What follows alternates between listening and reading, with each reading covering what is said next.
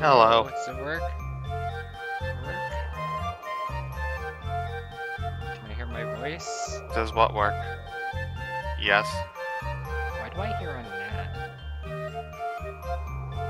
I can hear Because my I'm in voice chat with you. Oh!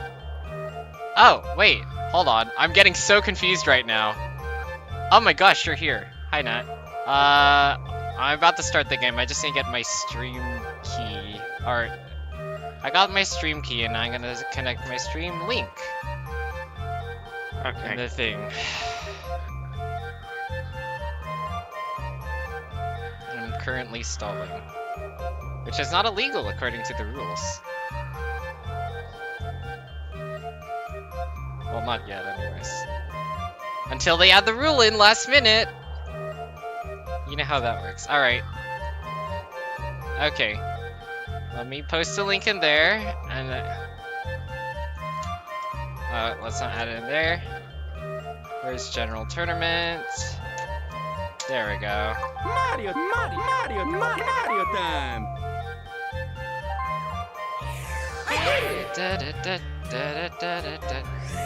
Alright, let's get this party started. Wait, Nat, are you real? Yeah. Okay, hi. Yeah, you are live, by the way. I am ready to start. Okay. Let me tell everybody. Hey, party people. More MPSS. I'm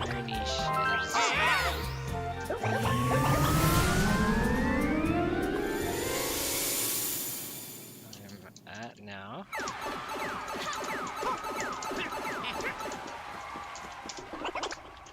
There we go.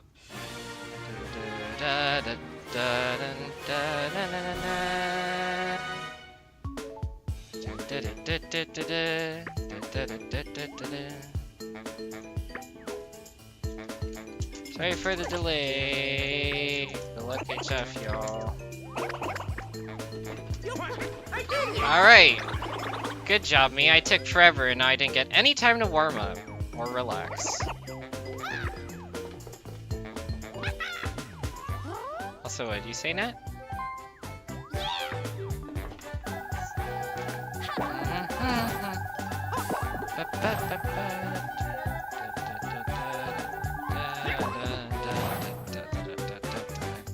Right, I'm second. That's not good. Ivan's first. Java is second. Javo is third, and Trev is fourth. Java and Javo. Very interesting names. Let's see where our first star spot of the game is.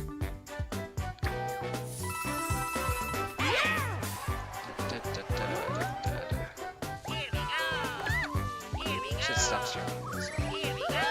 Alright, that is star spot number 3. Alrighty. Best of luck, you guys.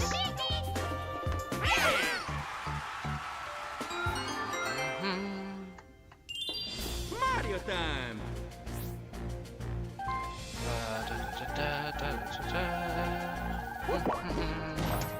And we're already starting off at an event space for Ivan.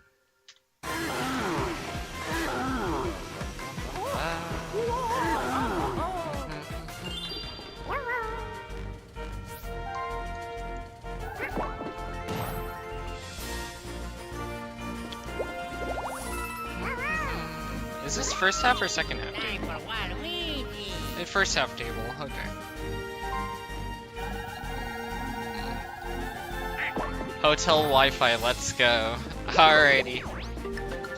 Stream's current bitrate is higher than the recommended bitrate. We recommend lowering your stream bitrate to 2500 kbps. Alright, Lucky Space. I mean, if you say so, YouTube, I will go ahead and do that.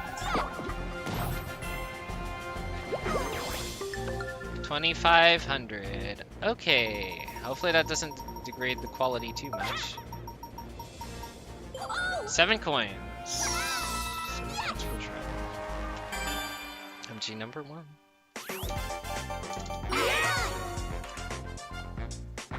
Ba -ba. Man, I really am not getting any time to warm up, am I? All right. Oh, I guess now's my time to warm up.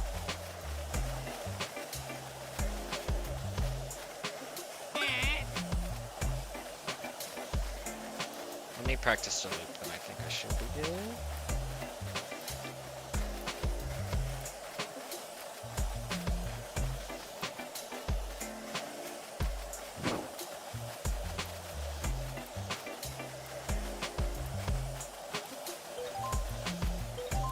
Okay, let's go. Start.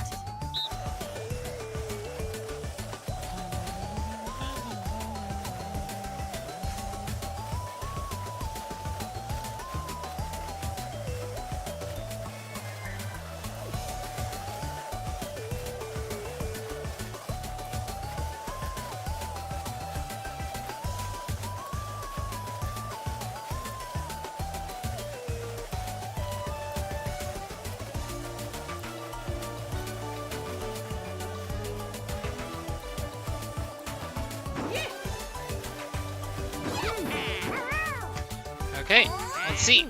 Finish. Let's see who got a 10. Winner. Holy shoot, Trev! Who got a 0? 0 to the Waluigi. Who's Waluigi? Probably Java. Mario time. Java's Waluigi.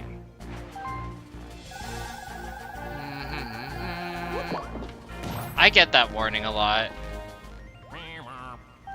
I mean, I turned down the quality, so hopefully it looks better.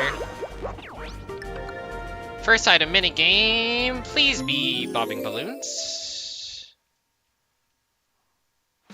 Oh. See the sharks. Let's see if he knows the visual cue. Start. He's in last two, so golden pipe is the bonus item. No, he does not know the visual cue. Got it.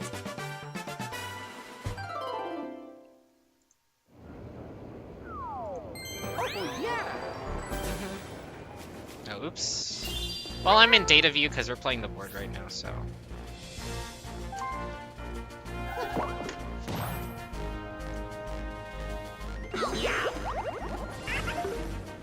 Okay.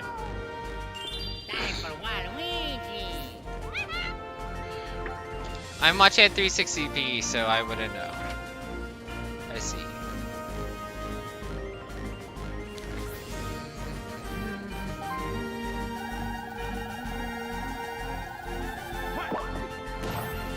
I'm not watching at all.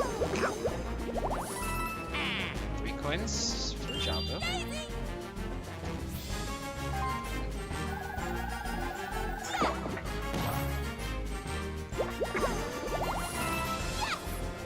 Coins. Are we getting a 2v2 or are we getting a 1v3? 2v2 with Trev, I think? No, I think it's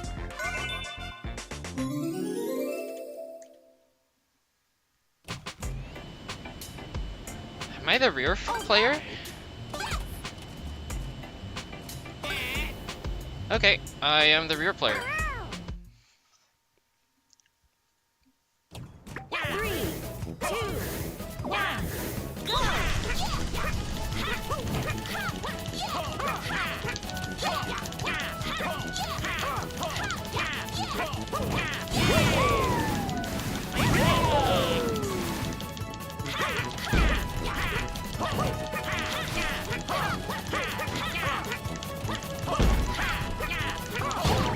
Wow, well my guy sucks.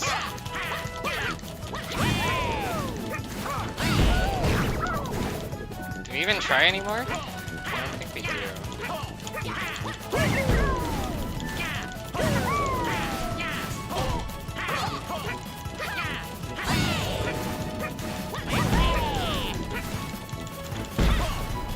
Yeah, they got it.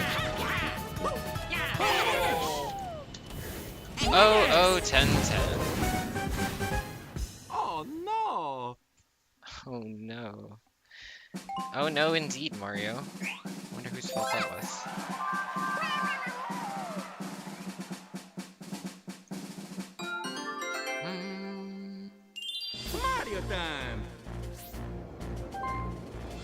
I don't know if... I'm gonna need to ask Kelmo later on. But I was just like, am I supposed to flick the stick all the way back and forth, up and down? Or if it was just like minute movements?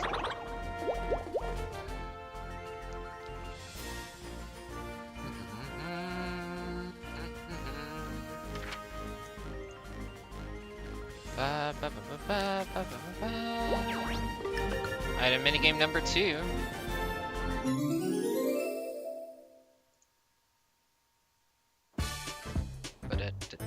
Start. Seen as a visual cue. That is the correct cue. Finish. Alright. Hammer Slinger.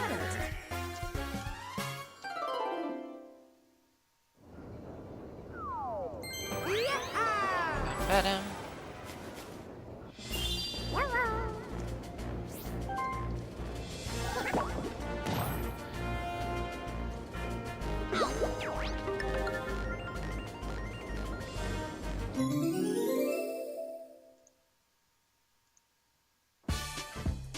Oh my gosh, I don't want any of those. Start. Finish.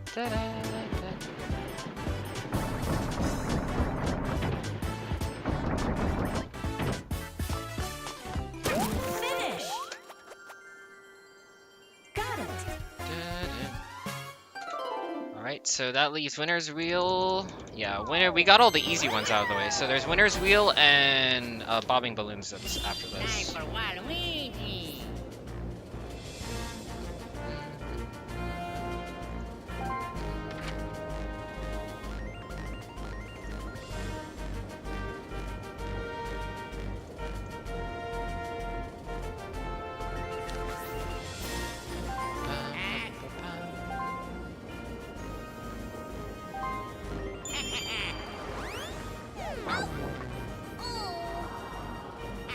Honestly, not the worst move in the world, although we are giving Trove an item in first place. Well, we're all going back. So I guess none of it matters.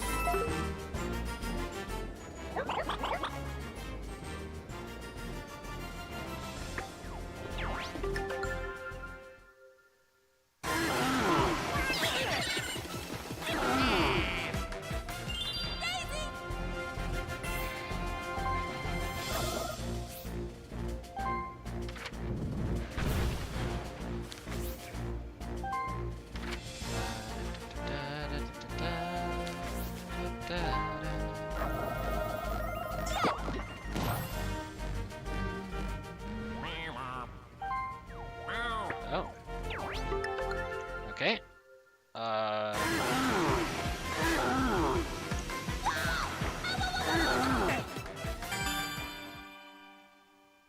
Bum bum.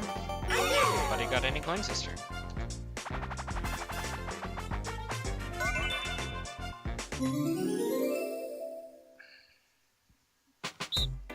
Ba, ba, ba. I did it.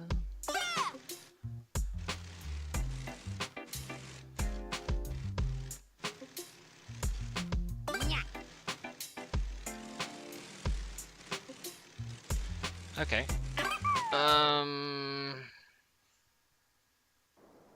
Start.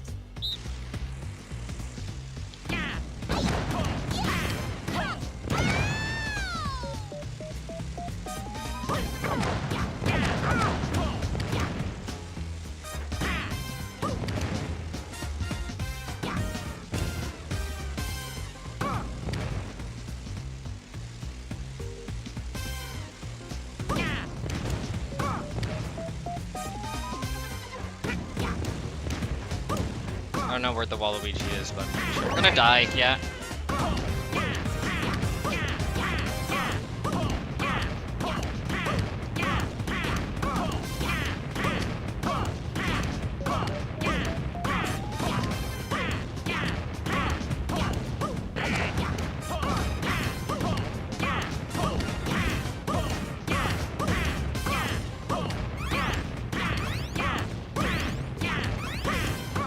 What does it say they both win? Finish. Winners. Boom. Okay. This is not good. Whoa. This is not good. What were my options for last place items? Mario time. Waluigi could have strafed, right? Hi, Trev. I'm not sure. Maybe? Also, I should probably let you know that you should probably stop watching this stream. So there is a new rule that was implemented not too long ago. Oh yeah. Alright, mushroom. Yeah, what's the new rule? You must encourage others to team up, no truces or deals. So yeah, the fact that we're communicating right now is currently illegal, so just, you might want to bounce out. Sorry about that. Okay, and he got a mushroom. Do I want to land on the 5 spaces in front of me? 1, 2, 3, 4, 5? Yep, I do. I'm in last, so I'll land on any of them. I'm out of stream now. Okay. If I'm rolling a 6, that's a 1, 2, 3, 4, 5, 6. Red space again? Somebody's gonna spend coins, it's not me, because I'm about to lose more.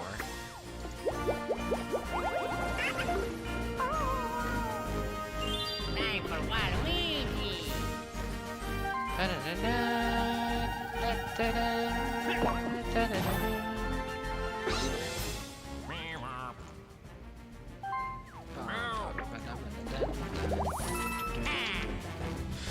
Yeah. For those of you guys who are wondering, there was something recently that happened where basically, oh, this music's way too loud. There's something that happened recently where basically, a certain player got targeted by another player, and then the whole rules went down to shenanigans about targeting. So, they put a rule in place which actually didn't have anything to do with targeting, and just saying that you can't communicate with other players.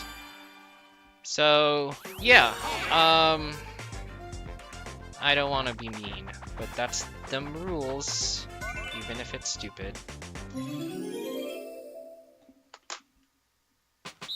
phone, let me put you on Do Not Disturb.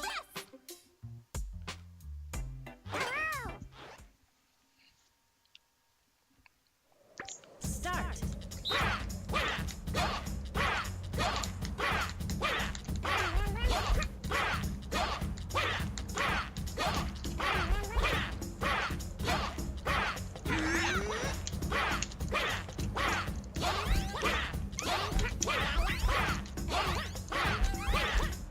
Finish. It's a tie. Is that 5 for everybody or 0 for everybody? 5 to everybody.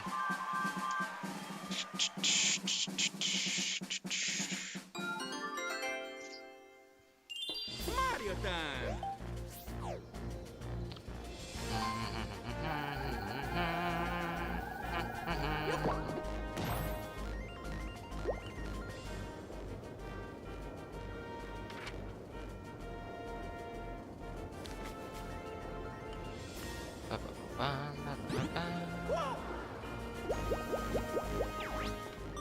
Six coins.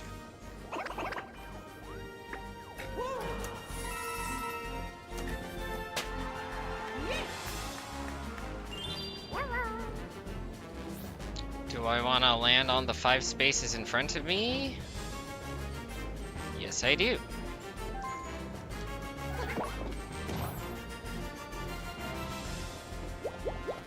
I land on a random blue space. Thank you, game. Time for Waluigi.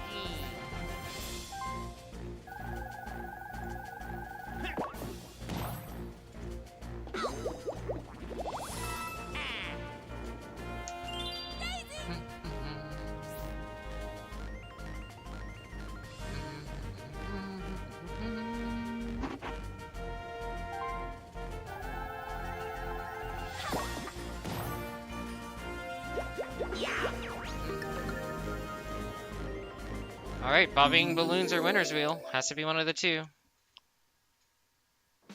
Winner's wheel.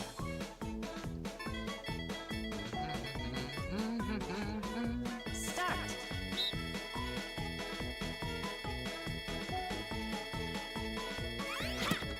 Finish. Got it. Ba, ba, ba, ba, bum, bum.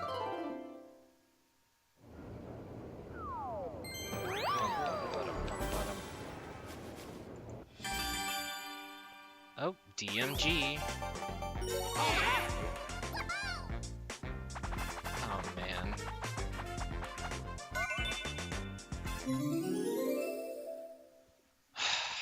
Alrighty.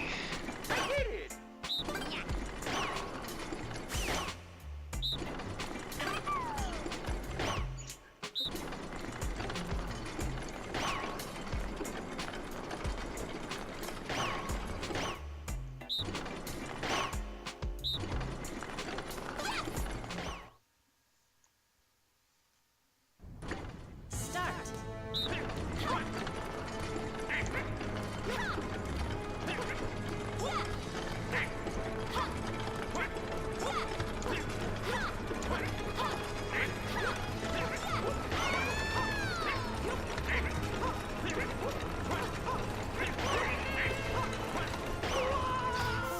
Nice one, Javo. Nice one. Winners. Bye.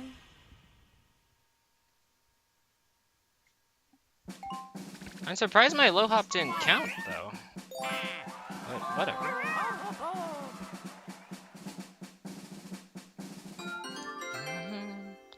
Why are we all right here? Time. Oh right, I know why.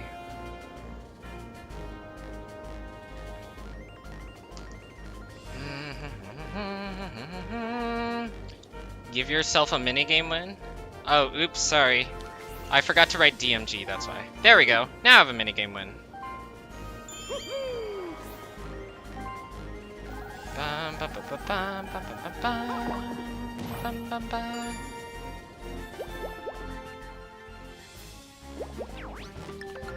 Ooh. Bobbing balloons. And pretty sure... Oh, his bonus item was a chomp call. Finish. Mushroom it is. Got it. Alright, the minigame's reset, and the next one can't be bobbing balloons, so... I mean, this would be a great time to land on outer space, if it would let me. Do I want to land on the 5 spaces in front of me? No. Kinda not really, because I want to start the game. Don't care, don't care, don't care. Yeah, I think this is a good time to use it.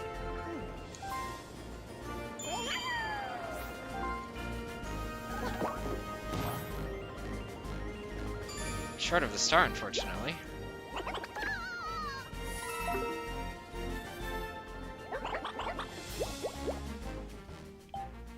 For both blue spaces.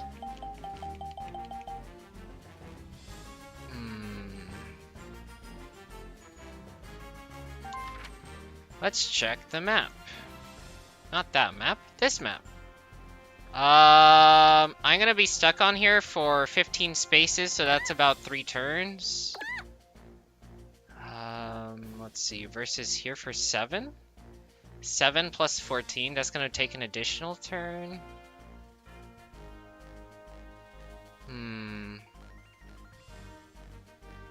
Good percentage chance for lucky and double item. I could just go up. Let's see. Can he make it? 1, 2. 1, 2, 3, 4, 5. 1, 2, 3, 4. Trev could make it. Trev could make it to this star. Because one of them 3 can actually make it to the star. I think I'm just gonna go this way. Time for Waluigi. That way maybe I can get a little more resources this way.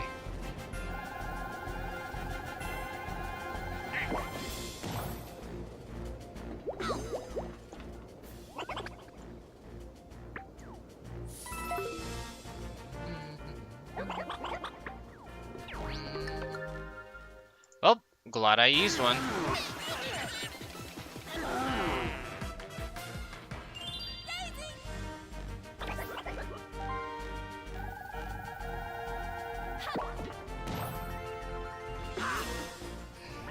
Spaceland problems. Yep.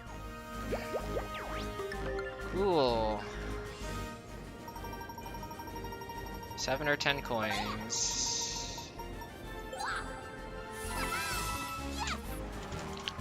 Alright, MG. Bum bum.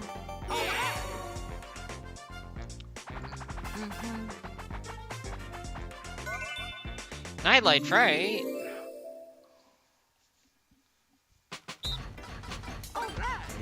One though.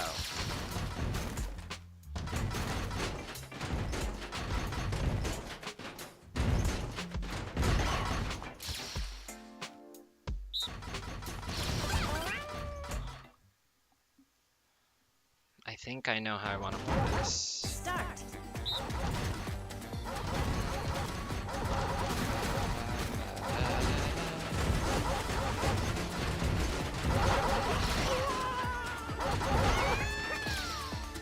Finish. Oh, okay then. Winner. 2, 10, 3. Oh, that's not a win. 2, 10, 3. Oh, no. Both of them get 2, since they both got second. Da-da-da. Mario time. I should just move it to data focus whenever it's like the board game, because the board game doesn't really matter. First star of the game. I mean, I'm potentially in a good spot for it to chain off of. Potentially. Let's take a look.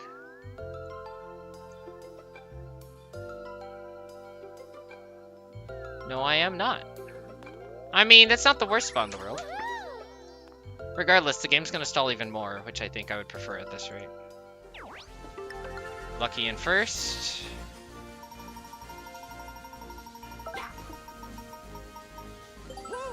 First ice block. Hey Nat, or whoever else is watching, look at these lucky tables. Lucky space on Spaceland. 1, 2, 3. 5 in 7 chance of giving you items. Pretty nice. Oh, 10.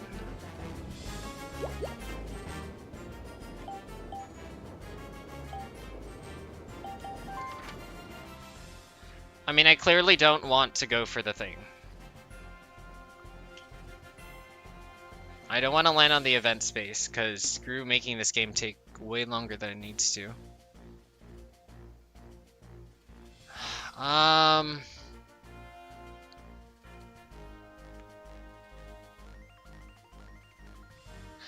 just don't want to go up and then like be stuck. How much do I have left to move? I got 8 left to move. 8 from this junction, 5 blue space right there. 5, 6, 7, 8 blue that way. I could also go 3, 3, 6, 7, 8 blue space that way, or on 8 minus 5 is 3. I could land on the item space going down, but I'd prefer not to do that. I guess I'll go up. I know I said I want to stall the game a little bit, but given my current standings, I don't know how much longer that's gonna last for. You're 1 short of star. This is the second time this game I was 1 short of the star, actually. Hi, Stinky. Hi, MK. Welcome to the game. Hopefully it's bearable. But look at this item space bonus item. It's kind of atrocious when you compare it to like, what's that other board called? Like, literally all the other boards.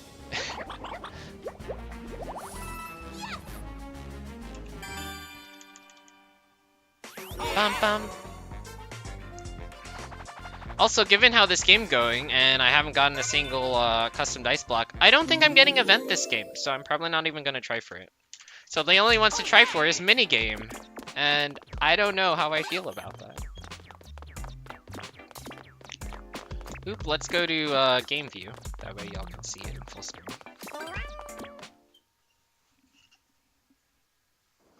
Start.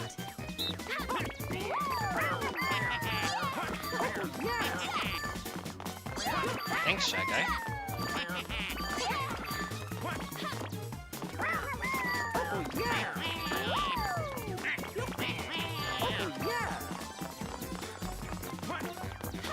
Holy shoot, Shy Guy.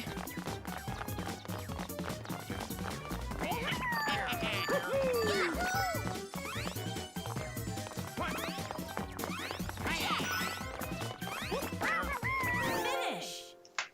Bro. Winner. 2, 2, 10, 3. What a load of garbage. He ran away from me like the entire time.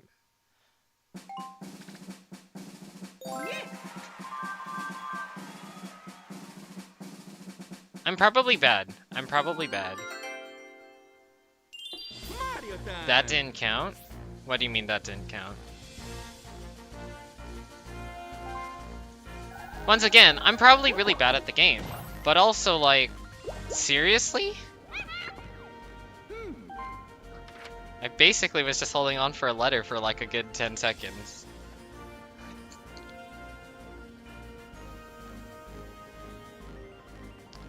Hopefully when we're done working on to BG and all that stuff, I can finally actually research it. It didn't count?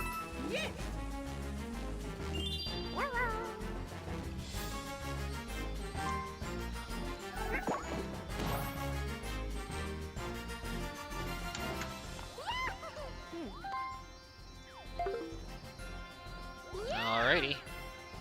I have bought the star. Alright, it's been to 3, it's been to 6. Where to next? To 5. No! To 7! Wait, did I just get a chain star?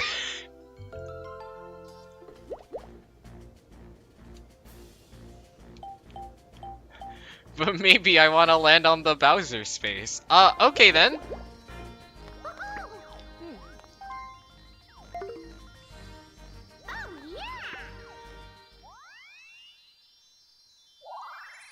You got a star.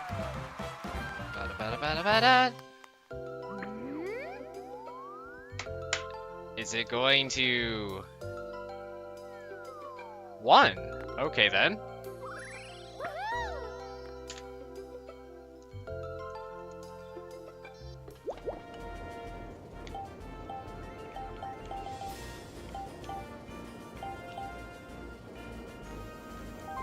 Sure, I'll take a first place item. And it can't be bobbing balloons, so that's great. Well, the thing is I'm in first, so what am I gonna get? Ski Curse Double Custom Mush? Yo, rolling the barrels, let's go. Start.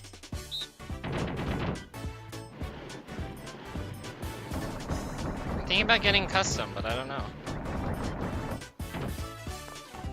Finish. Got it. I feel like Mushroom would have probably been the better play, but also free item.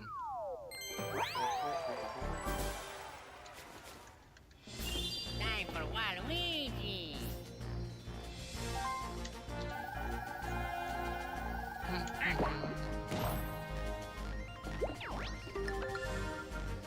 Lucky Space in third.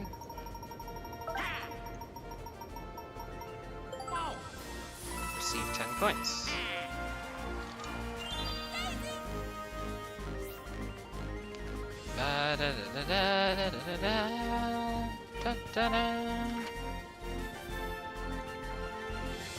Typed in something else. The last line I put in because the game ended before the animation finished. Really? Perhaps I'll rewatch it at the end, but like... I know in SMP, if that were to happen, there's definitely scoring that occurs after the fact. Oh, weird.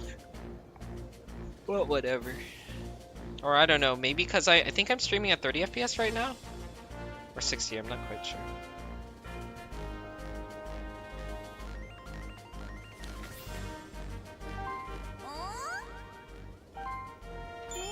He's gonna custom. To what?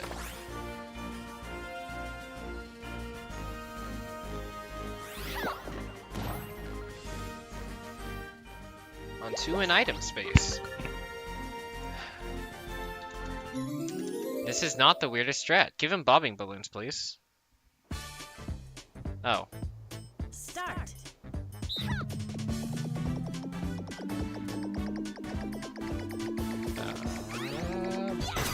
There we go. Hammer Slammer. Got it. Why are you saying huh, Nat? Are you surprised he could get Plunder Chest? Look, Plunder Chest, one of the 9 items you can get as a bonus item, the top 2.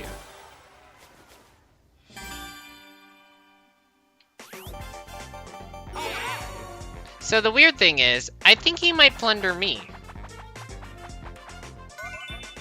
Oh look, it's Smash A Simulator. Let's go.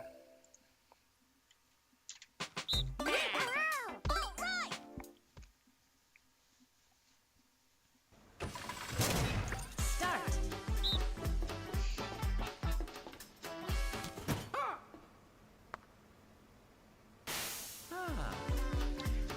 You stream at 60 FPS. You should probably get plunder protection. No shoot. Given that Trove currently has one event and is very close to an event, he's probably gonna use it on me.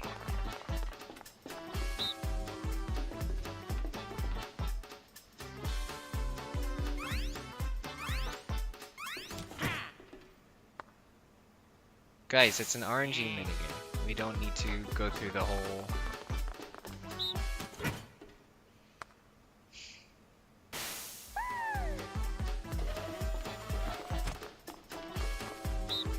Am I streaming 720 60 or 1080 60?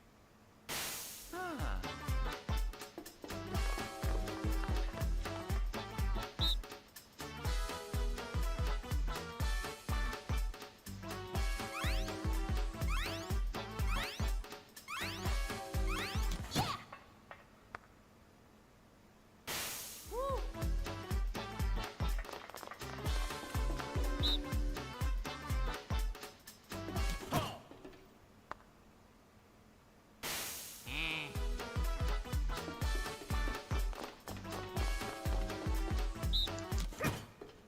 720 60, got it. Wow, look at that. Everyone survived 2 rounds in a row without dying.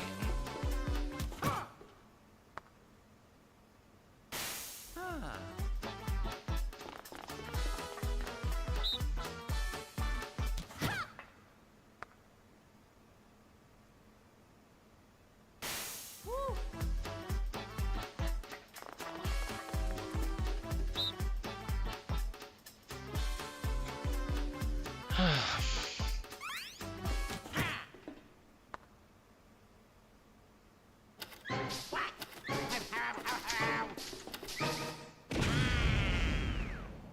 Seven 720p 60. Okay, then yeah.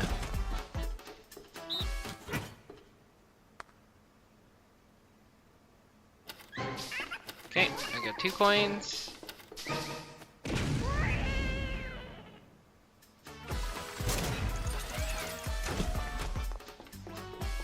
What was a better version of this minigame? What was the better version? Like frickin' the firework minigame from Wii Party. Cause you pick once and then the game ends. Gosh, this takes way too long. Woo.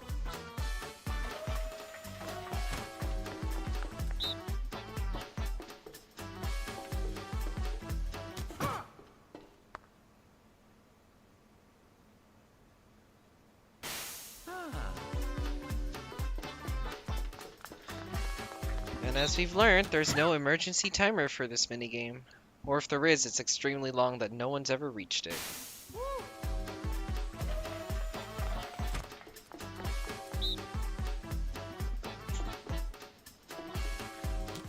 No, I mean like exactly balanced, but also didn't take as long. Thank you. 310 to Trove. Because you know how in this game it's like everyone has an equal chance of winning, 25%? If played infinitely. Well, yeah, assuming that someone dies eventually, it's a 25% chance. In the Wii Party version, you just pick one firework, and everyone has a 25% chance of winning. Unlike peer pressure. Peer pressure from Mario Party 9, and cut the thing. Although, to be fair, I think I'd rather play any of the rigged RNG minigames, because they're already RNG to begin with. But at least they end at some point.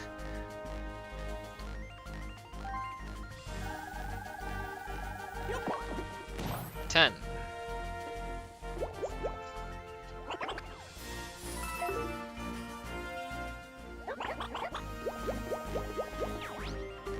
Lucky.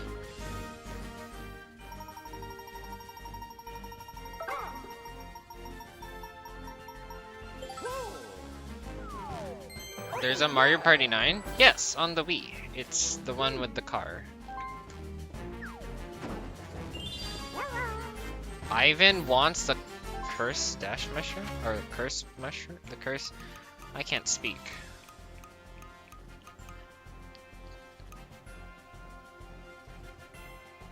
If I roll a 1, no item.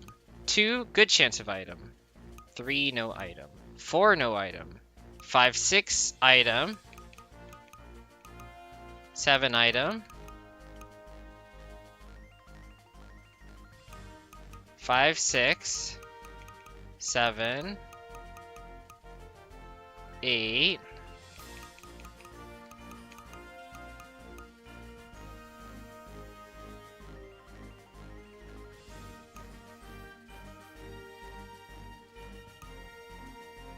Ten, 9. There's a 60% chance I get an item. I can get an item next turn. Is it worth it?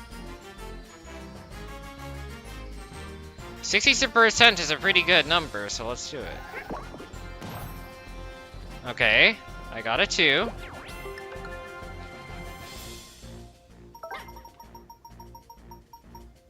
Okay. Nice. Lucky space. Time for Waluigi. There you go, Nat. I got protection. Are you happy? I don't know if it's good protection, because either one is a pretty decent item. But, yeah.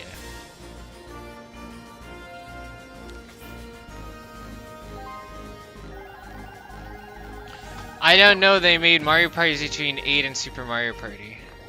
I feel like you're being sarcastic. Sounds like a myth, Kappa. Yep, there we go. There's the Kappa. Oh, I forgot to switch off data focus mode during the minigame. It's okay, it was Bowser's Big Blast, nobody cares. Next star spot! Star spot number 7 would be cool. Or it's probably gonna be 5? No. Star spot 4.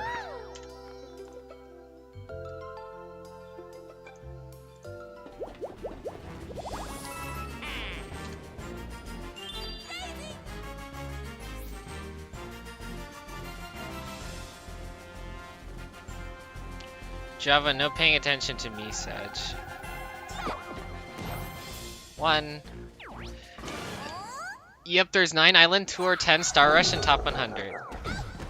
No, I saw that. Oh, hey, guess what? Somebody made a Reddit post on the Mario Party subreddit saying, Mario Party Star Rush is underrated. Oh, here's the weird chance that Bowser gives you coins in last place. Didn't realize that this could happen. I'm pretty sure this only happens as long as you have no stars. So congratulations, you got an edge case. Ba-da-bum, ba-da-bum. Actually, they may be holding out for when pipes show up in a few turns. I mean, if that's the case, that would be great. Do I want Trev to win another minigame? No, I do not. And I also need coins, so yeah, I would kind of prefer to win. I don't even remember how to control the minigame.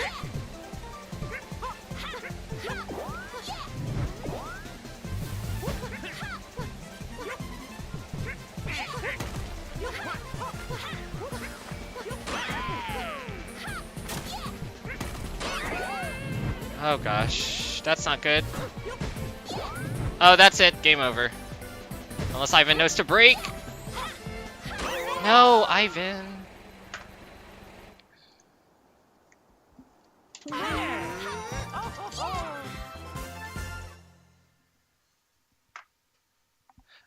I would be mad at Ivan, but I also died, so that's partly my fault. Java no pinged. Yeah, there's a subreddit post, and somebody's talking about how Star Rush is the worst game in the Mario Party series. Yeah, this guy clearly did not play Mario Party the Top 100. And also, he said Toad Scramble is the worst mode too. So I can't help but feel like this guy is just poop posting. Anyway, back to data focus.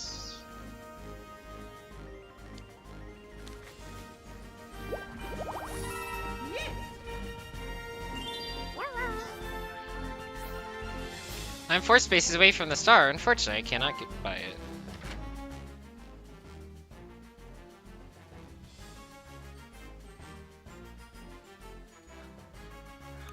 Huh, so the funny part would actually be lasering Mario. Because I can. If I roll high enough. 4, 5, 6. If I roll a 7 or higher.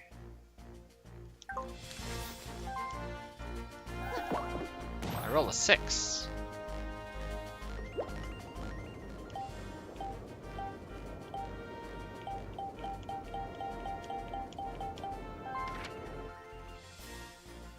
Waluigi can't do anything about it. Mario will move out of the way, so it's not the biggest problem in the world.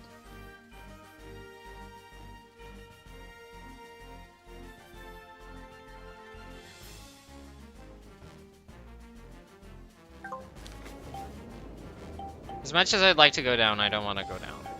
I think we're going this way.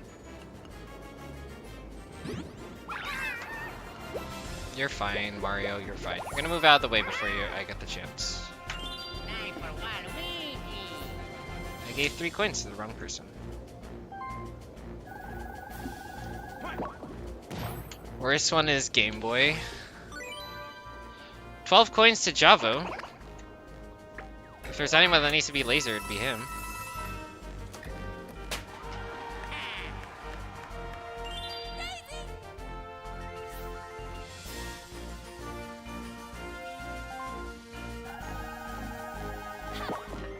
I have not played the Game Boy one. I have it on my Wii U, but I haven't played it yet, so I don't know what it's like. DMG.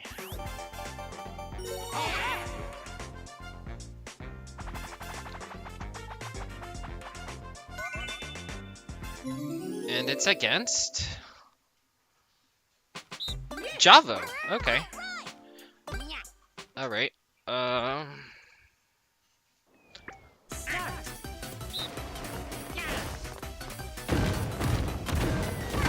Oh, I'm dead. I'm dead.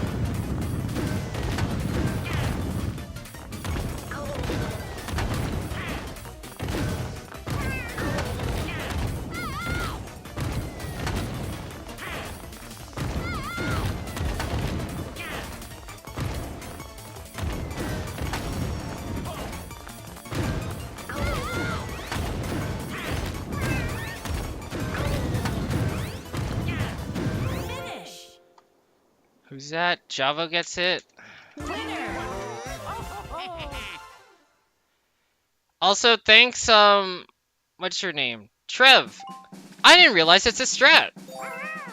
Wow, that is extremely effective. If only my brain cells worked enough to use it more often. Mario time. Your custom dice is safe. True, Trev would probably want that. I mean, my question is... Oh. he's getting another bonus item.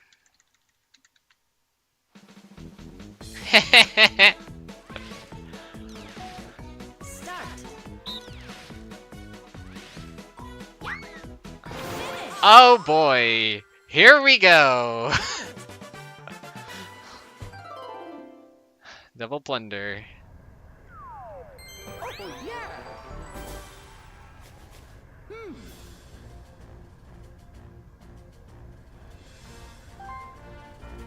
What? Roll out the battles, hammer drop. Okay, so winner's wheel and the bobbing balloons one is next.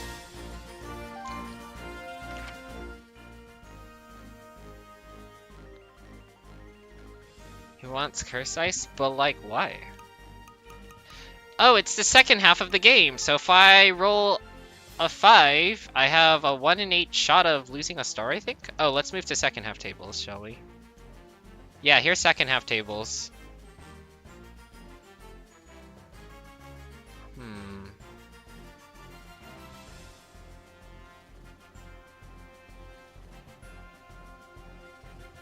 Man, they're both about to have a steel party, I'm pretty sure, so let's roll normally.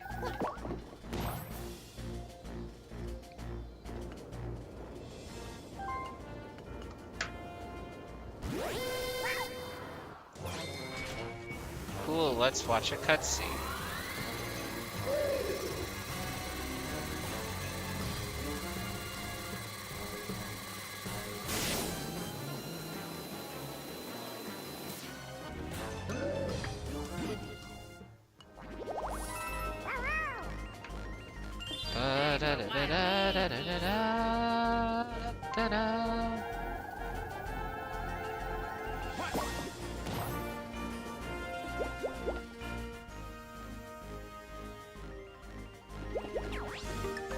I'm in space in second. Bobbing balloons or winner's wheel, one of the two.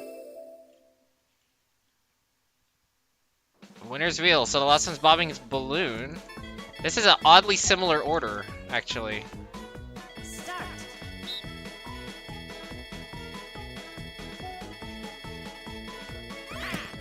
Finish. TD, triple dice.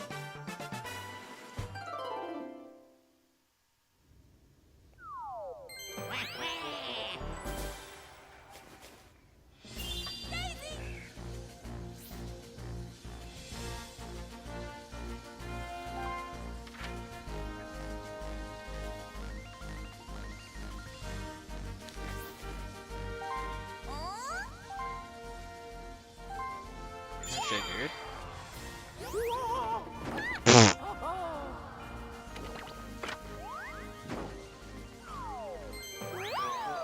Well, that's terribly unfortunate.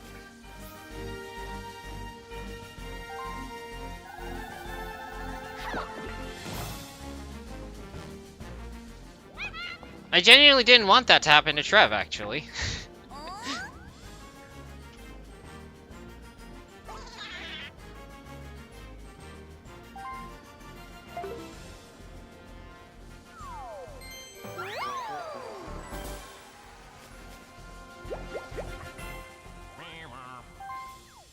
Oh, not chasing him away. Okay.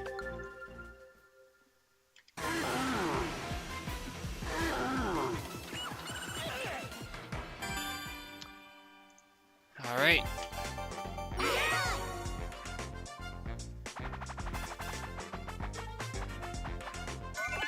Dinger Derby.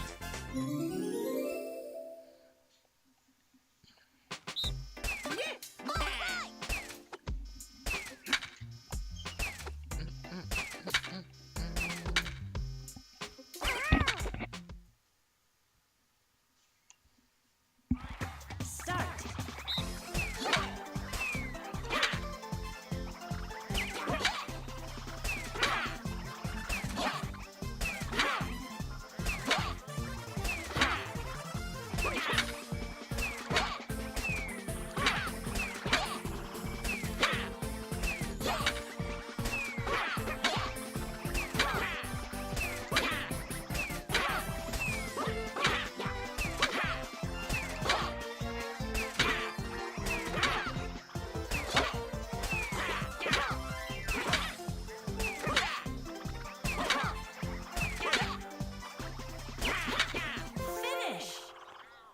Bro, I threw so hard.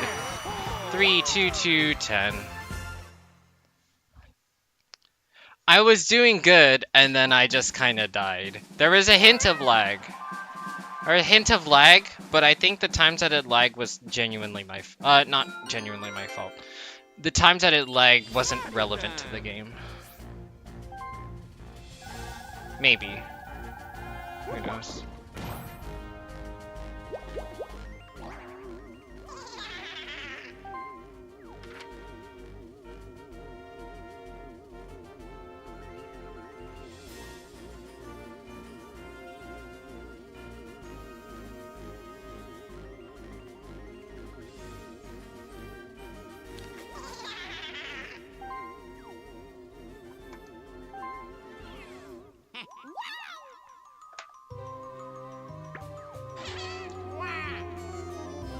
I'm not gonna say anything.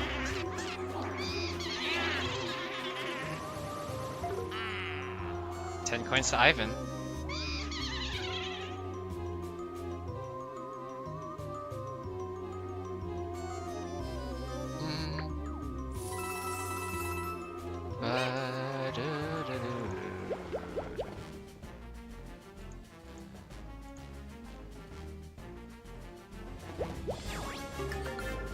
Alright, last one's bobbing balloons.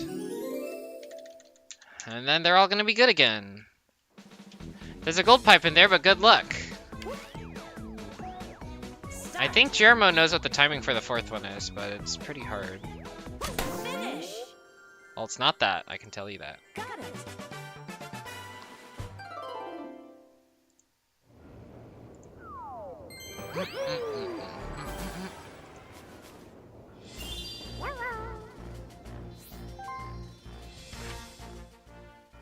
Is there any space that I want to land on in front of me?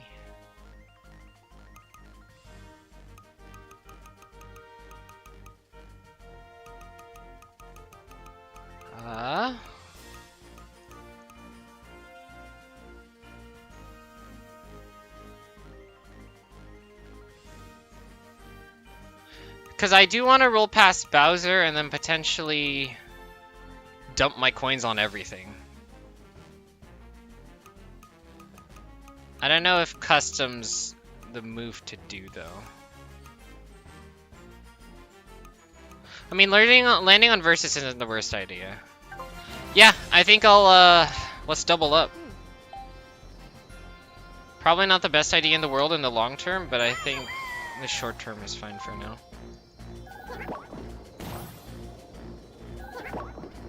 13.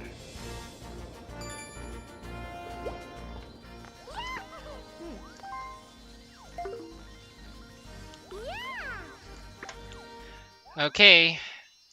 It may go to 5, because it's been dodging 5. 5, 8, or 2. Where's 2? Nope, it's definitely going to 5. Somebody's about to get a star. Hopefully the star is enough to distract people.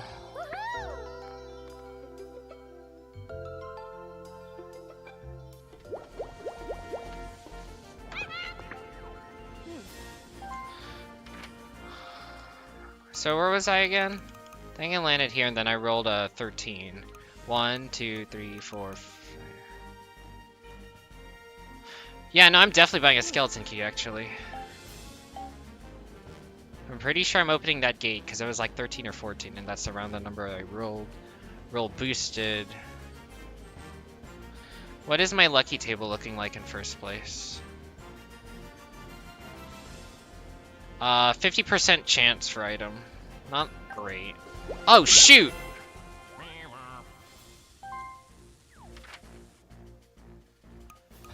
Well, that's bad.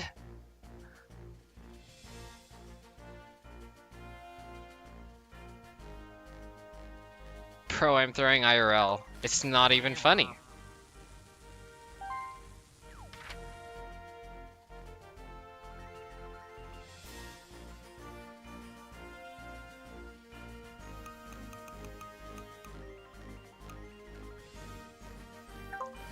No, we're not paying.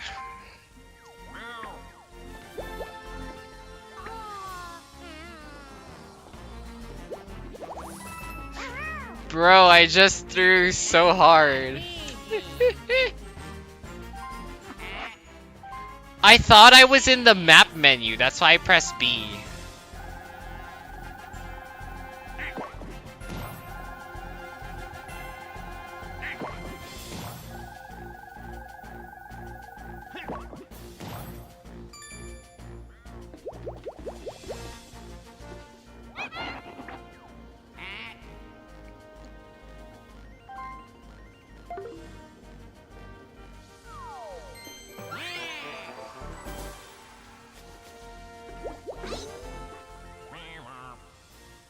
The only thing I'm wondering about is, I don't know if the other players are tracking bonus stars. I know Trove probably is. I don't know if the other players are. Because they're going to see me in first place and be like, oh, well, he's clearly winning. But the reality right now is that Javo has all the bonus stars tied with Trove. So realistically, Javo actually has 4 stars and Trove has 2.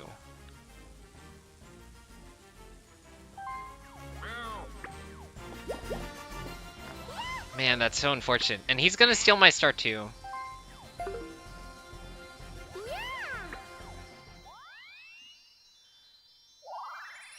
You got a star. Oh man, I threw so hard. Alright, hopefully going to 8. Finally going to 8.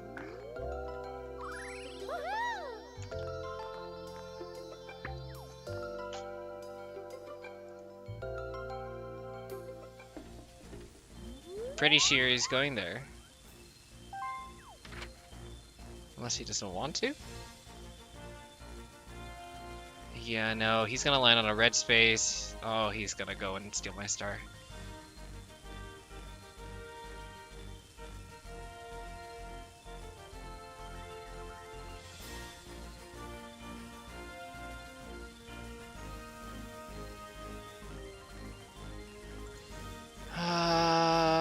Java, please pay attention. Please pay attention. Java made an oopsie. Yeah, this is like the second time. We were playing YTI and then I just completely forgot about a very important item. And then this time I just decided to back out of menu because I'm not paying attention.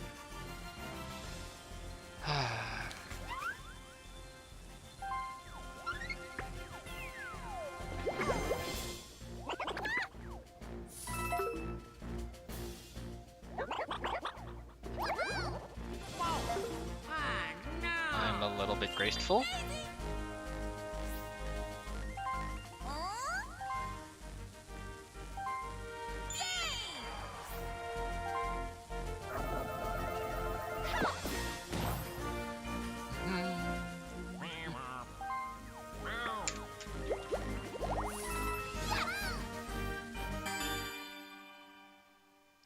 Bum bum. Wait, what? I forgot to buy skeleton key and go into the key gate.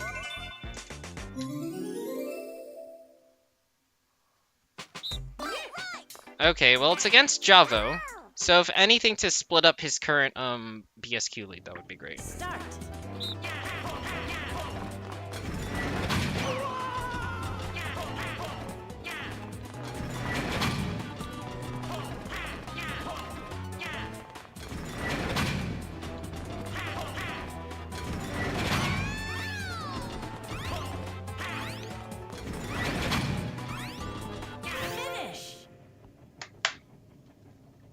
10, 10, 0, 10. No, that was a reference to Waluigi. Oh, okay. Also, apologies I keep forgetting to switch from data view.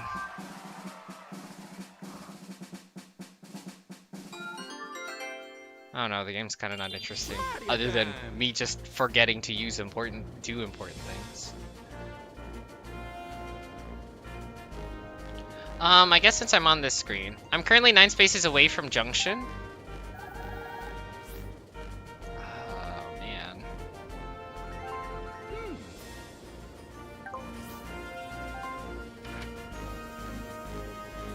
Is he gonna plunder me for that one key, or for that one custom? Or is he gonna double? Double up? Like, he has no chance of getting that star, or extremely low.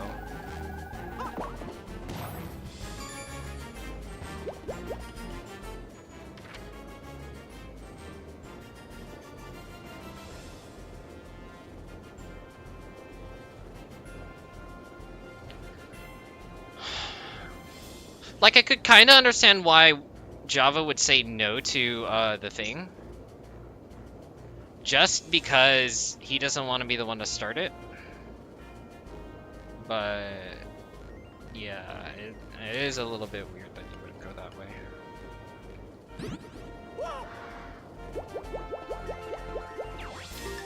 EVT for Javo.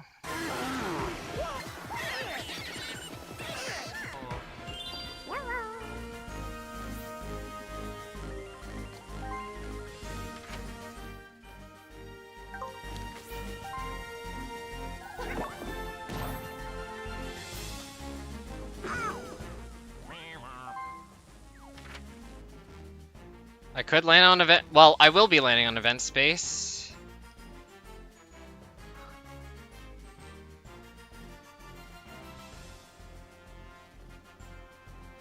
Nope, I'm broke. I'm not gonna be the one to make it happen.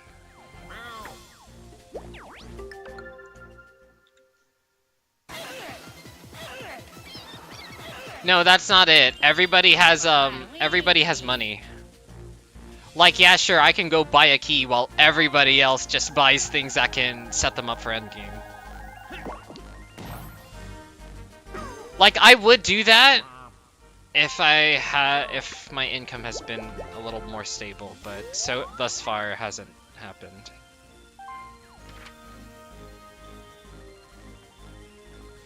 Because remember, Ivan still has the plunder, so everybody else has skeleton keys, so now they can buy better items to hide it behind.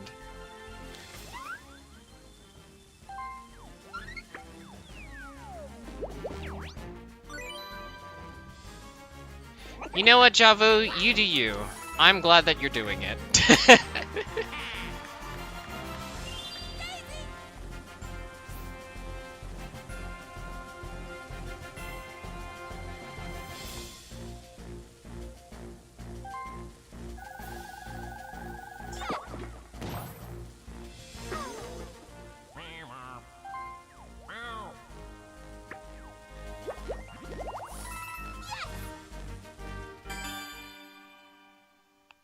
Bum bum.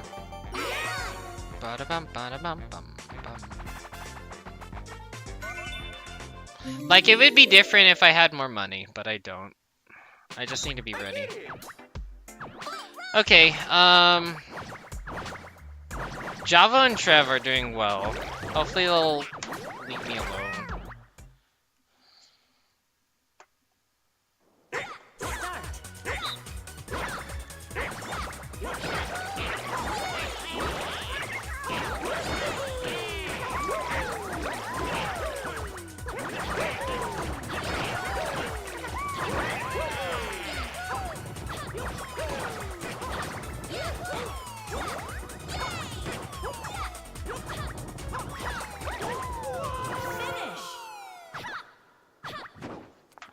Okay.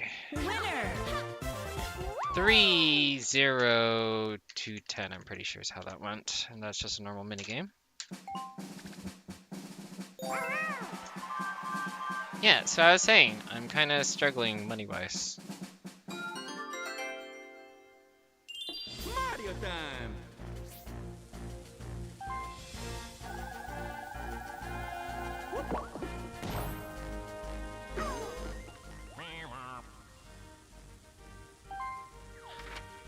I mean, I'll tell you this. If one of them pay for it, I'm immediately customing on to event space.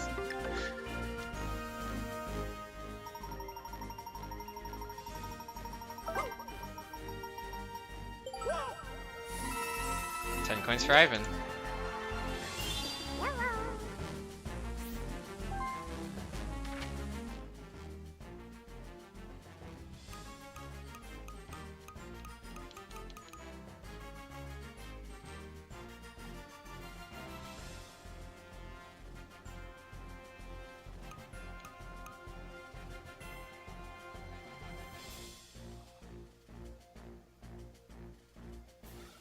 Whatever I want to do, I don't want to let Ivan get a gold pipe.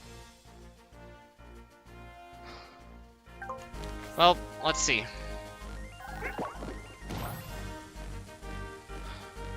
What does 7 get me?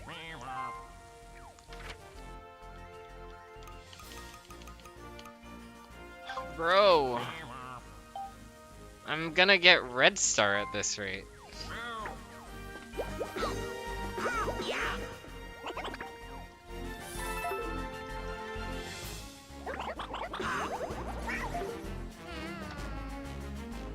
Time for Waluigi.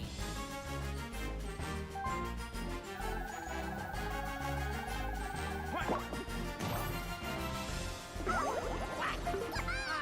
no!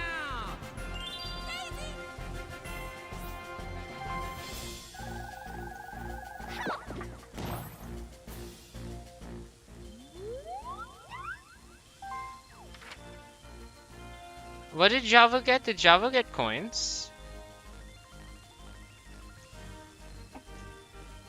No, Java lost coins, landing on the same red space. Also, according to Trev's saying that everybody has event except me.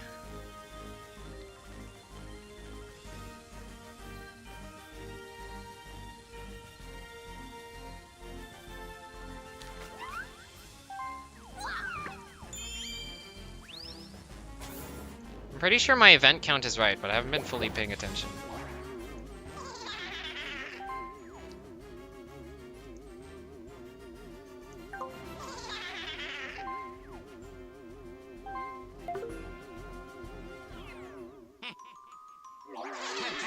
I don't know if that was the right move or the wrong move. The hard thing to tell right now is what Trev's potential is right now. Because on face value right now, it kind of looks like a bad move to try and steal. But also, there is too much on the line. Like, theoretically, I could very much win. Alright, first.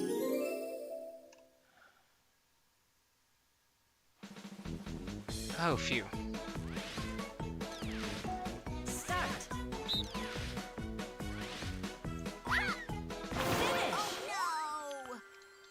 Okay, swing with the sharks. Brand new set. Are we just gonna repeat the minigames in the same order again? Imagine.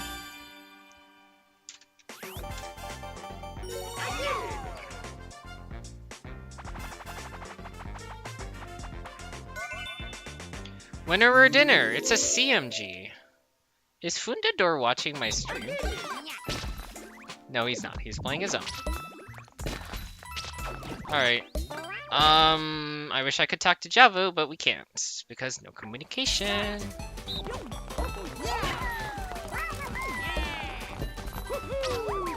Thanks, lag.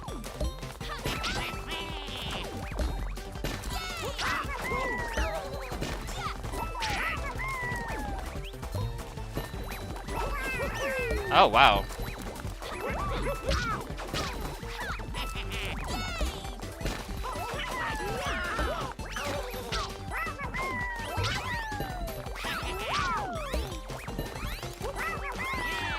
Finish. 11, 16, 16, 11.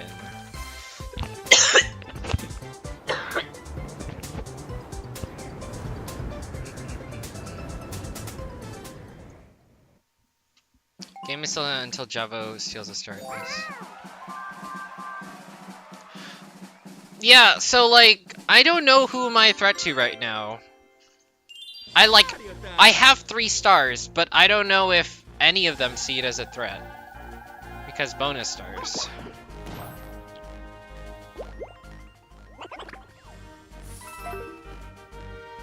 Because Ivan could very much just shoot up in the lead right now as well. He has enough to just buy 2 stars, and he's most definitely in a scenario to just get custom block and win.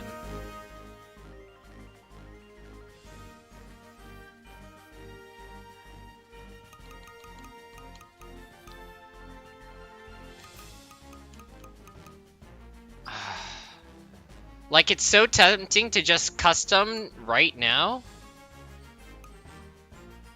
That way, I can just run past stuff on the next turn.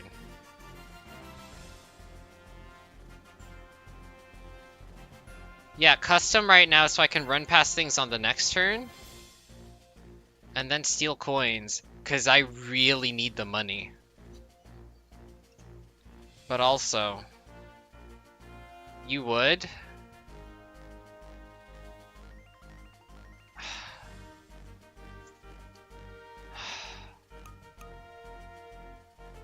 I guess I'll custom onto this item space so I get something. I mean, Ivan could totally just take it, but let's see.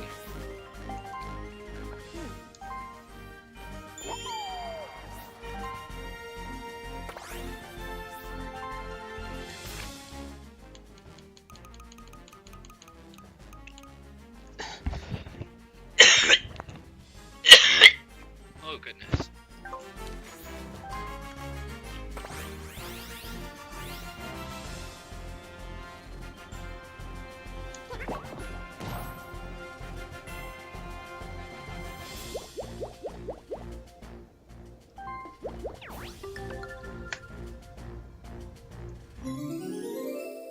Alright, what do I want? 1, 2, 3, 4, 5. Oh my gosh! Start. Nice! Nice! Oh my gosh! Got it. Oh, bobbing balloons jump scare, but the mushroom's in front! And guess what? Guess what? Bowser is in the 5 spaces in front of me, so I do want to use it next turn! Holy moly!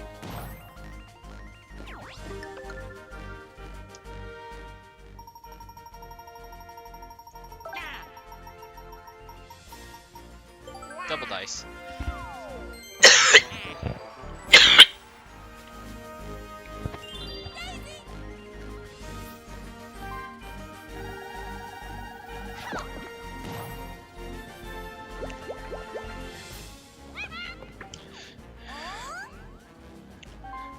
And also to what you mentioned earlier, Nat, where they can't stop me, everyone has star stealing money.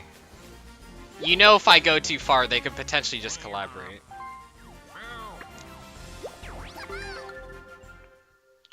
Event to Trove. Dude, this is great! We're stalling everybody out here.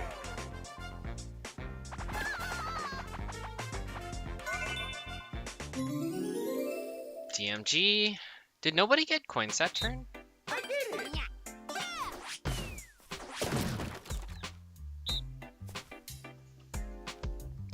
It's against Mario? I mean, I need coins. So I'm gonna work together. And I'm not getting minigame star anyway, so. Start. Okay, cool. Oh, Winners. 0, 20, 20, 20.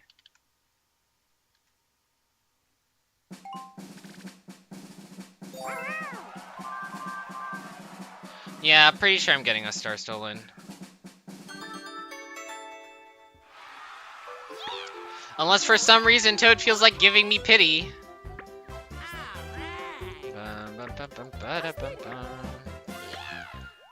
Yeah, no, it's been natural stall.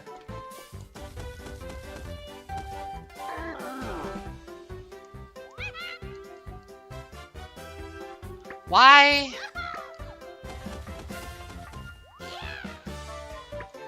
I mean, cool, it's just 10 coins, but why?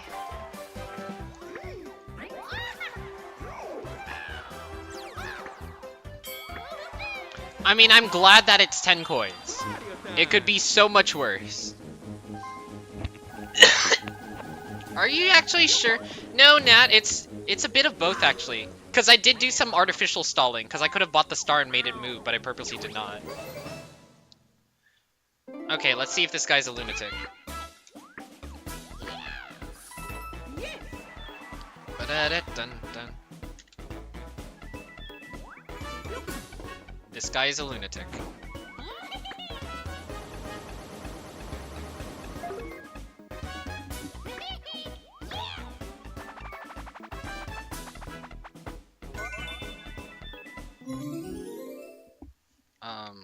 Okay then.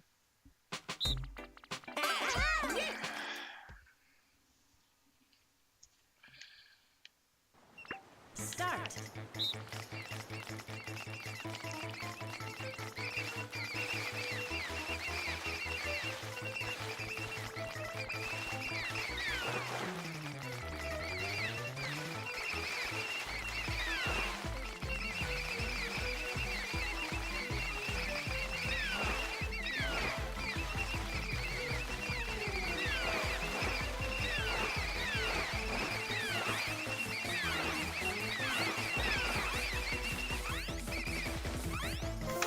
Yeah, so everybody gets their coins back. 30, 30, 30, 30, I think?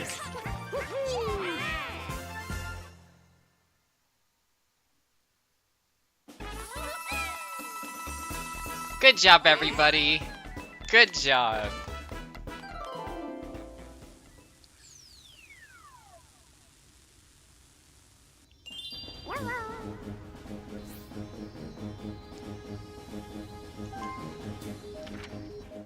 Do I want to use my mushroom? I feel like I want to use my mushroom now, rather than chance it.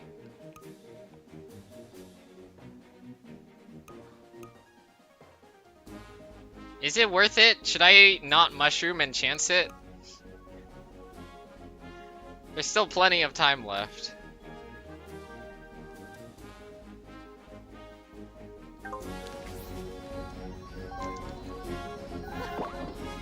Yeah, it was worth it. Yeah.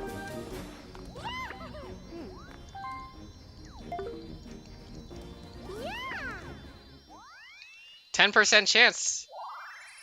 You got a Lol, star. mushroom. Like, yes, that would have been the perfect time to use a mushroom. Also, lol, probabilities.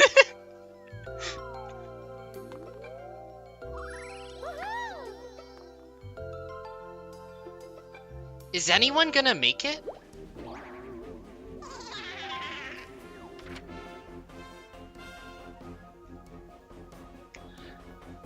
Okay. Both of them are probably going to steal my stars. They will both still have enough to steal stars afterward. Do I just target Ivan? Like, maybe Ivan sucks at mashing for all I know, so pick him so I could get more coins. Because I know Trev knows it. I know Javo got stolen from earlier, so he knows how to mash.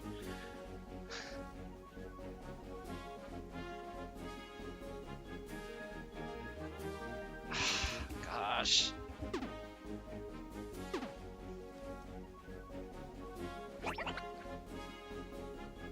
I want to pick Ivan so bad.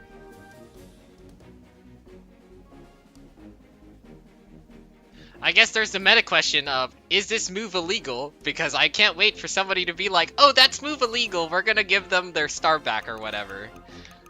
Ah.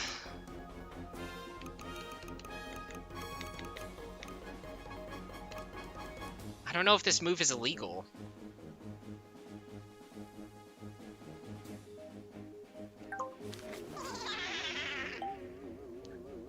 Who has rich star? I mean, I'm stealing coin. I'm just stealing from. Who has the most potential? Javo definitely dropped far in minigames, so Trev currently has the lead.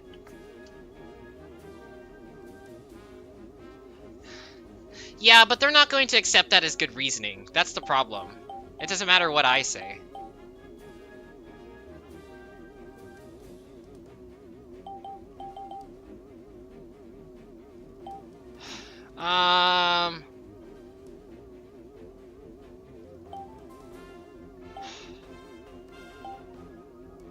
Sure, why not? I'm stealing from Trev.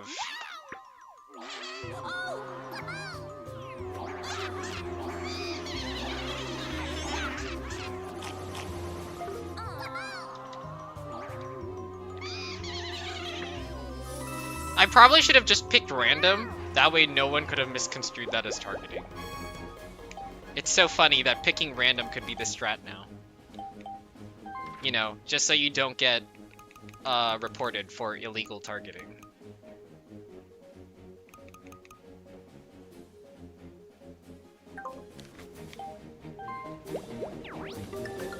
Item space. Bobbing balloons is gone.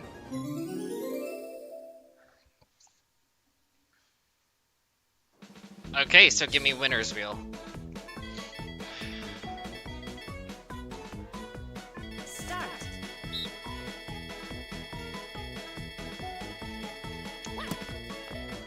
Finish. Nice. TD. Got it.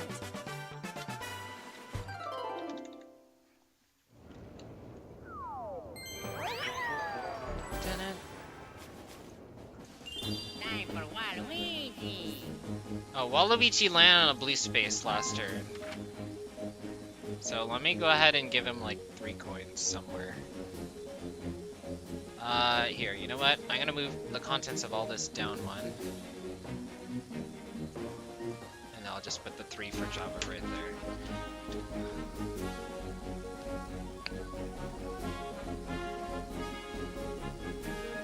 No, wait, Javo got teleported last turn. Did he? I don't remember how many coins Javo should have. I'm gonna leave it like that. I might be missing 3 coins off his total.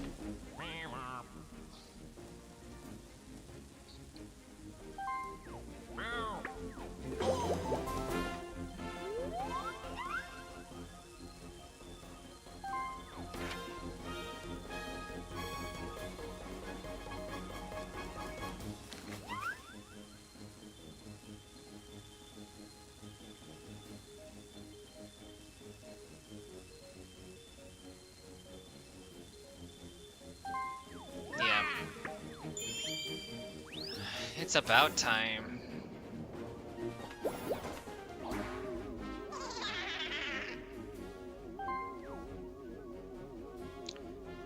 It is time to pay for my crimes, and my crimes is being too lucky. Ba-doo-doo-doo.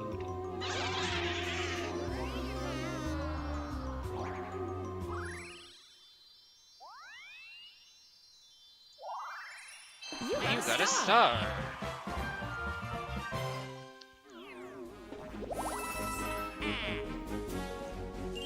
Six coins for...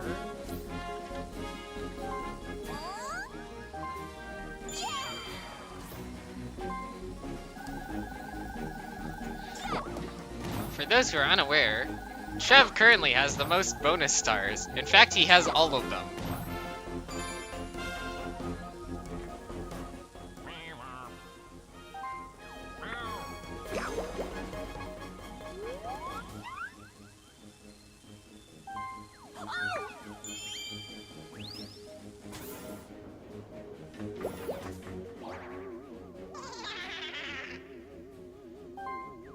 So, yeah, that makes sense.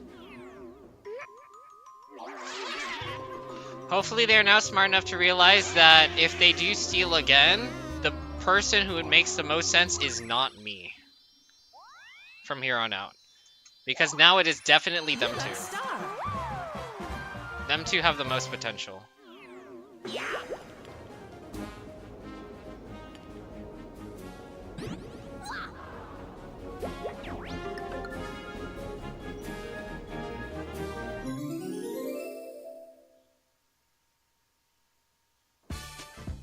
It's still dangerous with bonuses. Start. I mean, he only needs 1 and he beats me. That's the concern. Finish. Hammer Slammer. Let me write that down. Got it.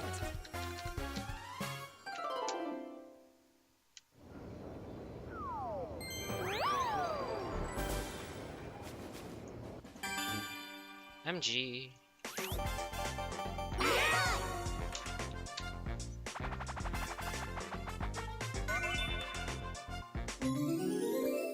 So let's see what this results in. A tie? Let's see if any of them play aggressive.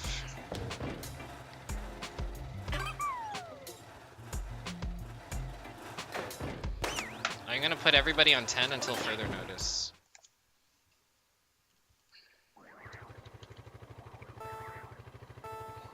Start.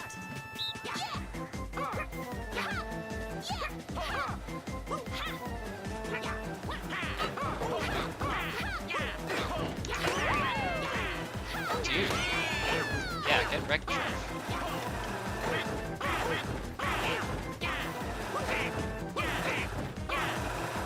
You know, if you guys stop fighting each other, you guys can get it. Javo. Bro!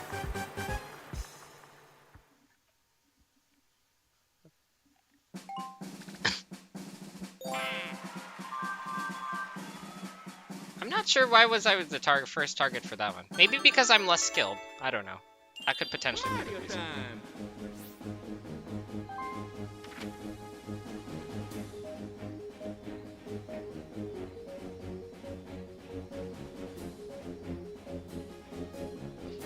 You know what I just realized that would have been the best play for Ivan? To plunder chest one of their keys. That would have been the best play that Ivan could have done for the past few turns. Because he's been stuck here for so long. There we go.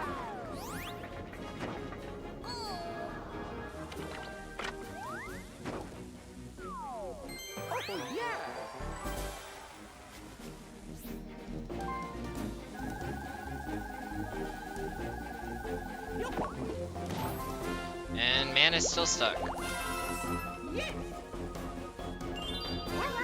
How super size would play like if we played with D6 instead of D10s? Are you talking about SMP style MK, or you're talking about just swap out D10 with D6?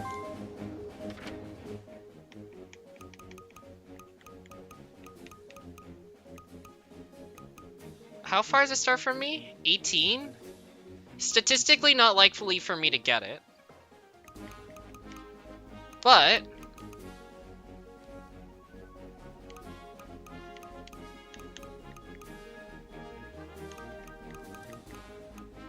One, two, three.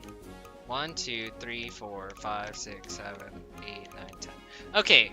So, Javo is not likely to get it.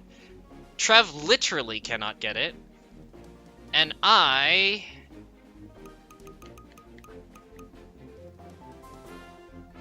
maybe would like to land on the 5 spaces in front of me. Maybe.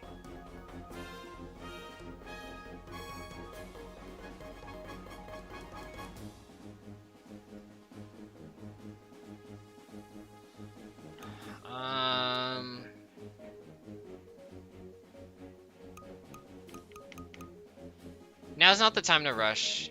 I need to take my time. I need to stall the game out for just a little bit longer.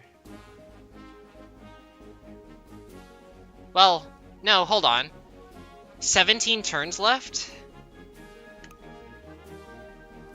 So, wait, 17. Turn 17, 18, 19, 20. There's 4 more turns remaining.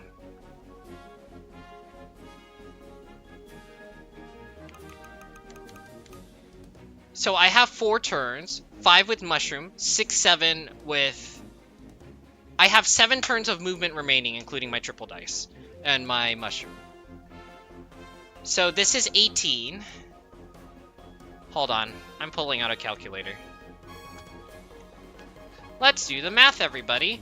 Alright, you roll 5.5 on average with a d10 times... what's it called? 17, 18, 19, 20. I have 4 turns remaining. The mushroom gives me another turn. Then 2 more dice. 7. 5.5 times 7. I move a total of 38.5 more spaces for the remainder of my game. Minus 18. I have about 20.5 spaces of movement left on average. 18. And then I have 20 spaces left to go.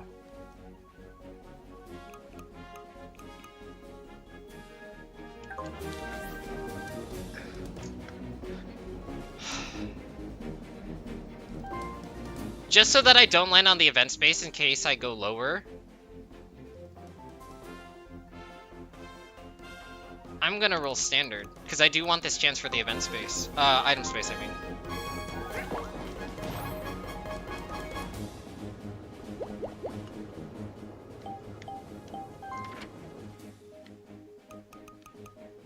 I can land on the bank for 6 coins. Cool. Let's go.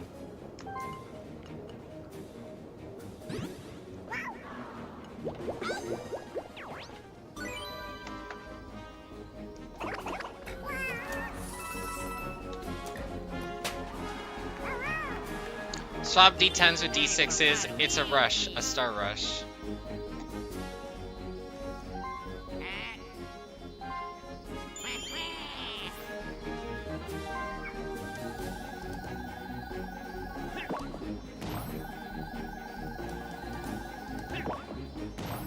Okay. Laser goes off.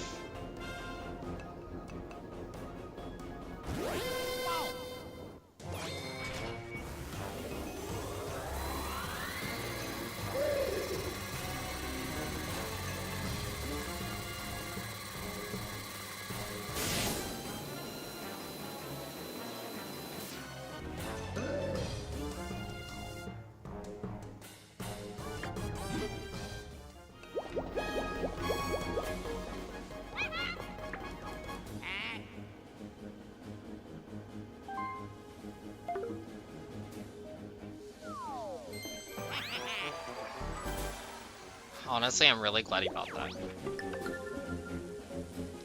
I guess Blunder Chest is gone after all.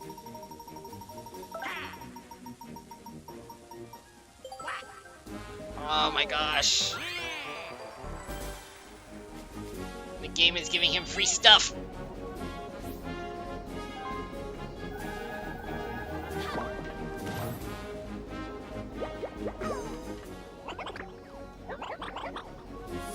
Nice, he passes the junction. I guess he's gonna go for lucky, probably.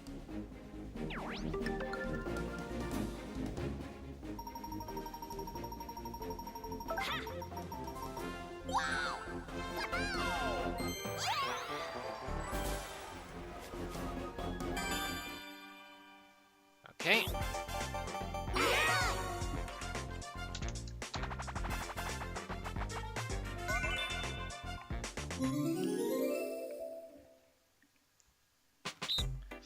Alright.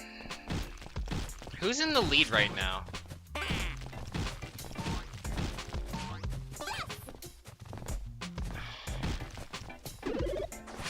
Because Trove doesn't have anything at the moment. Well, no, he can steal a star. Trev can steal a star. If I can make Trev steal a star from, what's his name? From Javo, that would be extremely beneficial to me.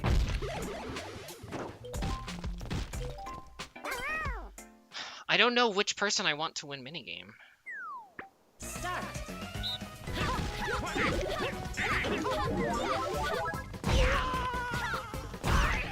Oh, he knows the corner attack. I get 2. Ivan gets 0. Let's see who gets the 3.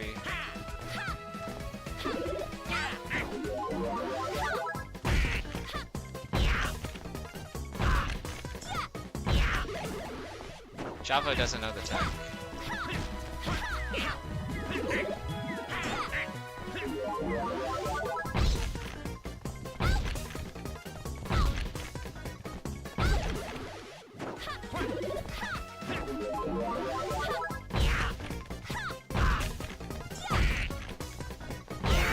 Nice. I was just like, I don't care who wins, I just want it to be somebody.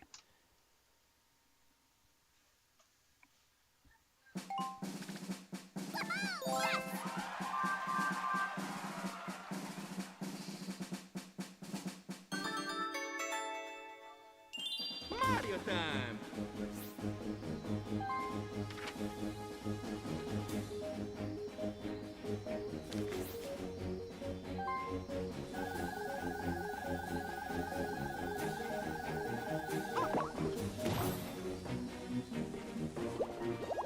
Six coins.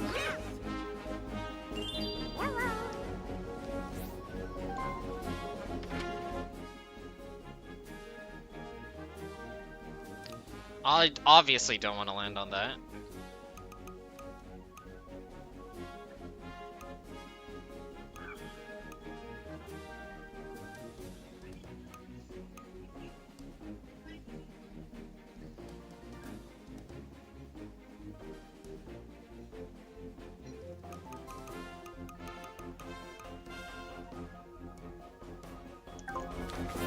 We're gonna use a mushroom.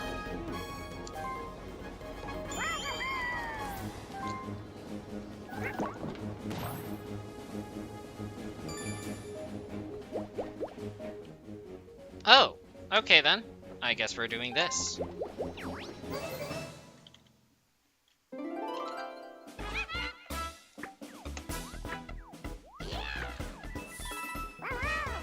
I want it to be a little bit high. Actually, don't want to risk it. Okay, that's fine with me.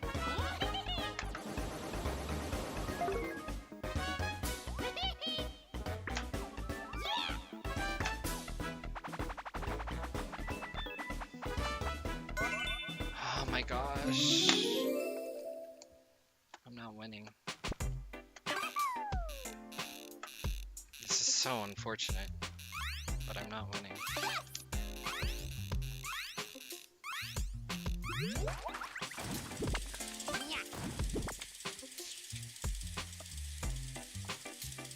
Ivan, are we really gonna watch this? All right. Yeah, I was about to say. 3, 2, 1, go!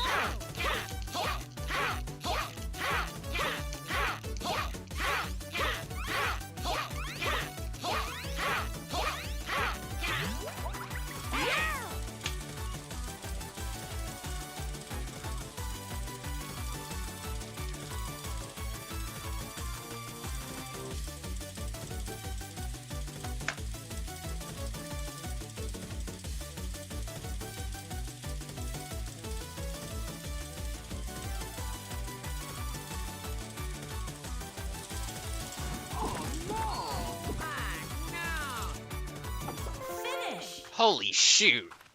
Winner!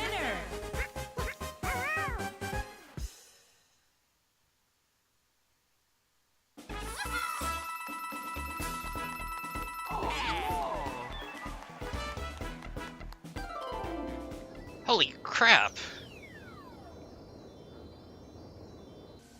Time for Waluigi. I mean, I'm not getting that star. That's the unfortunate part. And then, unless he wants to let me.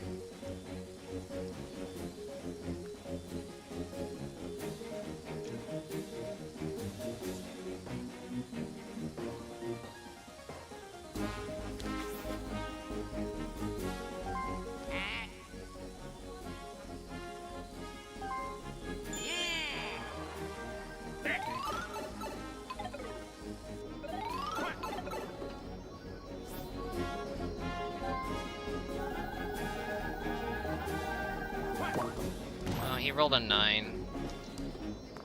That's not good. 1, 2, 3, 4. The last spot it's going to is star spot 2, You got a star! which is... No, we were just at 2, so we're restarting.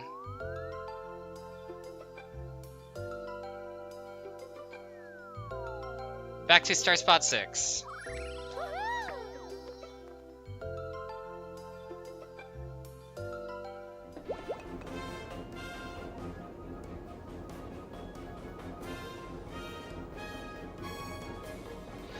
The only problem is Ivan moves first.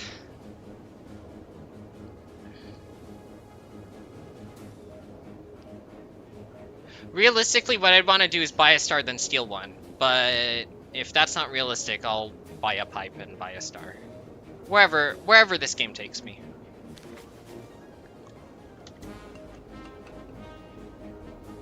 Unless he's buying it. Oh, he lands on the event space. Oh, thank goodness. Thank you, Javo.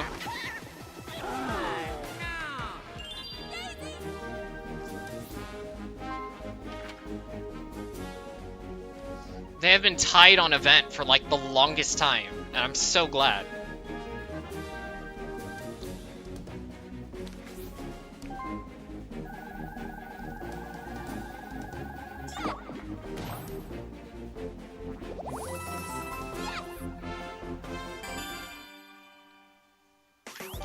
Unless my event counts are wrong, which I hope they're not. I feel like I've been paying attention to event.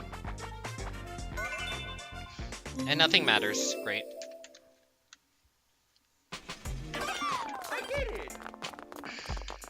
Preemptively writing 20 for everybody. Yeah.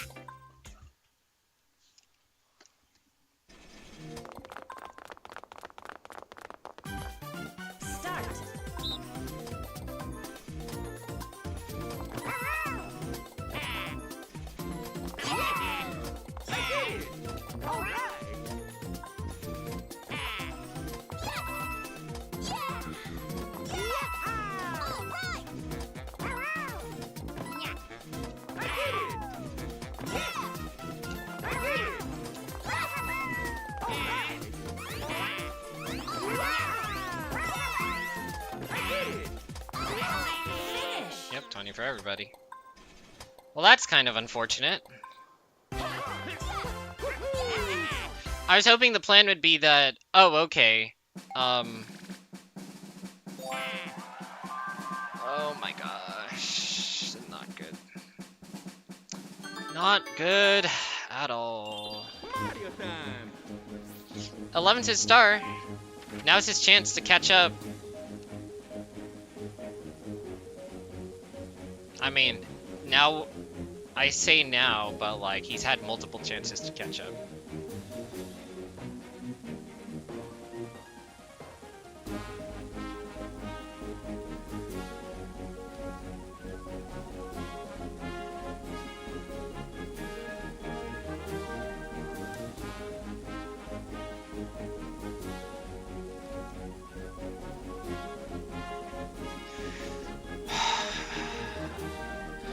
Okay, so I'm running the math right now, and here's the funny part. Pipe Star is 45, plus Boost Deal, which is currently 95. Okay, good, he's finally doing it.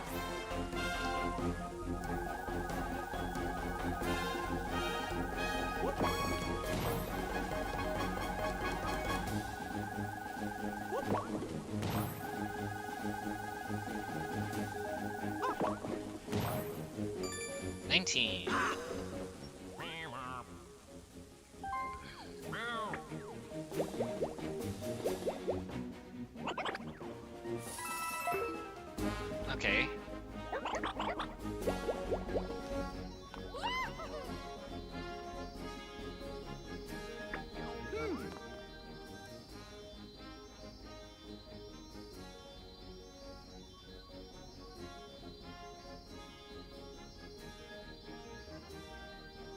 I just realized no thanks is spelled no comma thanks. Why is there a comma?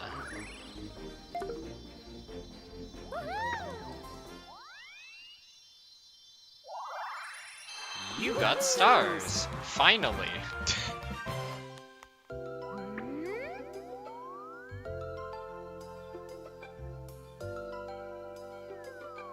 Alrighty. So after star spot 6, which is the one that is up there, currently star spot 4.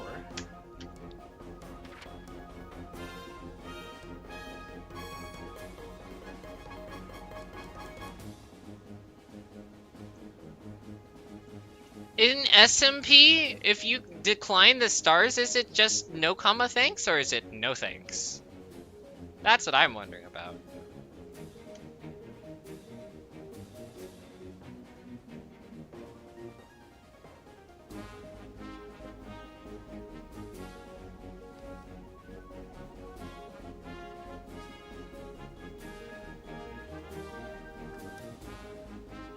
Oh my gosh, there's one other thing I need to check for.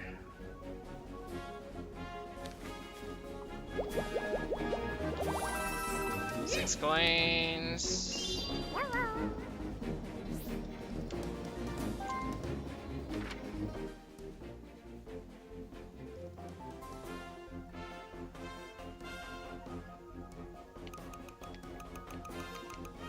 Oh my gosh.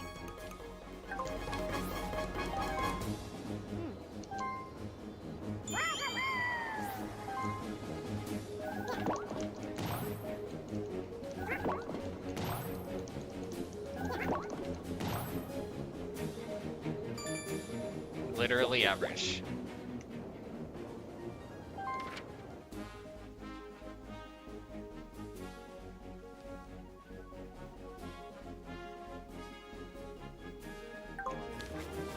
And I know exactly what I'm doing.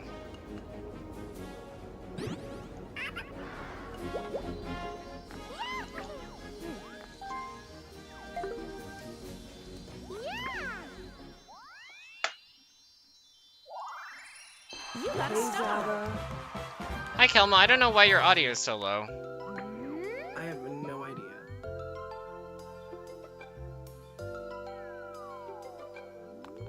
Never mind, I don't know what I'm gonna do now.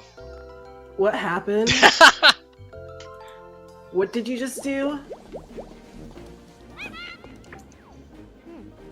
I don't know what I'm doing. Buy a pipe. It's No, turn I'm okay. 19. Hold on. Before I like throw like the previous turn, I'm buying a pipe. Mm-hmm. Do I move Like- people back? Specifically him, way far back. I mean, you have all 3 BS. Okay, well not all 3. No, I have almost no all 3. BSQs. Oh right, I was looking at the wrong person. Okay, you're fucked. I am bad. I just don't want Javo to use his key and steal a star from me on the final turn. I mean, you're close to rich, so that's something.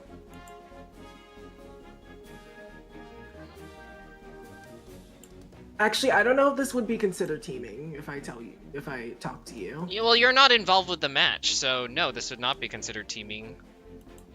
Because you have no influence on the game. It wouldn't be considered target. Well, no, that's not considered targeting. Targeting would be me excessively negatively impacting one person, even though the entire point of this game is to negatively impact people. Okay.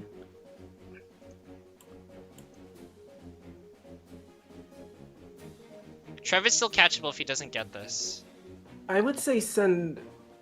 Yeah, let's send him back. Because at least he has a chance at Bowser. Yeah. Okay, well, back to D&D. Okay, oh, goodbye. Time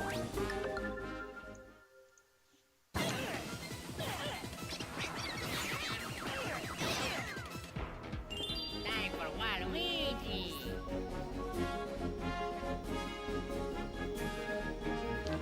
The closest thing would be coaching if there's even a rule in that. There's no rule on coaching.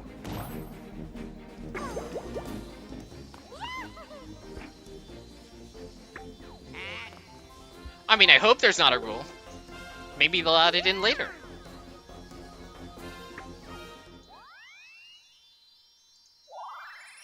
You got a star.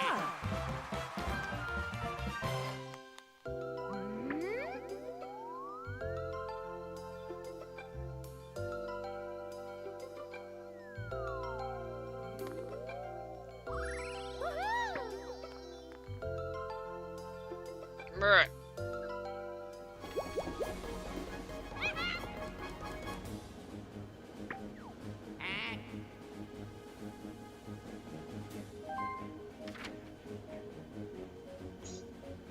In SMP, it's pass.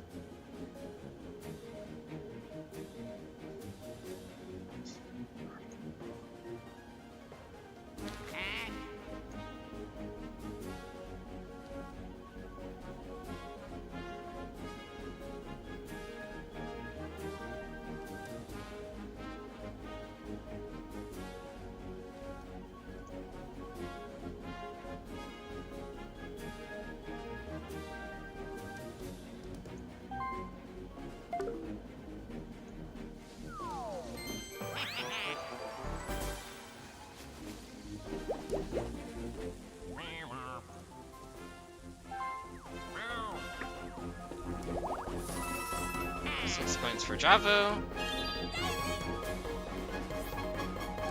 I mean, hopefully Trove will curse Ivan.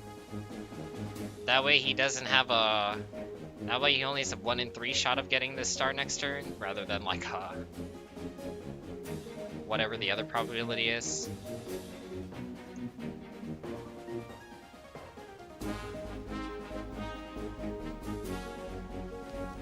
Trove is messaging me again. According to the rules, that's illegal.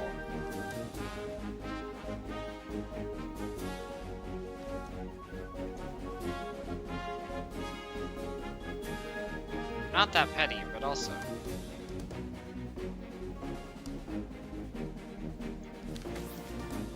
Maybe, I don't know, I should report Trove, so I'll get, I don't know. I will get an extra star for compensation.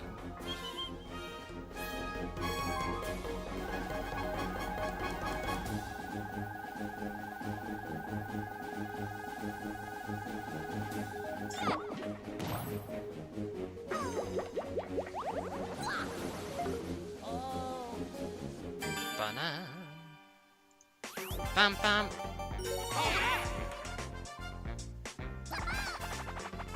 Well, Trev, we better win. Balloon burst, and I don't remember how to play this minigame.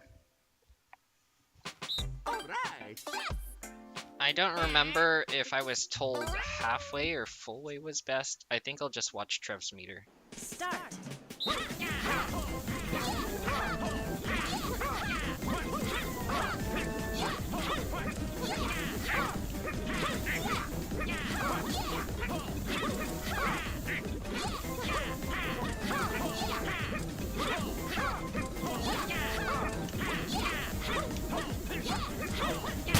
Nice.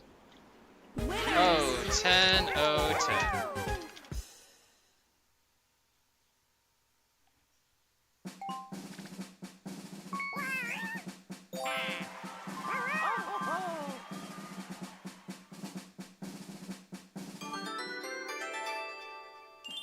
Mario time.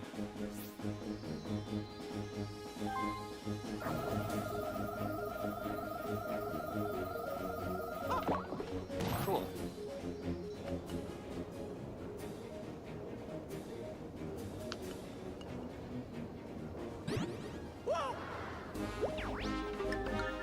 Last turn lucky. 15 coins.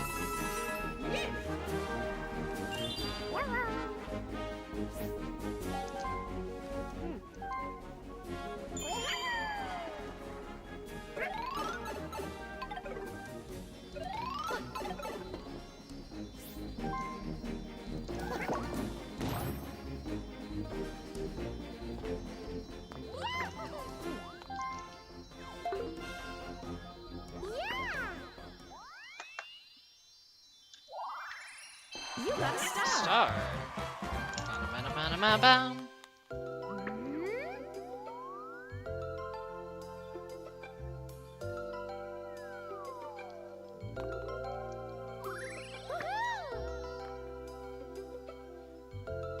And if I recall, no one's getting a star. The game is over. Time for Waluigi. Yeah, now he's definitely not getting it.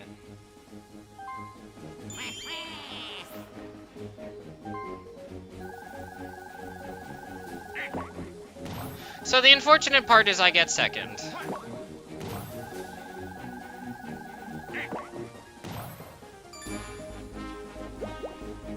Is that enough to land on chance time?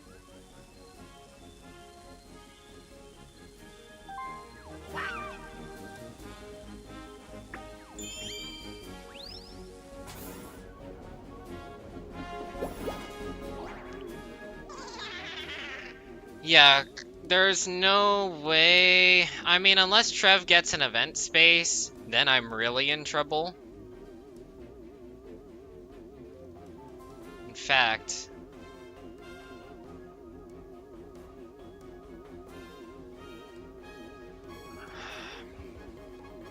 should I hopefully, well, I can't communicate with Javo because that's against the rules. But hey Javo, if you can hear me somewhere out there in the universe, steal coins from me because I'm not gonna mash.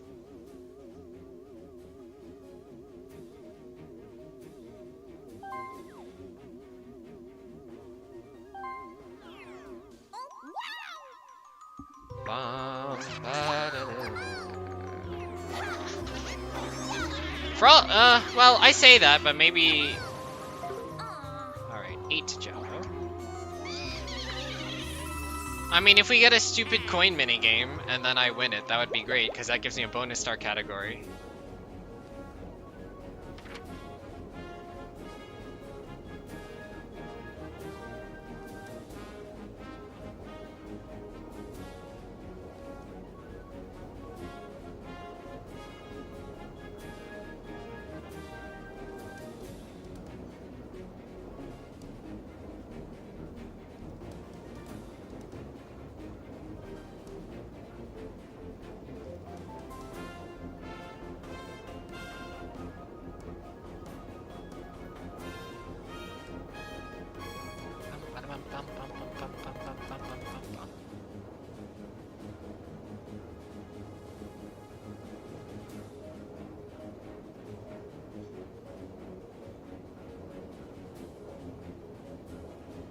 What is he contemplating?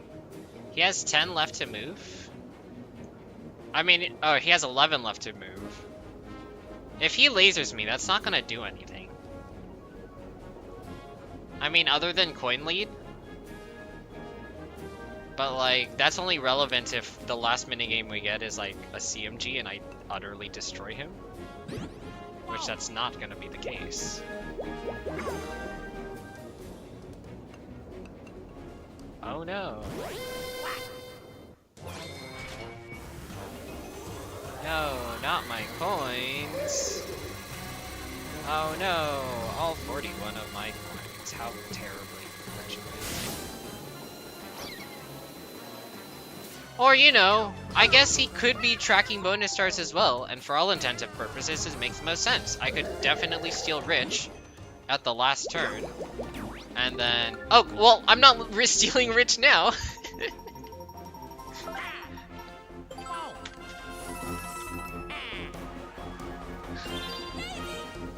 I would have to surpass him by 21 coins.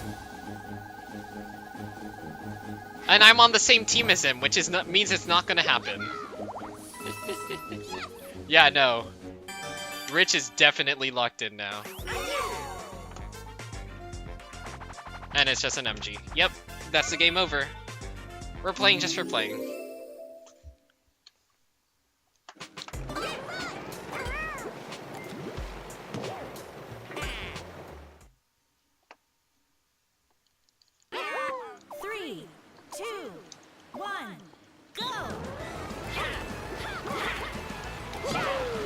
Oh, good job, me.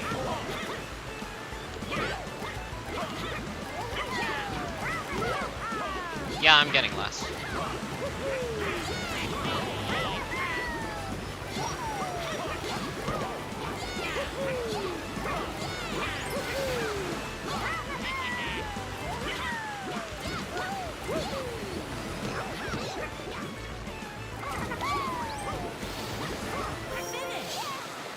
Cool. 0, 2, 10, 3.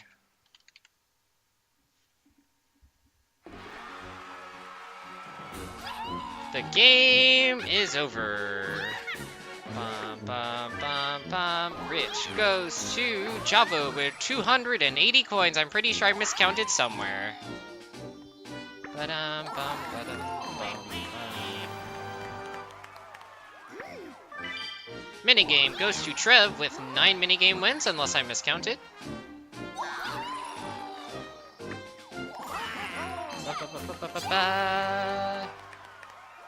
This is the one I'm actually a little bit scared about, because I could have potentially miscounted.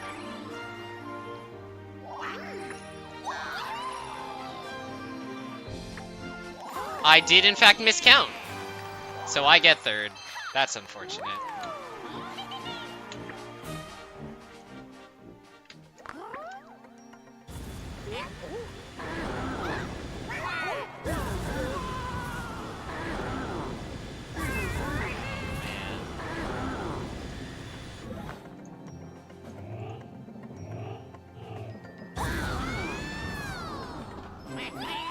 Man, I miscounted event.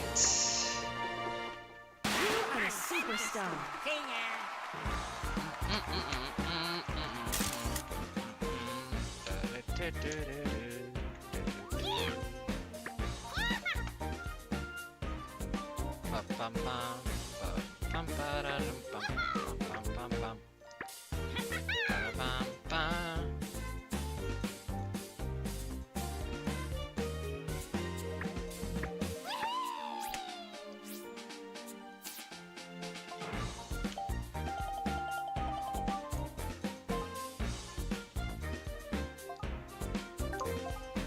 I get all 6 of my screenshots. 1, 2, 3, 4, 5, 6.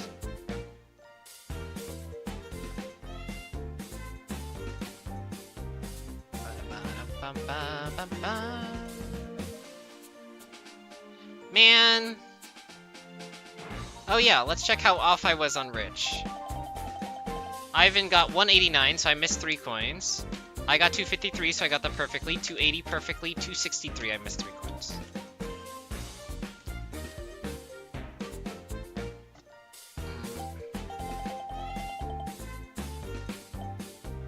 Oh, I got event terribly wrong. Holy moly.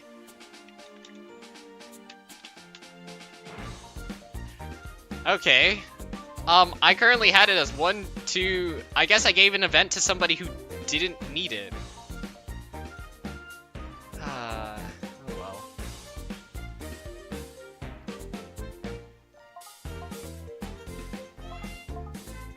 What was my minigame total? Nope.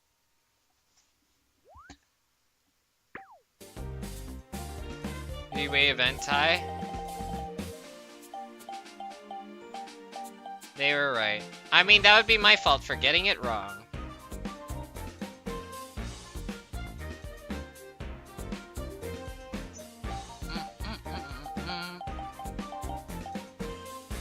Funnily enough, Javo got to determine whether I get second or third.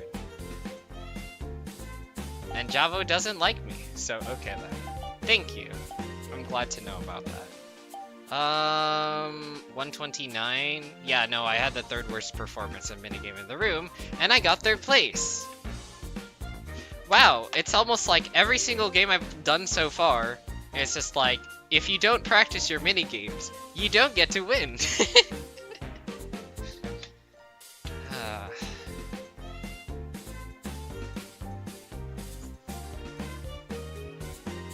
I got incredibly lucky this game. Like, there's no doubt about it. There were a lot of things that lined up for me. But the opening moves of the game, I did not perform in minigames. Like, for the most part, while Javo and Trev was a little bit more strapped on movement, but I know for Javo, even with being strapped for movement from time to time, he could still do whatever the hell he wanted. So, yeah. I don't know what's going on with Ivan. Hi, MK. I lost. Again. Yes, I saw. I got third place 3 times in a row. You know what that means in Super Mario Kart? I get an extra life. Yes. Can I get an extra star? Ooh, I know what to do. So since Trev pinged me twice in round 3, chat, I'm gonna report him in a help ticket, and I'm gonna get a bonus star back. Let's go. That's the strat. Hi, Nat. Are you ready? I'm gonna open a help ticket. I'm gonna report Trev. At your own risk. To be fair, there's no rules against, what's it called? Frivolously filing tickets. Is there? It's not gonna make me lose a star. You know, until they make that a rule. But yeah, before I keep rambling on, Javo, Ivan, and Trev, GG's. Very good game. I'm not good at mini games, so I didn't do that well. So... You lost because you're stinking. Yes, I lost because I stinky. So, oh well. Hey, stinky! Oh, man. Who opened this room? Hey, Trev, are you gonna move the screen over?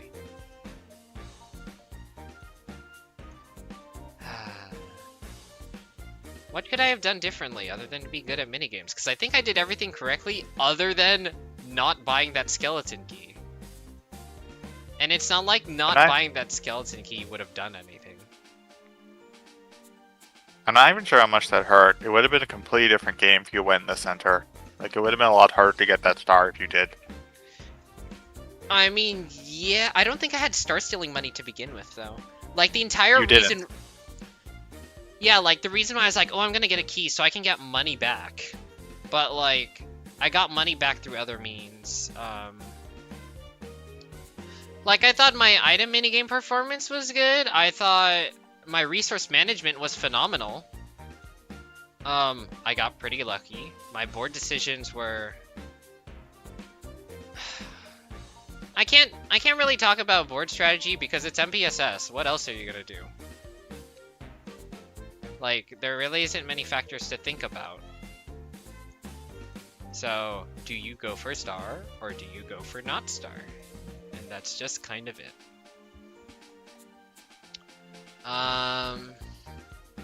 Yeah, I think it was just minigames, no? Like, let me take a look. I got, let's see. I got 3rd place, I got 4th place, I got oh, I'm looking at the wrong person. I got 5 minigame wins out of 20. That's terrible. Javo and Trev got 8 and 9. So I got 2nd, last, 3rd, tie. Because despite having advantage in tug of war, I didn't do it. I won Burn Style with Javo. Won the minigame after that. Tied 3rd. 3rd. Last. Albeit it's a team minigame. Last. Team minigame again. 3rd. I got 1st, but it was a team minigame. Last. 16 coins in a coin minigame. 1st, but it was a team minigame. Tied the verses. Last. 3rd. I won the verses, which is pretty nice, but not enough. 1st, but that was a team minigame. 3rd. Yeah, like all of the, especially the 4-player minigames, I basically just did not perform. For the most part, all I did was just hang about, wait for coins to rain on me, and that. So, yeah, I got 3rd because I was bad at minigames. My board performance was fine. My item management was fine. I just was not giving myself coins to make things more convenient. You know, it'd been a lot more convenient if I got enough coins to not just get stars, but also steal them from them. Because, if you recall, I got double star stolen? Triple star stolen? Double. Double. There are 3 star steals and 2 of them were from you. Yeah, where were all the star steals? Let me just locate them real quick. One random thing I was thinking is that it might not be such a good idea to go for stars in the early game, if in some cases, because you're just going to look like because you're just putting yourself in a position where your stars are getting stolen later. Is what I feel like sometimes. Yeah, so the reason why I just went for the stars was because I know I'm not that good at minigames. And I was just like, I have enough coins. I would be a lot less of a threat in minigame. Like, no one plays the game where it's just like, oh, I'm purposely not going to let you win the minigame because you're broke. Like, there's very few instances of that, especially in Superstars, but it's few and far between because Superstars just hands out coins like crazy. Like, So, that's just a random thought. I don't know if that's actually like something to think about. I mean, you got a 2nd star handed to you on a silver platter. Like, who wouldn't take that? I got multiple stars Still. handed to me on a silver platter, actually. Still. I'm down to watch the stream to see which ones those were, but there were quite a lot of them. I mean, there were a bunch of stars that just landed in front of people. It wasn't just you. Yeah. So.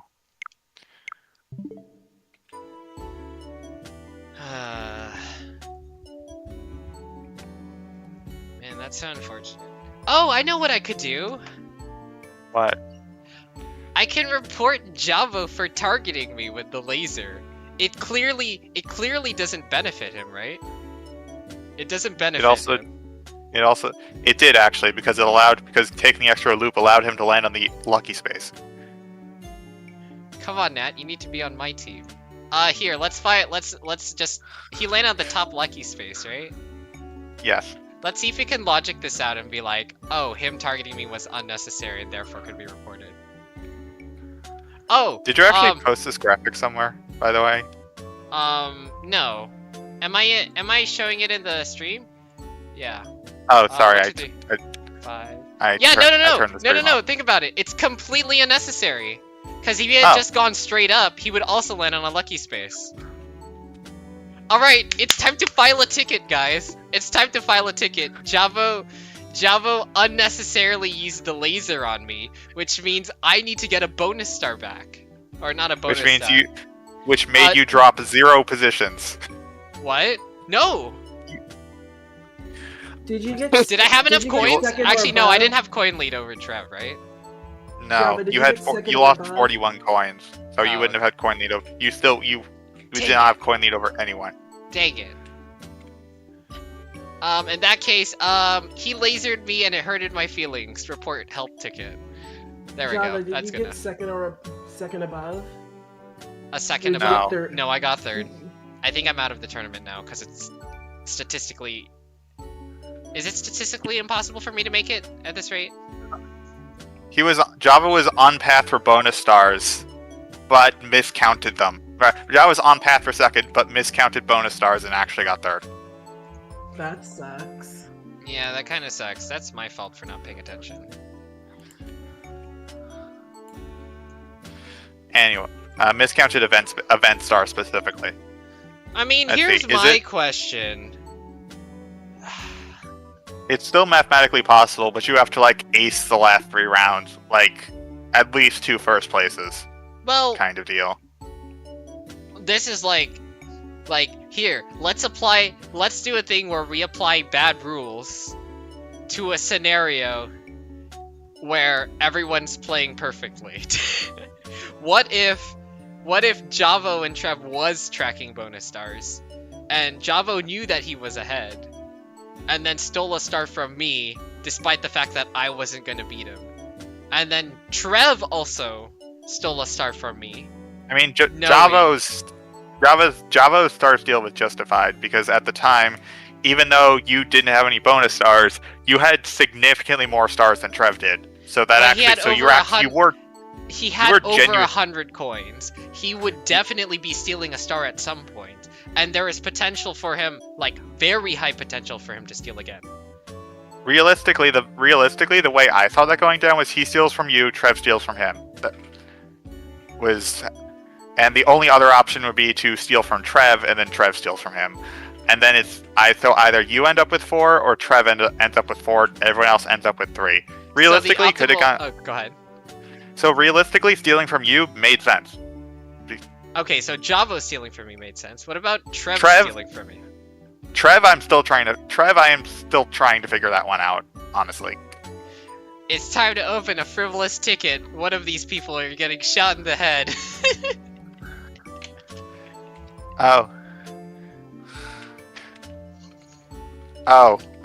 You can talk in top chat.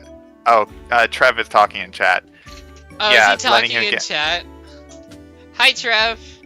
Don't worry, I'm not actually filing a frivolous ticket. I don't really feel like it. Yeah, pushing Waluigi back. Java, are you tactically planning out a report? 3 firsts in a row would get you barely top 16, maybe. Hey, Java, let's talk about how you pushed Waluigi back and screwed me over. Yeah, How did it that screw was you over. my idea. What happened is Trev was basically in line for a star. No one else could get it, but you pushed Waluigi in front of it, so Javo got it. So Javo got it instead. Trev, said- by the way, for all intensive purposes, A, I'm not reporting anybody because I don't care enough. B, we're just trying to explain why the rules are terrible. But let's just keep trying to poke holes in it. But yeah. Anyway, go ahead, the reason I suggested that is because at that point Javo was uncatchable for Java. There's no way Java could reach him. So him getting other stars was completely pointless. But you were still within reach. Like you both ended with 4 stars. It was still very possible for Java to pass you. So I told Java, do the thing, move Waluigi back so he gets the star and Trev doesn't, because Javo getting another star doesn't really affect Java very much, but it would affect him if you got it. So that's why. Optimizing for second place, basically. So was I quote unquote justified in sending him all the way back or no? You're optimizing your position, so yes. Okay. Ultimately, you still got third, but it wasn't. But it helped. It did help. The thing being, well, I didn't. Even if I wasn't considering bonus stars, I didn't want him to steal another star from me. Although, if Javo had enough, maybe. Optimizing position. Yeah, see, that's the funny part. What Fundador was doing in his tournament was optimizing his position, except it was in the tournament rather than in the game. Brother, Waluigi had 41 coins. No, but he had potential to steal from me again. That's why. Remember, he had a skeleton key that was next to the skeleton key gate. Trev is saying he didn't have star stealing money to begin with. Yes, but there were 3 turns remaining. He could have easily gotten enough coins. If he didn't roll at 6 and pass the skeleton gate first. Yeah. Actually, he had very high odds because he was already on the path. I don't know if probably you just Go ahead. so he probably just needed to roll like a 3 and it would have been too late. Trev or what's it? Javo. Java. It would be too late. And plus, by then you weren't even in second place. He probably wouldn't have stolen from you anyway. I was in second place. So Javo gets to decide who gets second place, me or Trev. Essentially. Possibly. And Trev, would have been ahead of you at the time if it counted that star. I still want to know if Javo was tracking BSQs. Were you tracking BSQs, Trev?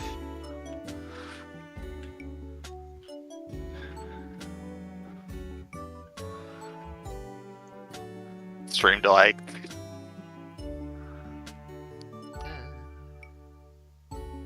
Huh. Oh, yeah, that explains. Yeah, that explains the star steal actually then. Who or what? Hold on.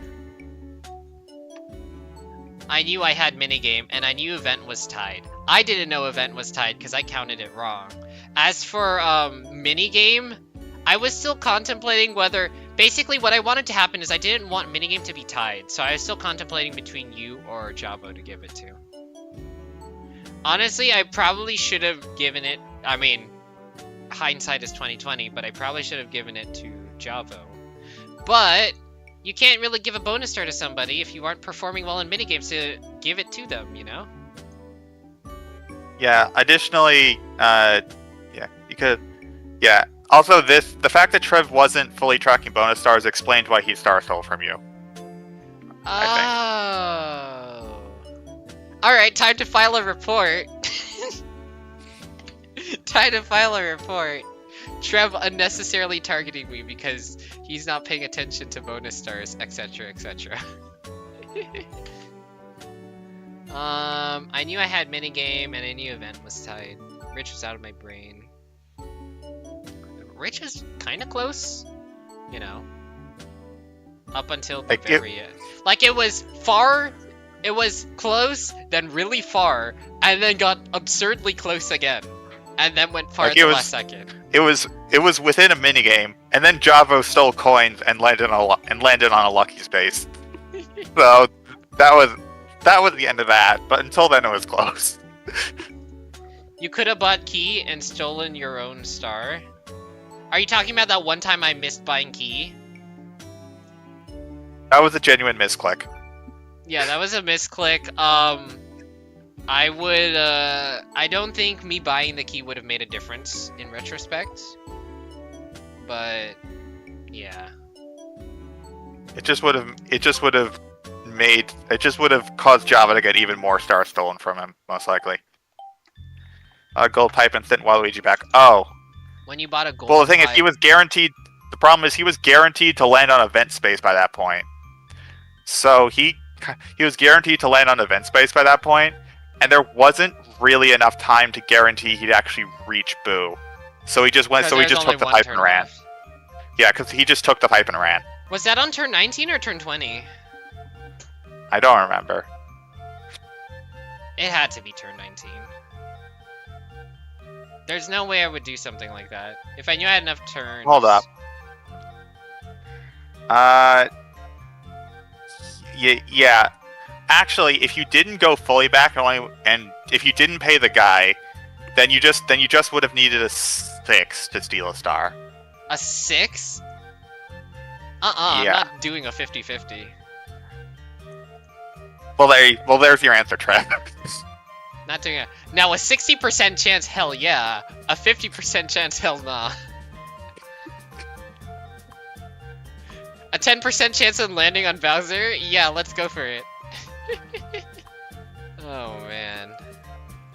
Waluigi's just 50-50 too. What do you mean? Waluigi was a 50-50 too. No, Waluigi had 2 turns. I only right, had yeah, one. Waluigi had 2 turns, Java only had 1 turn, because although it was turn 19, he already moved. Yeah. So he would have only had turn 20 to do it. And also, to be fair, Waluigi didn't have enough coins, so he would have had to land before Boo, then get enough coins, then pass Boo. So even less likely, to be fair. Yeah, Waluigi rolled 6 plus he would have. So he would have been forced. He would have been forced to not Star Steal. Unrelated, well, relatedly unrelated. There's a few comments in general tournament chat about our game. I may want to read everything. GG's, yo. It's a tight game. If Ology rolled 6 plus, he had to steal coins or skip Boo. At that turn, he had 41 coins. He could have easily rolled low.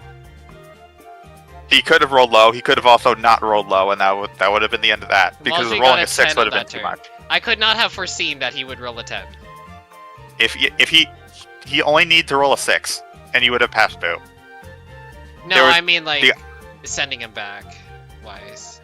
If you sent him all the way back, then yeah. But if you didn't send him back, he would have only needed to roll a 6, and the Star Steal would have been out of reach because he would have passed Boo already. Hold on, if he gets sent back to space number 14... Yeah, no, the dude just rolled a frickin'... here, let's check. If he gets elevated 1, 2, 3, 4, 5, 6, 7... Yeah, so here's the deal. He would need to roll an 8 or higher to reach the shop to buy an item. That's a 30% chance. That's the thing that I was kind of relying on, is just like he would roll low enough. And, you know, he has a 10% chance for Bowser. So that would be pretty good. That's why I sent him back. Yeah, So... if Waluigi rolls high, then wins the minigame and skips the star, he can steal anyway.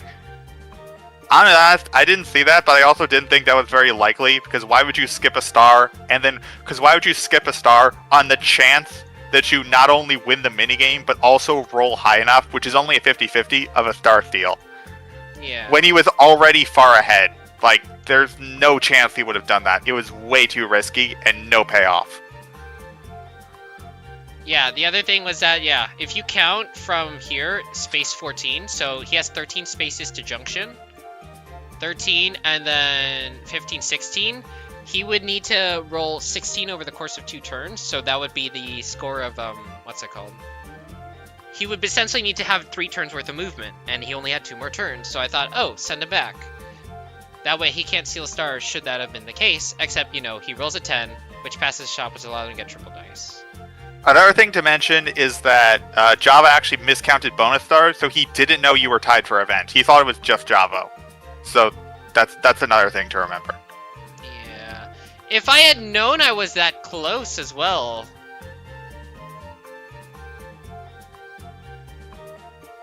I mean, in retrospect... Oh, I don't have a custom dice block. I used my one custom dice block to land on the, thing.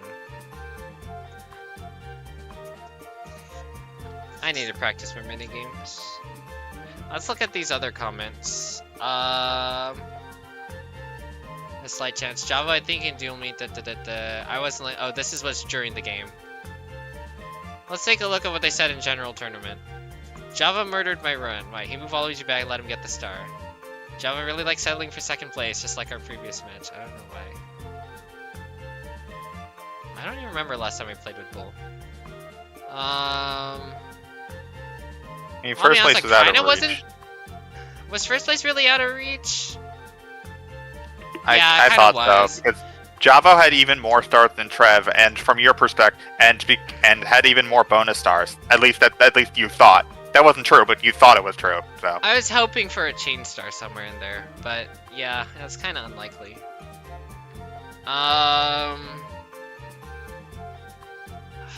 What's it called? If he didn't move, I would have gotten 1 more star and he had 1 less. He got 3rd since he miscounted event. That's ironic because he's very detailed. Is all it takes sometimes. Let me check his steal real quick. Okay, his reasoning was that he's scared while he would steal a star with his key, which doesn't make sense when he had 41 coins. Now moving to guarantee it. Oh, Trev's just reiterating to what they said. Oh, man, me and Java won the mini, so he literally has no reason to worry. Fun. Well, once again, I cannot foresee what minigame is next. But what I do know is that I'm not very good with them comparing the players in the lobby. It also wasn't it also wasn't just the star seal. It was also that at that point it didn't really matter if Java got a star, and it was unlikely Java was gonna be able to catch him anyway. Because the thing is that if Javo has a chance to star steal, I'm pretty sure he would do it, and it doesn't matter who he targets, he's gonna pick second place. So, which would have actually been Trev at that point. So, except I counted wrong. Even with this bonus star counts, he wouldn't have lost. He would have still had second. Counts, he wouldn't have lost. Well, that's exactly why I did it. Did you guys say? I get third then. Miscounted event. Second isn't a run killer. Yeah, also Java lost 2 stars to steals. Which makes sense in the long run. Third place. You had 4 more points. Okay, so it's it. 2, 2, 2, 4. 2 second, third places. Oh, they're just totaling up score now. 3 rounds played. You're not mathematically out of the tournament yet, but you need to basically just sweep your last few rounds. Yeah, that's not happening. Guess who I'm going not against literally, next? but Kelmo. Okay, Yeah. let me rephrase that. You can afford 1 second place. As long as the other 2 are first places. 21. Oh, you know what I can do? Hold on. Did someone post results already? No. Nobody posted results yet. Okay, here's what I'm gonna do. I'm gonna save this. Let me see. Because I have the standings open in my, here, let's Java, see. how many points What? does this Makey person have that we're going up against? Who? The other person in game 4, Makey. I'm pronouncing that wrong, but like... Makey? Did the screen update? Mayek. Yeah, them. Did the screen They've only update? played 2 rounds so far, but they have 5 points. Okay. Oh, Mayek. Yeah, Mayek. 5 points. A second and a last. Okay, then. That's a good...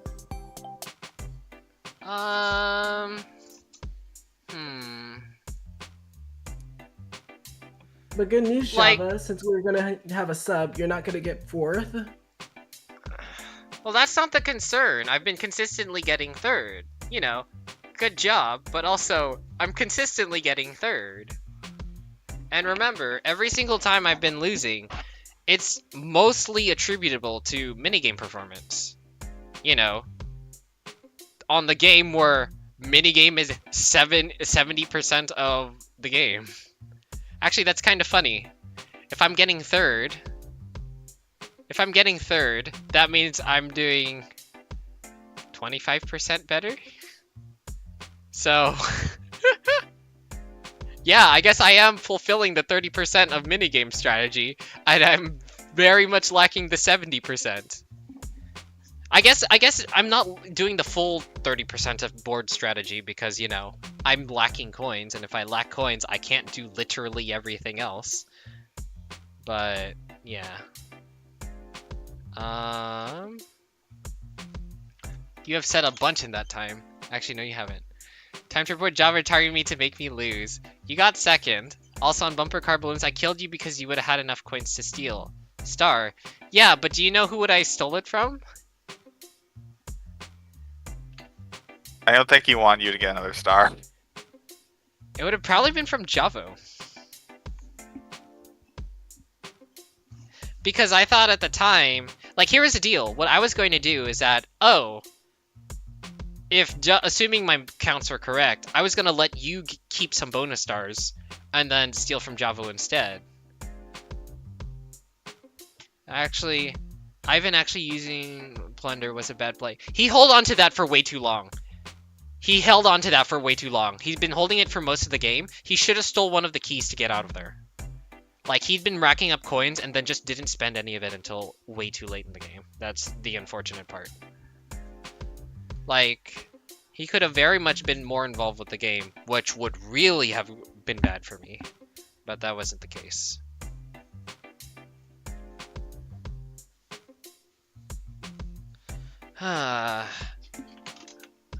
But using plunder let other people get pipes risk-free. Yeah, but also the sooner he gets rid of it, the sooner he gets out of it, and the sooner he can also buy pipes as well. Remember, he had enough money to buy pipes as well. Yeah, Albeit- at that Oh, go ahead. remember that he had 1 star for most of the game. Like that's not a winning position. He had to do something to get out of it, even if it means other people are getting pipes. Yeah. That being said, what's it called? That being said, he didn't make up in minigame performance anyway, so he wouldn't probably have moved. He would, if anything, he would probably move past me, but nothing else. Like, if my minigame totals are correct, you're basically rocking in minigames, Trev. Which, yeah, hey, by the way, GG's, Trev. I remember when you weren't so good at minigames, but you've gotten pretty good at them, so nice one. Like, really nice. Many unlucky things happened to me this game. Yeah, many unlucky things in regards to you getting first, but I think there was enough going on for you, especially in your minigame performance, to hold on to second. I mean, obviously he got second, so. Well, obviously he had the correct bonus star count. That was one of the things. And then another thing is, he got quite enough coins to do a lot of different things, so, yeah. Even if I was somehow able to do something else, I wouldn't be surprised with Trev's second. Because so far, every argument we've talked about trying to see, oh, Trev tried to stop my second, there's usually another argument in there laying there as to why, in regards to why Trev would still probably get second. If you got double star card or plunder when, what? I don't know what that says. When I used my plunder, I had first. Oh yeah, you had plunder for like a half second, and then you stole the. If you had stolen the double star card, it probably would have just gotten stolen back. So. I mean, I was hoping that would have happened. That way, you guys would have just traded stuff back. And if you stole his plunder, yeah. If you got the plunder back, if you got the double star card back, if he got the double star card back, then both plunders would have been out of the game, and now people can buy pipes, which would have benefited you. So yeah, it makes sense. What was this? What was the score that you need statistically to make top 16? Top 30%?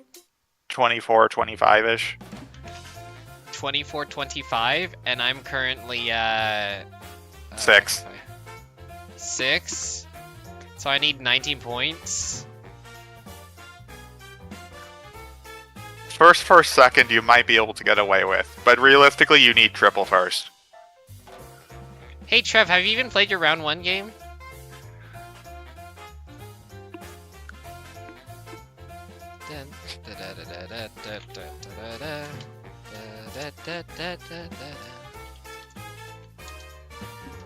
You have? How come I don't have your result of it? Oh, I'm gonna go. See ya. Alright, have a good night, Nat.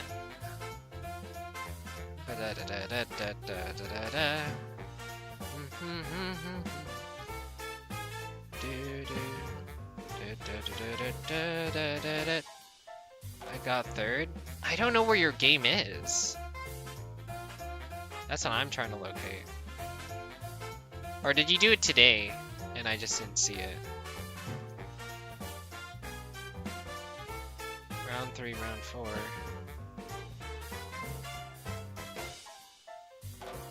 I don't have your game documented. What in the world?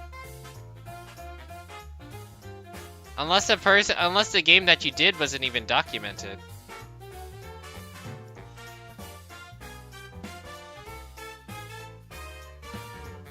What the heck?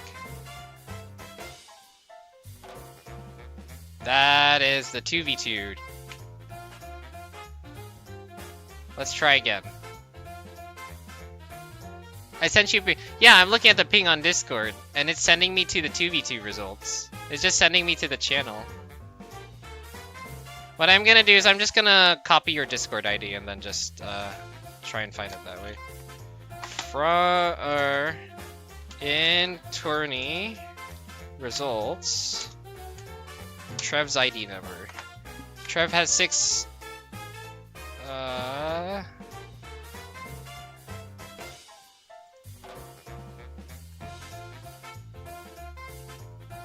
Oh, there it is. I could have sworn I already documented that game.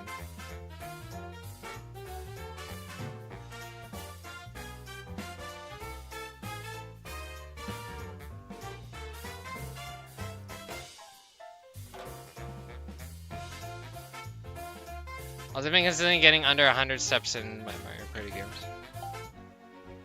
100 steps?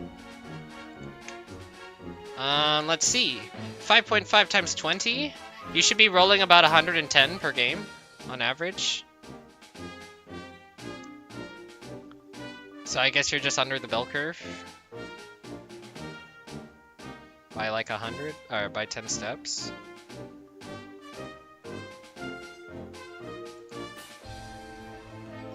Got 98 this game. I mean, but like, how many items did you use? One of the ways to increase your roll is, I know this is obvious, but, you know, getting movement items. So...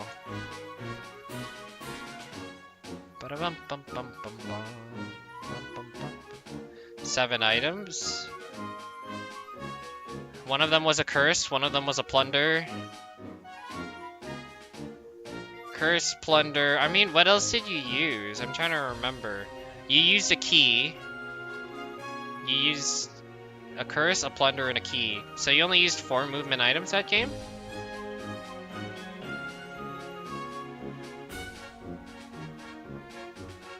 You don't need to recite back to me exactly what it was. But... 3 movement items. What was one of your other items? Curse, plunder, key.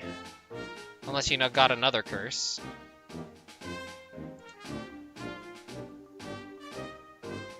Two keys? Didn't know you had time for 2 keys.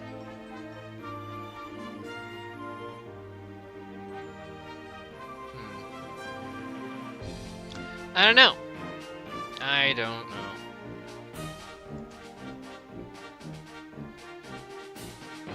See, I had used 2 keys. Since when did you use a second key? I'm trying to remember when you did that.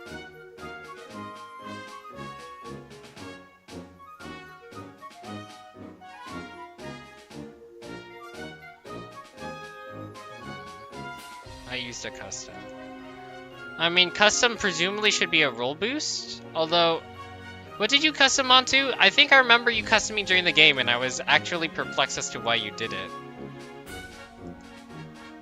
I think you custom onto a lucky space?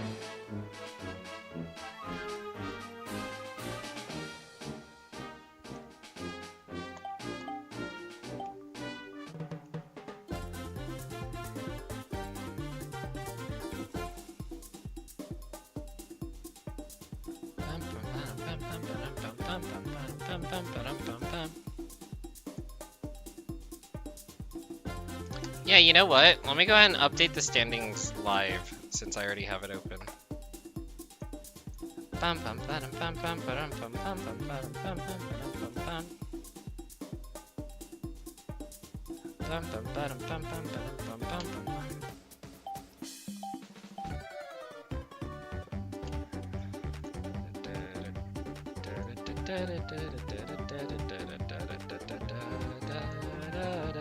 Sort.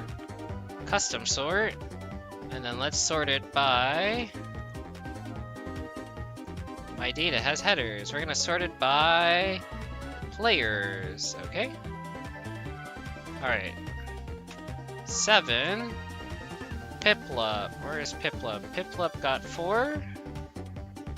Trev gets 2.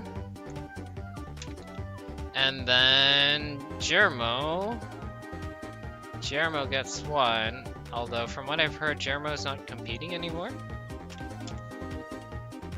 Regardless.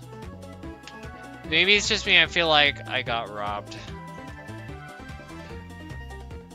I mean, you got second. So, if there's anyone who feels robbed, it's me, because I miscounted bonus stars. Are you talking about in regards to your rules, or in regards to getting first place?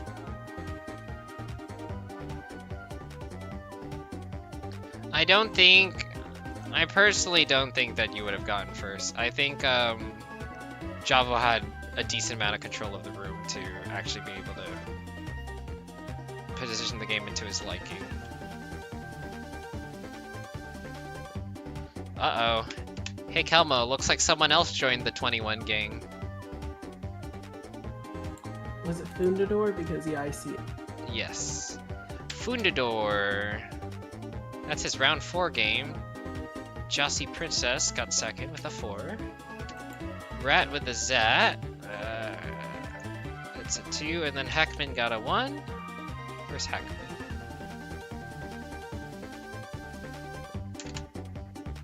Alrighty. Okay. Yo Makin got... This is round 3 game. Got 7. Gwen. Where's Gwen? Gwen got second. Chivi got third. And then Jose. Where's Jose? Jose got last. And then let's go ahead. I don't know if I documented the game that we did already. So Javo got 7. Trev got 4. I got 2. And Ivan got 1.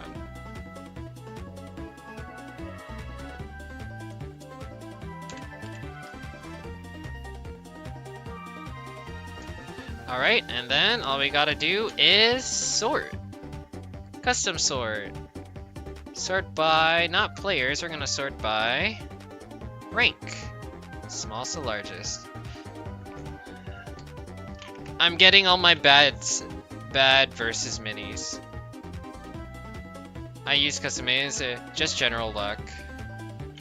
I mean, MPSS is kind of full of it. I cannot reiterate how many times I wish we were playing SMP. Qualifying should be 28. Why?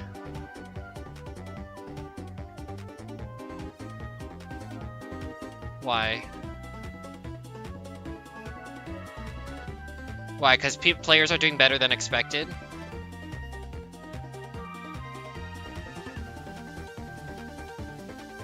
The way the math was calculated is a general projection. So basically, I'll send you a message link real quick. Basically, the way the math was done is that it was just like, what is the random chance of you getting first, second, third, or fourth in your average score? And then basically what is like, what is 30% likely? That's why it's 24 to 25. If the players are more skilled, the scores will be... Like, if there's a larger density of skilled players compared to non-skilled players, the score threshold will be lower because the scores will be evenly balanced. If there's a lower density of high-skilled players and if there's a lower density of skilled players, or sorry, basically if the tournament is high density of skilled players, then the score will be lower. If it's a lower density of skilled players, the threshold is like non-existent for the good players, and then even lower for the bad players, or higher. It really just depends. Let me see. This one, let me check. For in this scenario, I ran all the pulls matching a random sequence to place first through fourth, where I chose 5 random players to be good. Scores 920 for 16th. For 16, or 28 points.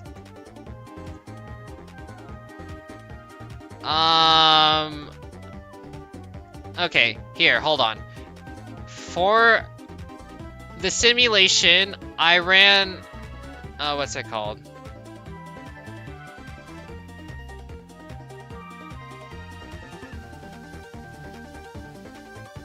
what's it called? So I ran all the pools matches using a random sequencer to place people through first through fourth, but I chose 5 random players to be good and get +1 placement, and 5 to be bad and get -1. What? I also had 3 really good players that got +2 and 3 really bad players. And the scores ended with 28th for 16th. Oh, I mean, in that case, that makes a little more sense because he basically balanced it to take into account that there would be really good and really bad players that would join in. Mine is just like everyone's the exact same skill level. So in that case, yeah, you would in fact need more points. Like, it also depends as well. If the higher skilled players just all play against each other, which is not the case with this kind of tournament, you would generally just need to... The high skilled players will essentially steal all the high points, and then the lower points, you know... There will be... The point threshold would be lower, but there would also be less spots, if that makes any sense. So... But I mean, in regards to this particular tournament, who's here and who's scoring, like, basically, if I'm going to count how many skilled players there are in here, it's basically everyone who got double firsts. Because let's just be generous and say that it's not coincidental if you get top 2 twice. So we got Demon Tales, Fundador, Kelmo, Negrin, Spencer, Gecko, Leo, Kochia, Javo and Yomakin. So that's already 8 players. Javo and Yomakin. Yomakin have first, second, third. So they show some promise.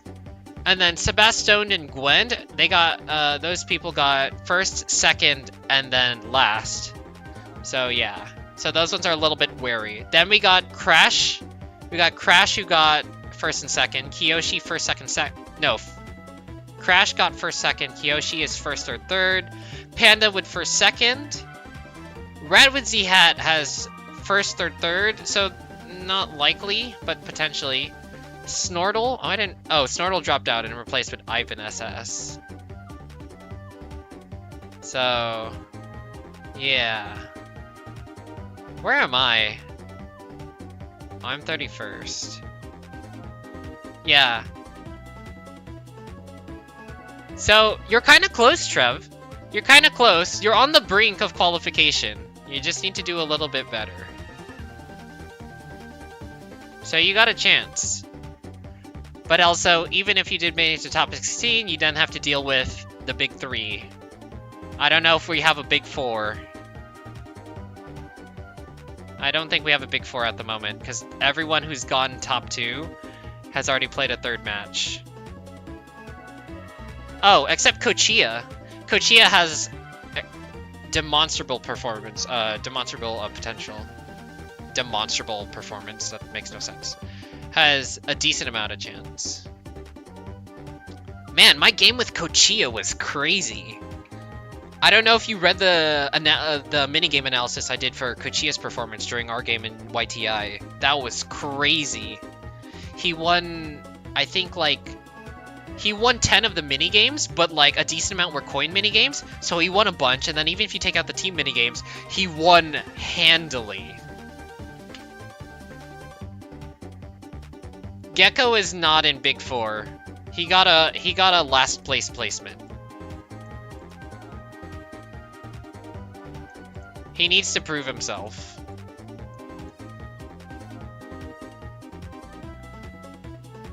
Which would mean I wouldn't have to clutch up last few games.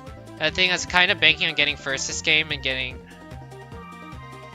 That doesn't matter if he just farms the ladder. For all intensive purposes. And first in server ranks. I'm not looking at that because he got diamond in the last server and all he did was just grind games. Yeah, sure, grinding games would be nice, but you have to remember that depends upon who you play with and how many games everybody else has played. Like, for example, I don't play many games with Kelmo, and we're very close in standing, or used to be for like one point in time. But I can pretty sure safely say that she's handling better at the game than me. So, yeah. The tournament is probably more of a better indicator of player skill at the moment than the actual ladder. And the other thing you have to consider with the ladder is no one knows how that formula works, and the closest I've been able to identify with the ladder is that basically, in order to count that you are better than somebody else, you need to have 9,999 points more than the other person. So that's for 10 times better. I don't know what the multiplier is for 2 times better, but yeah, that's... Does the server rank have something to do with it? Yeah, probably. But I wouldn't count it as Big 4, especially with this right now. And also, I don't know what his upcoming ladders are. Or upcoming matches are. I can check the message to see what it is.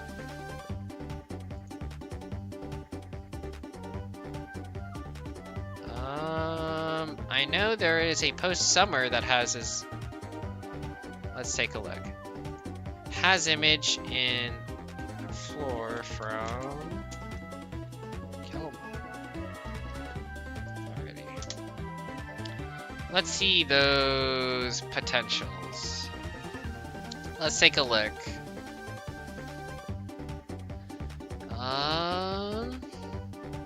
In round 4, Gecko is going against Negrin and Yomakin.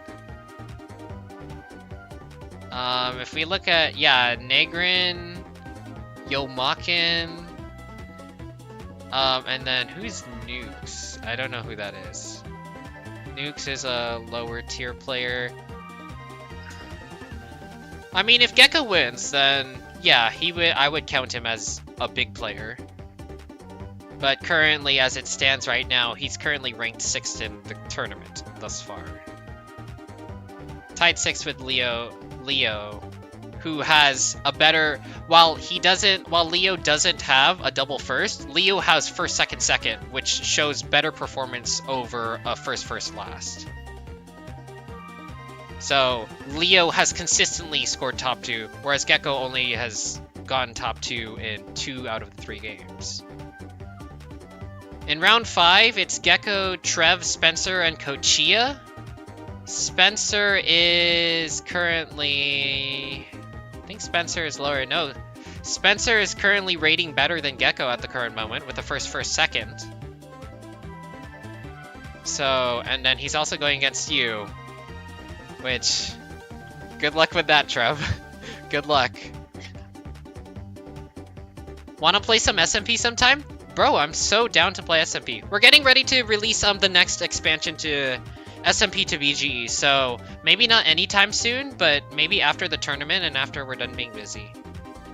So, or you know, you could just randomly ping us and then I'll just be like, you know what, I'll be responsible. But I would just say maybe sometime in June. Hell, you can play SMP to BGE with us. So you can actually play, you can play Super Mario Party with brand new boards, and you can pick whether you want to play with Super Mario Party or Mario Party Superstars minigames. So, yeah, I don't know if you're dying to play new Mario Party boards, but that is an option. What's it called? Yeah. You got quite the bracket coming your... What is your next bracket, Trove? Since you're already here. Where are your next brackets? You're going in against Midnight. Midnight, Mr. Coco, and Juicy... I changed the name to Butterfrog Chimp. Let me take a look. Butterfrog Chimp has only played 2 games. A second and a fourth. And then Mr. Coco... Mr. Coco has gone a second, third, fourth. So... I mean, yeah, you'd probably at least beat 2 of them and get second place. Midnight doesn't... Performance really isn't doing great. If I remember the rank ladder rating correctly. I was looking at the matchup stats and it didn't look that great. Mr. Coco, I'm not sure about Mr. Coco. I think Mr. Coco was a mid-tier player, so given your minigame performance boost, I very much think that you could probably beat him. So you might have a first place coming up to you. Maybe. And then Chimp. Chimp might also be a mid-tier player. Mid-tier or slightly lower than mid-tier. So yeah. Yeah, and then your last matchup was your Kiyoshi, River, and Nukes. Where's Kiyoshi? Where's Kiyoshi? Kiyoshi is currently first, third. So you got a decent chance at beating Kiyoshi. Currently not in your favor, but there is promise because you did get consistently 2 seconds. River? I thought River was good at this game.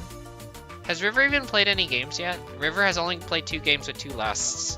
So, you might beat River, and you might probably beat River, probably beat Nukes. You might have a first place coming up. Don't mean to talk you up, don't mean to get you overconfident, but yeah, potentially down for you. I know for myself, Kelmo's up next in my next round, so that's not looking good. I know TQ Chosen and Chavone. Chavone is pretty good if I remember correctly. If I can find her name.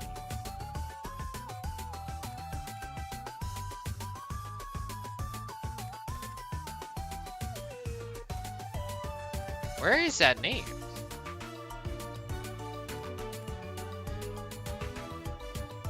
Am I blind? Oh. She's currently lower in the ladder than I am, so I don't know. I might have a chance. And then Henry. I don't know where Henry is. I'm just looking for random names. Henry Yo. Yeah, he has not played any of his other games. Yeah. And then I'm going against Negrin, Ouija King, and Crash in the last one. I'm pretty sure those are all high-tiered players. Like, that's... Negrin is a top player. Ouija King... Ouija King has only played 1 game, okay. Crash 94? Pretty decent player. Where's my match with Kelmo? Mayek and Athena? Athena's down there, had scored last in 3 of the matches, which, if I remember correctly, she's being replaced. And then Mayek, a second and a last. So I don't know, there's potential. But I don't think I'm gonna beat Kelmo. It's just not likely.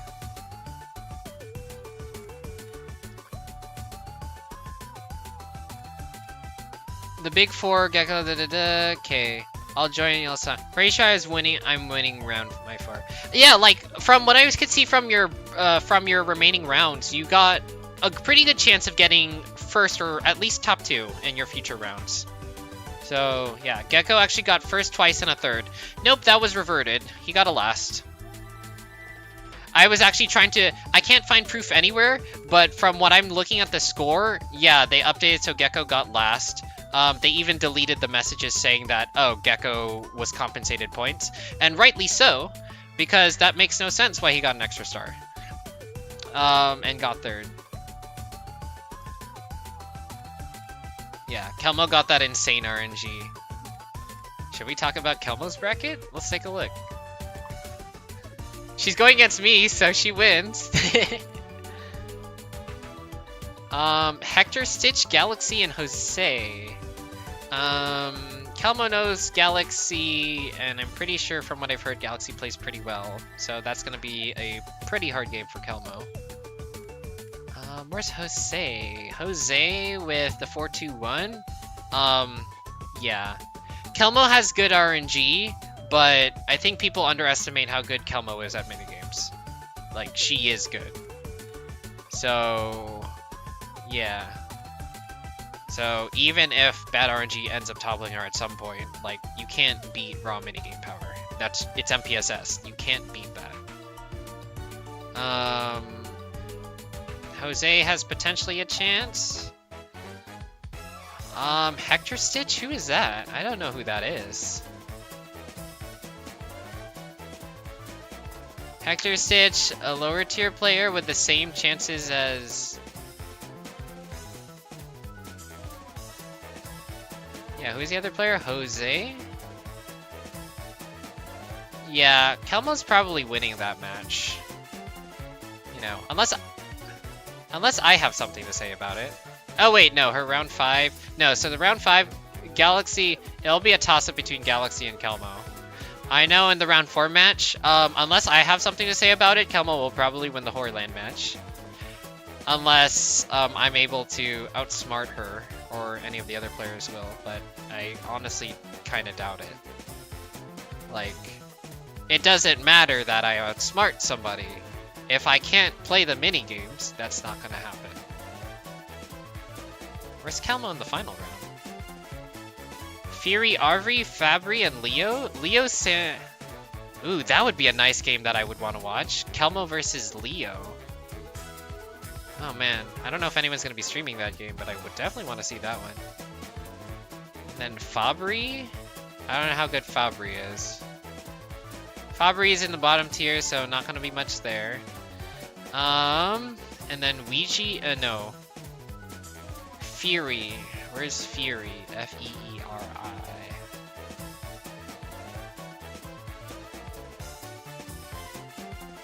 Am I blind? Control F. Fury. Fury is 712. So, a mid-tier player. Pretty decent. In the top 50% of players as well. Yeah, so... Yeah, Kelmo... Like, Kelmo's just making it. Unless Kelmo somehow gets last, and there's no way. There's no way, because I'm in one of the lobbies. And, you know. But Kelmo... Bro, if Kelmo gets a perfect score in the tournament, that would be amazing. Yeah, like, who are the remaining players? I just want to check real quick to see if any of the other players have flawless remaining matches. Kelmo's gonna make it, but it's gonna be an upward battle to get perfect score. She's fighting Galaxy, and I know I may not be able to stop Kelmo, but I know I'll probably put a decent fight up against her. What's it called? Fundador. Fundador currently has perfect score. Fundador is gonna be matching up with Jossie, Rat with the Hat.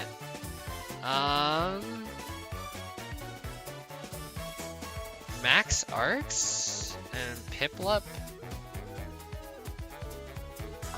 Where's Fundador's last match? Yomakin, Jake the Snake. TQ Chosen. Yeah, Fundador. Well, Fundador has an easier bracket than Kelmo, but Fundador doesn't have a free pass either. What about Demon Tales? Oh, Fundador hasn't even played his round 1 yet. Who's his round 1? Henry Midnight Snortle. Oh yeah, Fundador's probably more likely to get a perfect score in comparison to Kelmo.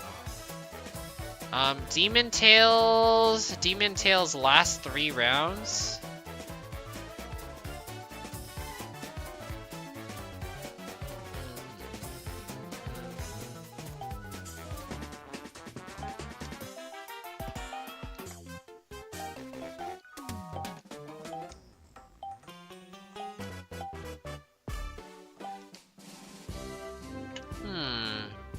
Where is Demon Tales? I can't find him on here.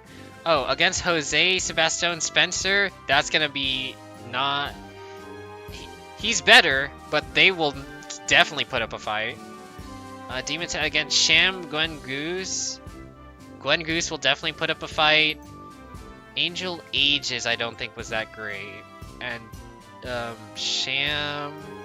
No, I don't see Sham anywhere on here.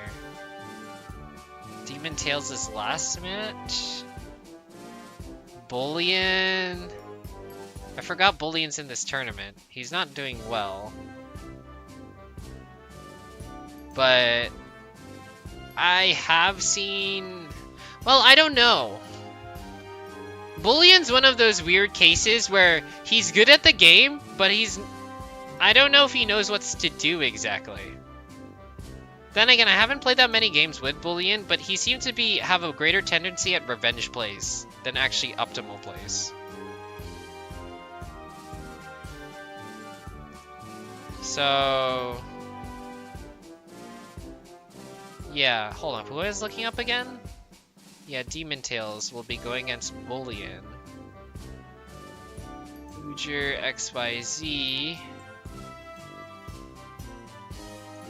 Who is that person? OUJER. I don't know who the OUJER XYZ player is. I don't know. But yeah. Fundador has an easier bracket than Kelmo, but it's definitely not going to be without a fight. Same with Demon Tales. It's between... Because here's the thing.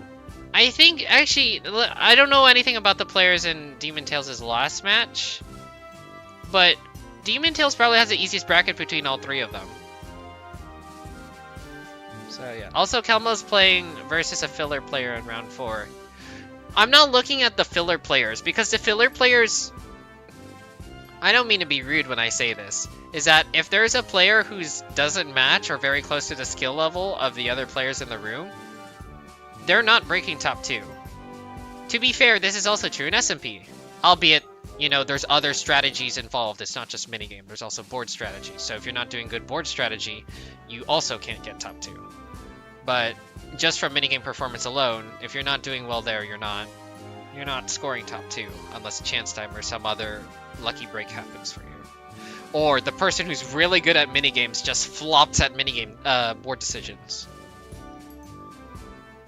So, yeah. And remember, Nat, Kelmo's playing with me. I will go for Kelmo's throat when possible. I don't know if she'll make it possible, but if there is a chance, I will. It makes no sense, Trev. It makes no sense why he got a free point. Thank goodness they reverted it back. You know why they put it on him in the first place, right? They gave it to him in the first place. The reason why is they said Fundador was illegally targeting Gecko.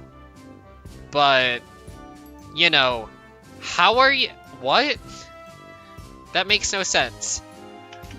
Because they cited that he broke the no targeting and teaming rule. They said that he broke the targeting and teaming rule. But here's the problem with that. There's like a huge problem with that rule. I don't know. Maybe someone should ping Panda so she can hear this part about it.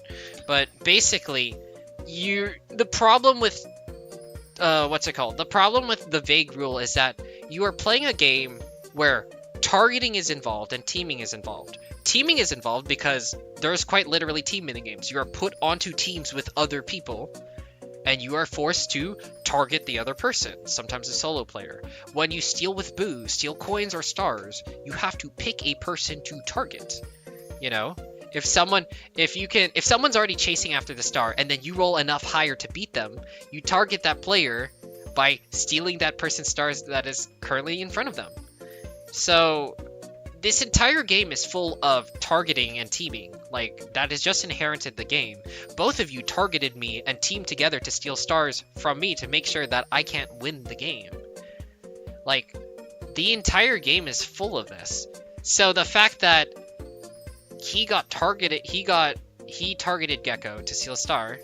And then by the way, the argument that was brought up was that, Fundador's already winning, so he had no reason to target Gecko. But here's the thing. If we're playing one Mario Party match and we just want to see who the winner is, yeah, of course there's no reason to. But the thing is, we're playing a tournament. Because we're playing a tournament, it is not just winning this game that matters. It's winning all of the games. Fundador needs to win every game just as much as Gecko does. If Fundador gets a chance to make Gecko lose a game, why would he not do that? That makes no sense. You know, it's not just like, oh, well, and the other thing, skill is also involved. Think about it. If the other two players in Fundador's match was like so bad at the game they were irrelevant, it would just be Fundador and Gecko, right? They'd just be doing a 1v1 against each other. You know, it would make less sense for Fundador to target one of the players that he knows that he's going to beat.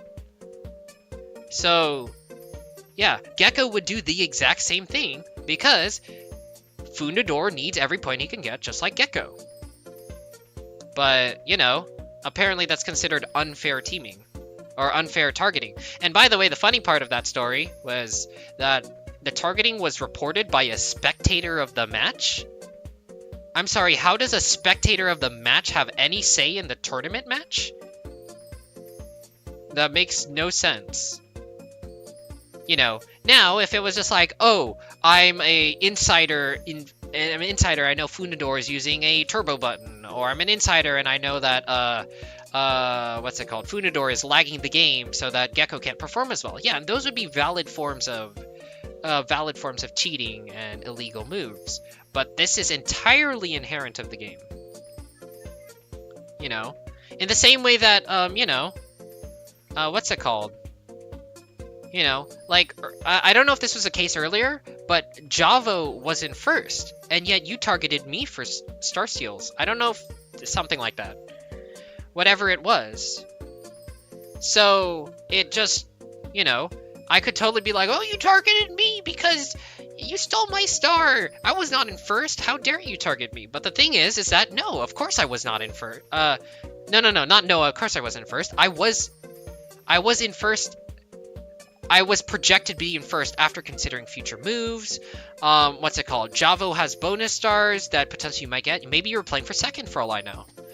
So, yeah, there's always this targeting and teaming mind games that happen through this entire game. It's just inherent with the game. The fact that they called it illegal, that Fundador was targeting Gecko illegally, is just utter garbage.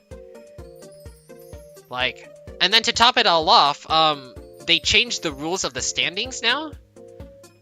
Like, that's the part that annoys me the most, which is that, you know, if we were really going to be, first off, if the grievance was that bad, Funador should have just been banned from the tournament. And even then, if it wasn't that bad, either the match should have been replayed, the turn should have been reset. If somebody had noticed at the time, you know, I'm pretty sure that's how the game works, is that if there was an illegal move that was made, it should have been corrected before the turn ends, but nobody corrected it before the turn ends. So because of that, it's just like if somebody custom block onto chance time, right? If that's an illegal move according to the server's rule set. If the course of action was to undo the move by restarting the turn. But nobody restarted the turn. Nobody called out the illegal move until after the game was over. So because of that, that's another thing. There's no rules about this, where it's just like, oh well, if an illegal move happens and the game still continues, what are you supposed to do now? Reset the game? Don't reset the game. You already missed your chance. In games like Scrabble and some other games, if you missed a chance to challenge, games like Scrabble and Uno, if you missed a chance to challenge a player for an illegal move, then you missed your chance. That person just gets it.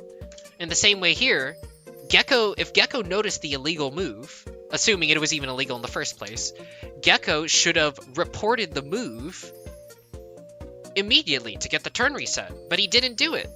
So in that case, Gecko also would not deserve a point for that one because he failed to report the illegal move. Hi guys, how do you think I'm doing? Oh, hi Piplup. Is he still here? I don't know if Piplup's still here because I've been rambling for so long. Piplup, you got a double second place. You're currently number 24th in the bracket. You haven't played your second place, your round 2 match. You would need to do... Put simply, you're doing better than me. And you're doing better than Trev, I think. No, Trev's doing better than you, but that's because he did his other match already. Assuming we apply your projection similar to apply Trev's projection to you, Piplup, you have similar chances to Trev. You would probably be around like, you would make top 16, but just barely. You need to step your game up. I'm doing my round 2 tomorrow. Yeah, let's take a look at your bracket, Piplup. Here's Piplup's currently at the moment. Double second place. Very good job. Let's take a look at your second place, second round. Piplup is going against... What room are you, Piplup?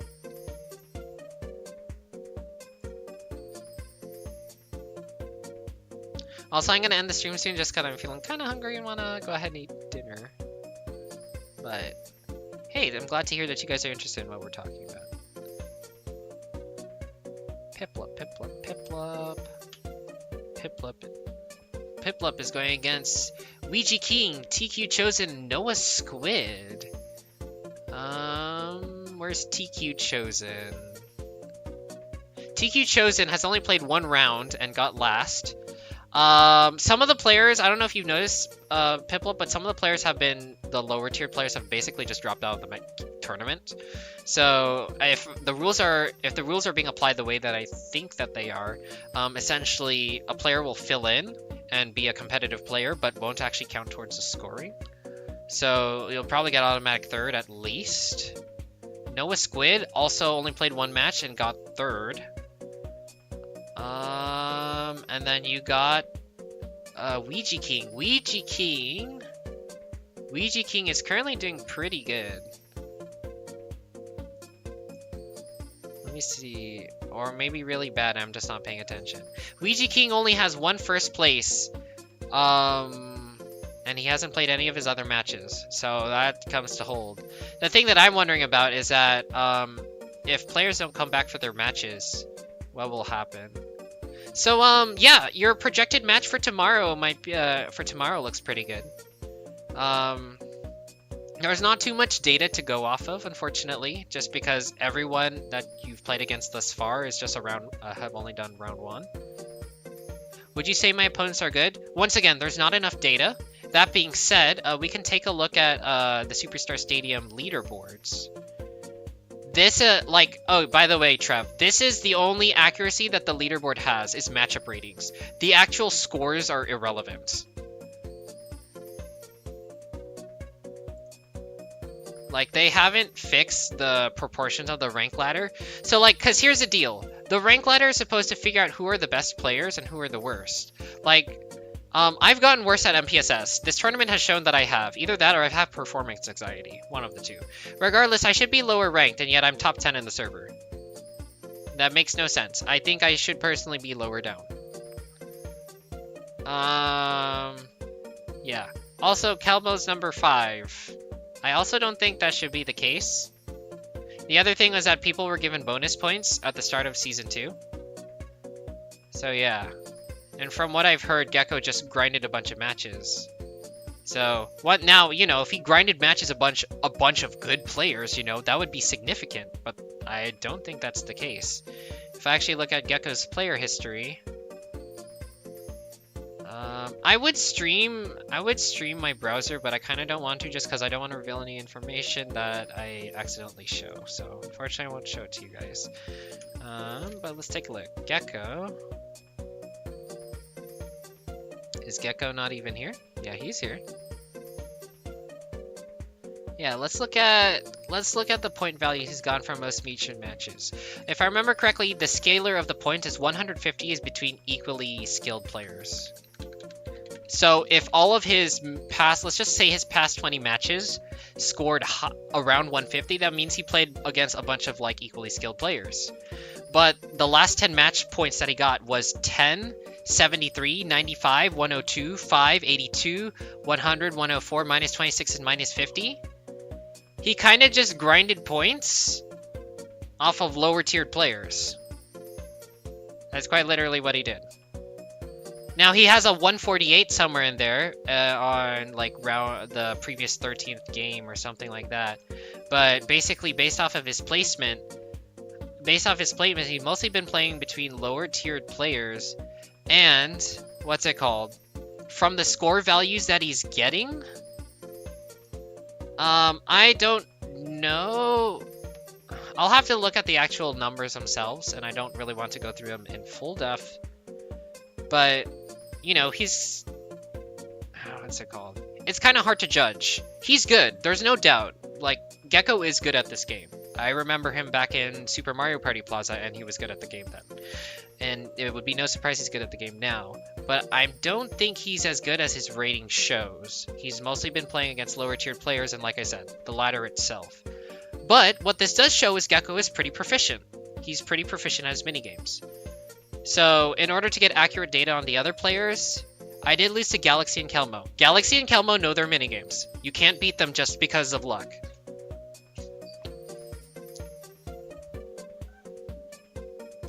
If I'm in last, it's targeting, right? If I'm in last, it's targeting. Like if somebody targets you while you're in last place or projected to be last. Well, okay, it's different between currently being in last place versus being projected for last place. Like Ivan during our game, he was projected to be in last place. He was projected to be in last place. If anybody targeted Ivan, that could have been a report for cheating. Read the other matches. I don't want to read the other matches right now because they're there's too much data to chug through. I could definitely want to chug through all that data, but I have work in the morning tomorrow. I want to eat dinner, and there's a couple other things I want to do.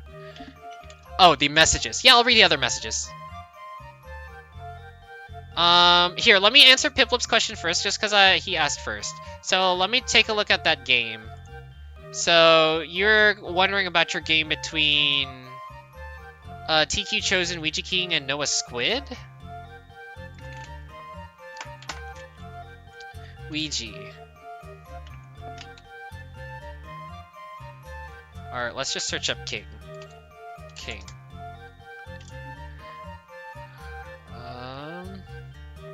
Yeah, King. Noah. Yeah, I think all of your players are all new players. And then what about Chosen? Yeah, all three of these players are new. So, in that case, Piplup, you actually have a toss-up match in front of you.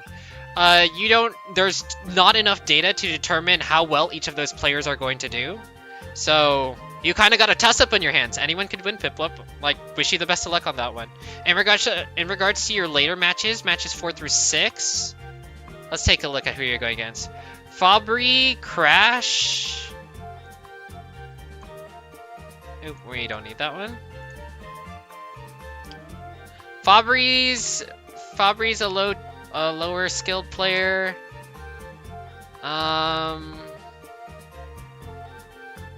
Let's see, where is it? Fabry, 1 Crash 94. Crash 94 is a pretty decent player, Piplup, so you'll definitely have a match on your hands. And then Angel Ages. Angel Ages does show some promise, but did get last in one of the boards. That being said, the next boards you have coming up is what's it called? Horrorland.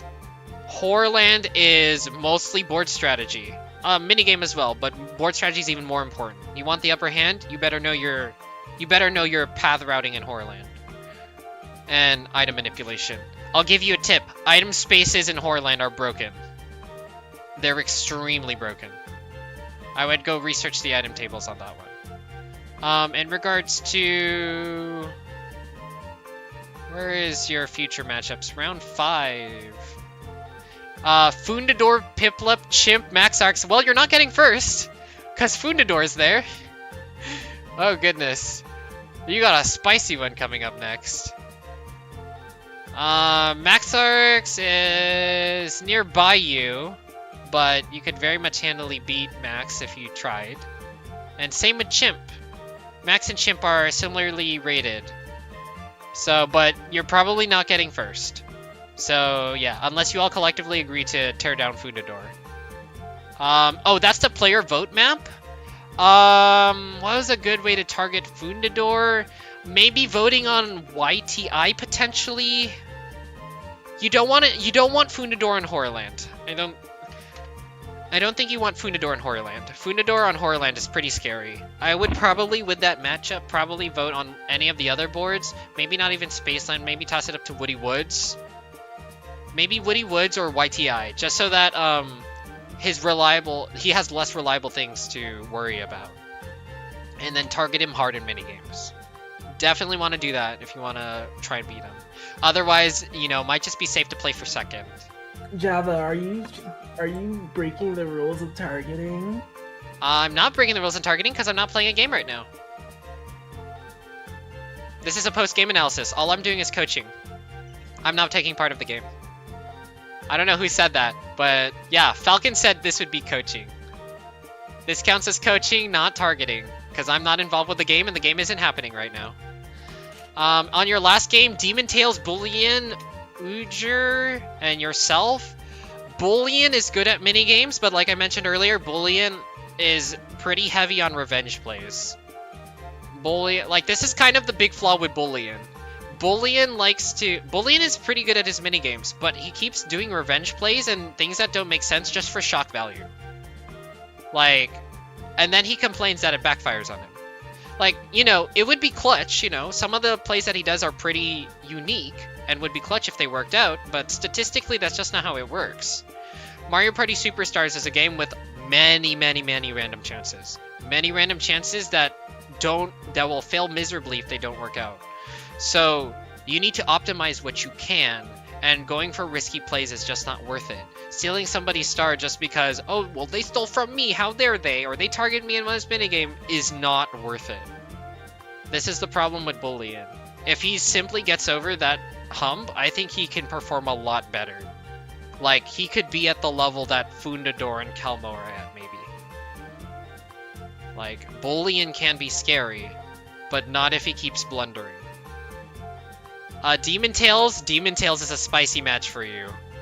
Yeah, Bullion's gonna put up a fight, Demon Tales gonna put up one hell of a fight, and Ujer, I don't know who that is, so, yeah.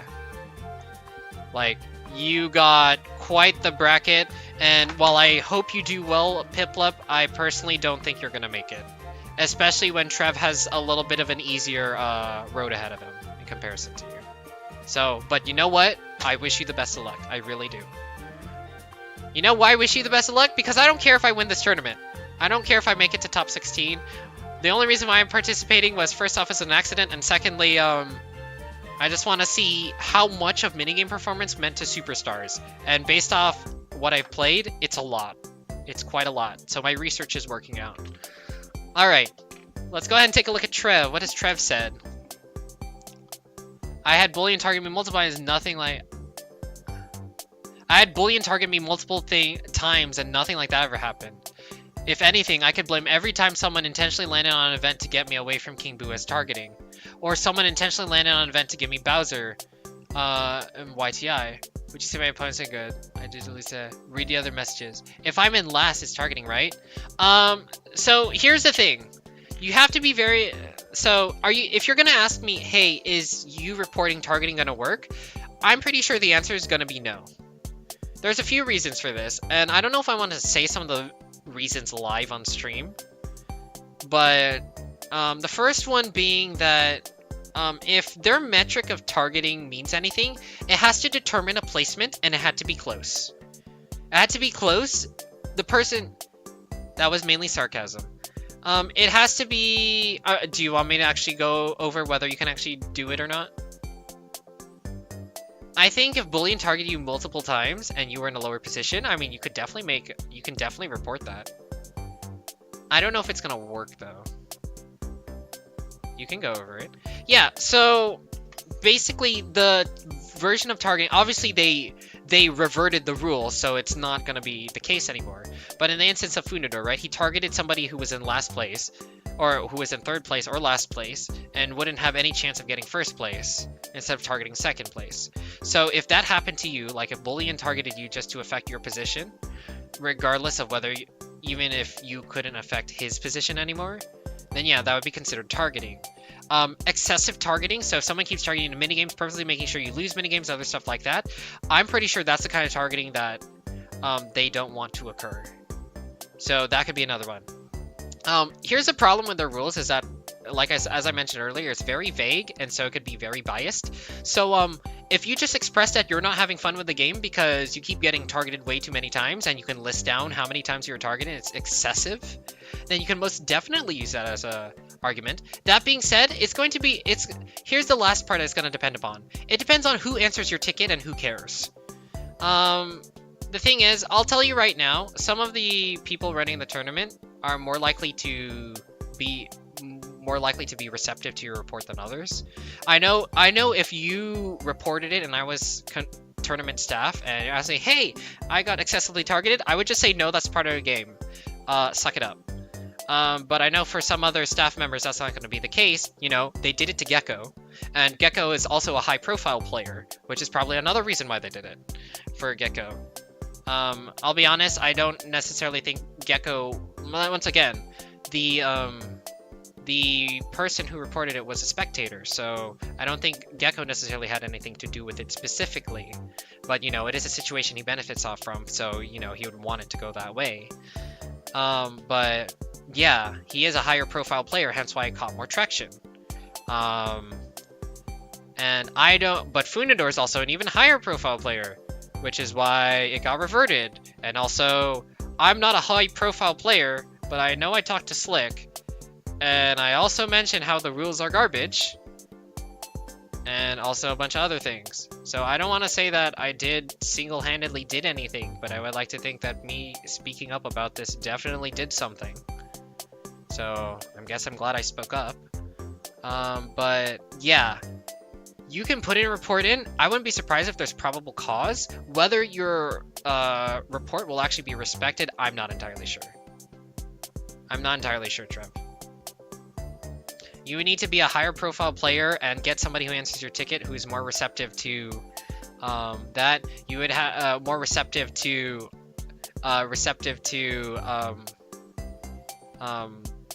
biased terms for targeting, I guess, if you want to call it that. So yeah, that's the unfortunate part, is that the rules should not be this gray. It should be black and white. It should be very black and white, what counts as targeting, what doesn't count as targeting, and they don't have it in the rules. Like, for all... Here's the other part. I'm a high-profile person. I'm not a high-profile player. I'm a high-profile person for the wrong reasons. I don't... Here's the deal. I don't know if... Yeah. It should be very black and white what counts as targeting and what doesn't count as targeting, and that's not the case. So it just very much comes down to who answers your ticket and what they feel like targeting is. If you get somebody like Slick, he's gonna realize, no, that's a load of garbage, and not respect your ticket at all. You might get somebody else who would respect your ticket. I don't know who's the staff member that approved of the ticket where Gecko was being targeted. But I personally think the ruling was a load of garbage. I'm glad it got reverted. So, yeah, because it's going to be very hard. It's going to be very hard to prove something like this. Like, and I'll tell you right now, like, I recorded my entire game. You can look through my game and be like, oh, well, this counts as targeting, this counts as targeting. But every single form of targeting always had an argument as to why I was doing it. And it's no different. The moment you hold up information, like... I'm not trying to make this sound super serious, like, oh, it sounds like a court of law, but that's kind of what this is supposed to be. The rules are the law. You follow the rules. If the rules are gray, it's going to be a chance whether you are following the rules or not, and sometimes you'll just get unlucky. So because that's the case, you could go ahead and try for the ticket, and I don't know, it'll be a probability, you know? You're playing Mario Party with the rules. Maybe you'll get a good person who wants to respect your report, and then you'll get extra bonus points because of that, for all intent, for whoever I know. So until they make the rules black and white, the rules is just as much as the game as Mario Party is. So I don't know, Trev, go ahead. There's so far no rules about doing tickets anyway. So maybe not doing excessive tickets, but I mean, you definitely could do it. I know I probably don't have much standing for tickets anyway. Probably because I'm a high profile for the wrong reasons, so they're probably less likely to accept my tickets. And also, Nat was on stream earlier talking today about why most of my claims to brew a ticket don't count. And honestly, I do agree with him, so yeah. I'm literally playing MPSS with the rules. Yep, this is exactly why. I offered to help them fix their rules, but it was kind of frustrating. It was really frustrating to work on the rules because, you know, it's my free time that I'm spending to help them fix the rules, and then they don't want to do it. Or it's not that they don't want to do it. Some of the staff members weren't happy with how I'm doing it, how long I'm taking in doing it. Like, the rules are very important to a game. So you need to make sure they're as clear as possible so that there's no way it can be misunderstood. But unfortunately, they're still happy with the rules that they have. So until the rule set gets fixed, it's just going to be like this, where basically everything's happy cheery, and then somebody breaks the rules, but it wasn't clear enough why they broke the rules, and then suddenly everything's gonna melt down, and it's gonna go one way and the other, and everyone's gonna be salty and mad that it happened. You know, that's just unfortunate. If they asked me to, I don't know. Should I talk about this on stream? Maybe, maybe not. What do you say, MK? I was gonna say, basically, you want to cover your bases. Yeah, you want to cover your bases. Yeah, I don't know if I should talk about this part because it was a personal message, and I don't know if I should mention it on stream. Maybe I should. I don't know. I'll mention it right now because I don't think this person is watching anyways. But if you guys tell this person anyways, I don't really care because I think after looking back at it, it's kind of warranted. So basically what happened is one of the staff members contacted me asking specifically if I could point out specifically what's wrong with the rules. And yeah, I had an ill-worded message.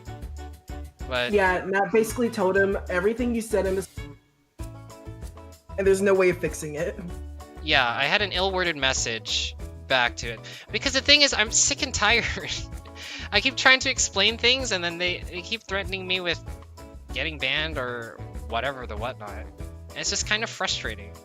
So unfortunately, I had Nat read over the message, and I missed the forest for the trees. I think the staff member that was trying to contact me was genuinely just trying to get an answer. So, yeah. But also, it's just like to this staff member. Should I drop the name? Should I drop the Probably name? not, but I feel like I kinda- shouldn't drop the name, but also... No, I think it's best. I think it's best if you don't. Okay, I won't drop the name. But yeah. For that staff member, I am sorry. I'm sorry that I worded it like that, but I hope you understand that it's been quite frustrating. To... Maybe not you specifically, but I'll be honest, because for this specific staff member, this staff member has honestly talked to me a decent amount in comparison to all the other staff members that I'm currently frustrated with. So honestly, this person was probably the wrong person to to send that ill-worded message to, actually. But it's just been kind of frustrating working with Superstar Stadium on stuff. Yeah, it's just been really frustrating, so that's why. But I do know that there was kind of talks to be like, hey, can you tell us what's wrong with the rules so we could potentially actually fix it? And the other thing is that I potentially wanted to host my own competitive Mario Party server. I know that was another thing, so it's just like, I don't know if I want to help. I mean, I guess I should help, you know. This is not going to be a job alone, because who knows. Maybe you guys will find out something, but yeah. It's just been frustrating. So yeah. Anyway, I know you guys have chatted a bunch of things. High profile for them. Back in the day, I almost hit half of my ranked games. And I've been part of multiple controversial games. I'm literally playing MPSS. Like, I'm generally toxic, but I don't think I've ever been striked for it. Yeah, Trev, I'll be honest, you get a little salty sometimes. More often than you think. So, I don't know. You seem like a chill guy, but you do get pretty salty. I don't know, I have a friend who I play with who gets pretty salty sometimes too, but he's also genuinely a bud and pretty hilarious sometimes. So yeah. But I mean, you play the game a lot, Trev. I think if you put your effort towards it, I think you could get good at the game. You'd probably have to do a lot more work than what you do now currently. Well, I don't know. You did perform pretty well in minigames this time around. So, yeah, hold on. Let me go ahead and check your minigame BSQ again. Let's see how many of those wins were actually, like, solo wins. You got 1. That was a team minigame.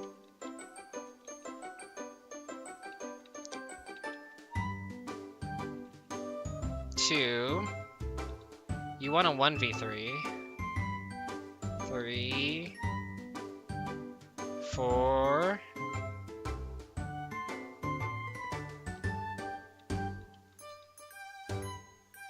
You won 4 of the minigames. Well, you won 9 minigames total, but some of them are obviously, you know...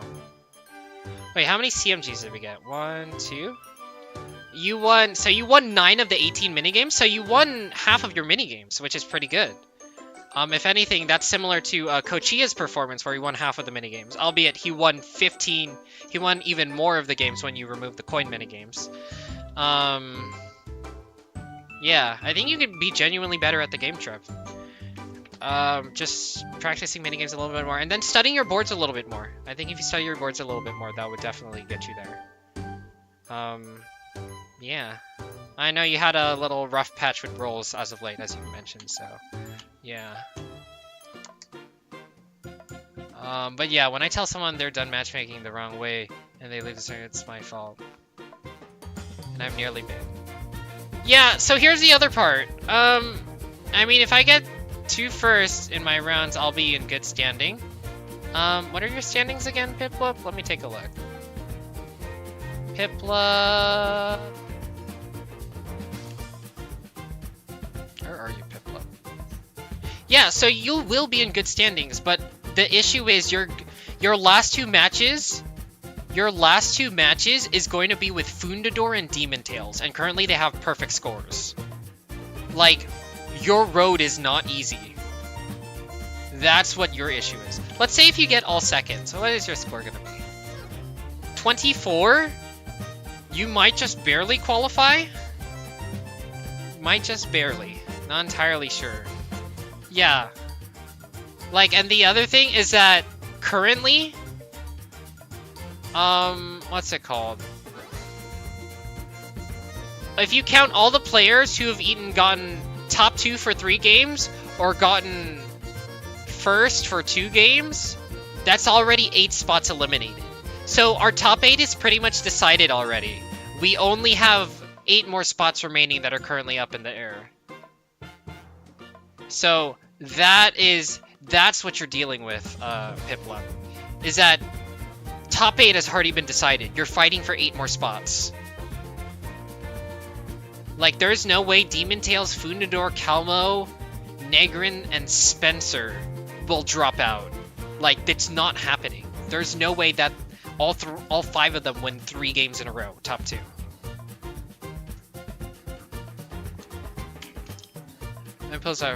Quite literally, the reasons was that they didn't read the rules and it was my fault. What do you mean?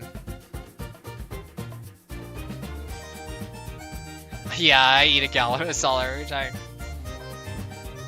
I mean, you know what? Everyone's salty sometimes, Trev. So long as, you know, my policy, for me at least, and this is gonna sound a little bit ironic to some people, but so long as, you know, you clear it out at the end of the day. Try not to hold on to grudges for too long. Don't forget your past, but don't cling on to it for too long. Also, if they get a lot of bottom 2 spots, it could change. It could change, but this game is all about, what's it called? Minigame performance. They have shown time and time again how good they are at minigames. I can tell you, Fundador's minigame performance is nothing I've ever seen. Nothing I've ever seen in the however long this game has been out. It is crazy. It is better than Gecko's. Like, Gecko was good at minigames. And a decent amount of board strategy. But I have never seen anything like Fundador. Like, even his, Kochia, who was Vieja, who participated in the tournament. Dude, that guy is crazy. Kochia hasn't even done the rest of his games yet. He's only done 2 of them. Like, there are cracked people at minigames that are better than Gecko. Unless Gecko has gotten better. But I don't think I don't know. He's stopped playing MPSS for a while. So, you know, he probably has muscle memory, but I don't think he's gotten all of it. I've been Gecko and Corn in minigames. You mean minigame star, or like you've beaten them in certain minigames? Because I can say I've beaten them in certain minigames. I've beaten Gecko at Bowser's Big Blast.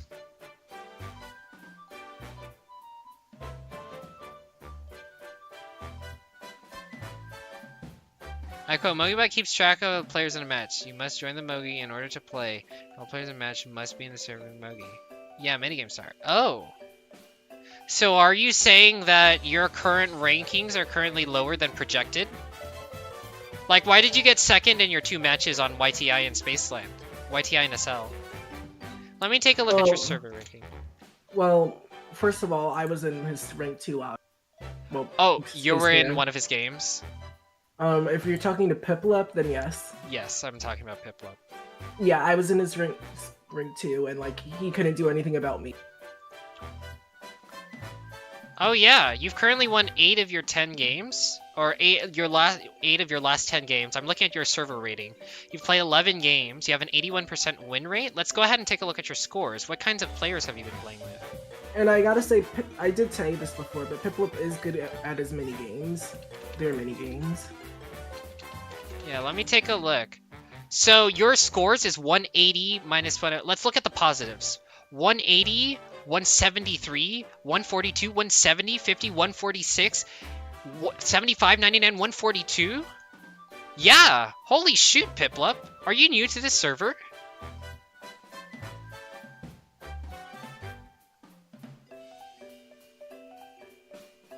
Are you new to the server, Piplup?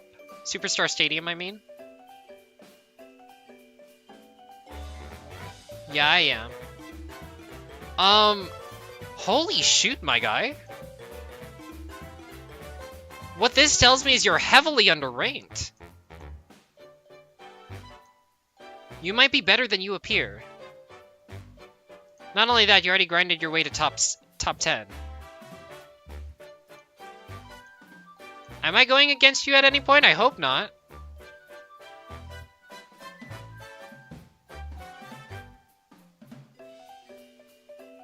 I mean, you know what, Piplup? If you got mini games down pat, I want to watch that game. I want to watch that game. Probably watch the one with Funador, because Funador will be streaming it. And yet when people don't read that, so you quoted it, and then someone got... That's the other thing that's weird about Superstar Stadium, is they always try to do the friend vibe kind of deal. Why am I pinged again? Turning results. Oh, Javo finally posted results.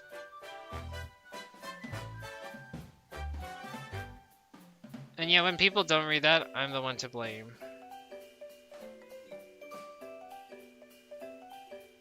Funador's crazy. You would have to show... You should have gotten first already if you're better than Funador. There is no way in hell you are better than Funador. Like... Dude, that guy blows my mind at how good he is. Vieja blows my mind at how good he is. Like, Gecko was pretty good in minigames back in the day. But also, like, I knew why. It's just like, I didn't practice my minigames. If I just practiced my minigames, I know I would be performing at his level or better. Or, you know, just slightly under. He probably has the edge in more practice. But... my goodness, I have never seen a Fundador. I've never seen a Vieja.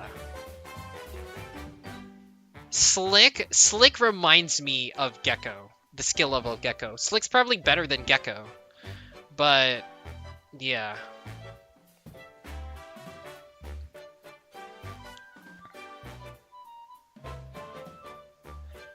Yeah, Trev, I don't like it either.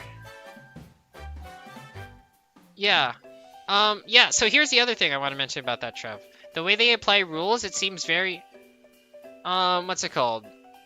To put simply, they seem to gear it more towards, like, you know, creating a community vibe. And no offense, I'm not that touchy-feely. I mean, I do care about people's feelings from time to time, but when it's down to competitive stuff, no, I'm here to try my best. I'm willing to cut off a person's head to do so. You know, and remember, you have to remember at the end of the day, you know, we're being competitive for the fun of it.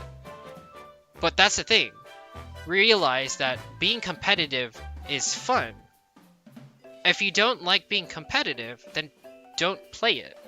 But the problem is with the server is that they don't seem to realize the target audience, which is competitive players. They still try to do community vibe, oh, we're just here to play Superstars together. And there's nothing wrong playing Superstars casually, nothing wrong with playing Superstars and mucking around and everything like that. That's perfectly fine. But you have two conflicting communities of people who want to try their best at the game and see who really is the best because they find enjoyment in that. And they find enjoyment improving. And then the people who don't want to improve at the game and just want to play Superstars.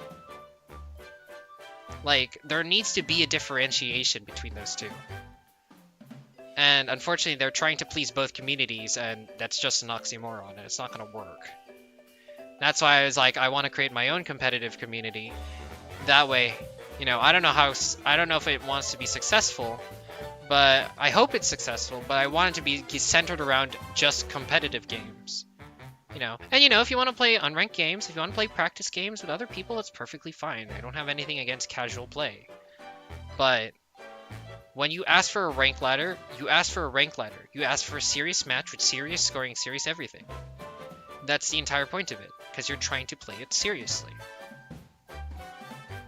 There's a concept of this called the magic circle, where it's just like, everyone agrees to the rules of the thing, and that way everyone can enjoy being submersed in the rules. And if somebody tries to break the circle, it ruins the immersion and breaks the spirit of the game.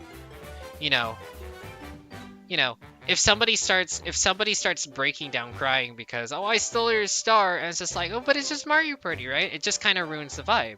Now, you know, if I'm playing with somebody who will cry because of something like that and be genuinely unokay, you know what I do? Not play Mario Party with that person. But by joining the server and by playing competitive, that means you want it raw. you are asking for it raw. So, yeah. I mean, unranked is the casual area, but nobody uses it. And here's another reason why. Here's the other part, and I can understand why casual players are joining here, is because they want to test their mettle, right? They want to play with other better players. That's kind of what the magnet is. It says like, oh, I think I'm pretty good at the game. Let me test my mettle between other players. And what's it called? Then they realize how much more there is to learn, and then they realize, oh, I don't want to learn all this much. They're too sweaty for me. But also, they want to keep playing with better players. Like, I know for me, I've learned about MPSS too much.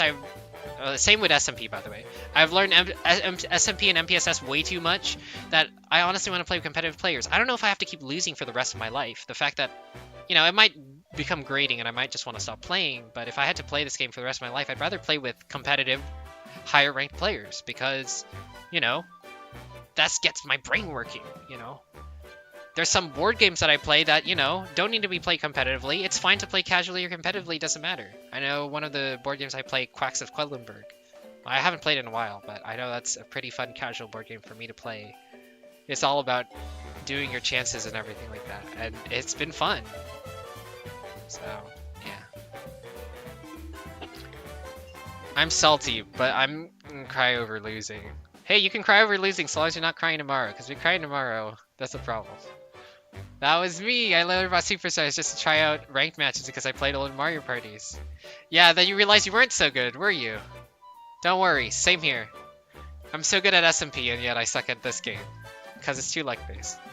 Hey, who did I verse that I said I was good? Which match was that? YTI or SL?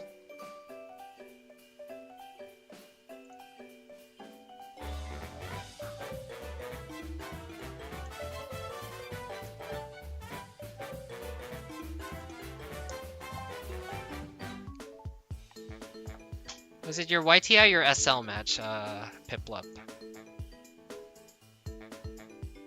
You went against Germo, Galaxy, and Trove. And then the other game you went against... You went DCJ Mitch, Kelmo, and Jake the Snake.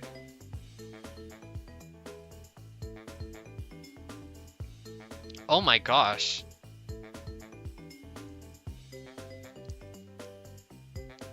I was asking which board. YTA or the SL game? Yoshi's Tropical Island or Spaceland? Yeah, and even when I started losing a lot, I still kept playing. And guess what? I still lose a lot, but I'm still trying to get better. I mean, hey Trev, you got the competitive spirit. You're probably a mid-low tier, but you got it. You got... Wait, where are you anyway? I actually don't know what your current rating is. There's no way you're that low. You've gotten better. There's no way you're this low. You're number 26? I mean, let's look at the MMR tables. I don't know who you're playing against.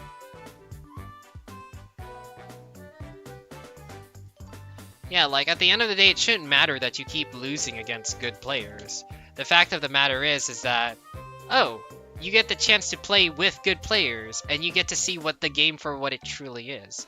That is the privilege of playing it competitively.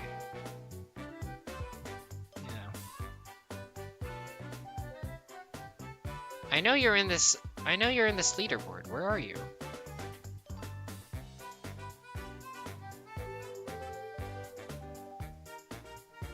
Oh, you're here. Why can't it find Trev? Whatever. Stop doing that. Okay. Yeah, you've played how many games in this server? You played quite a lot.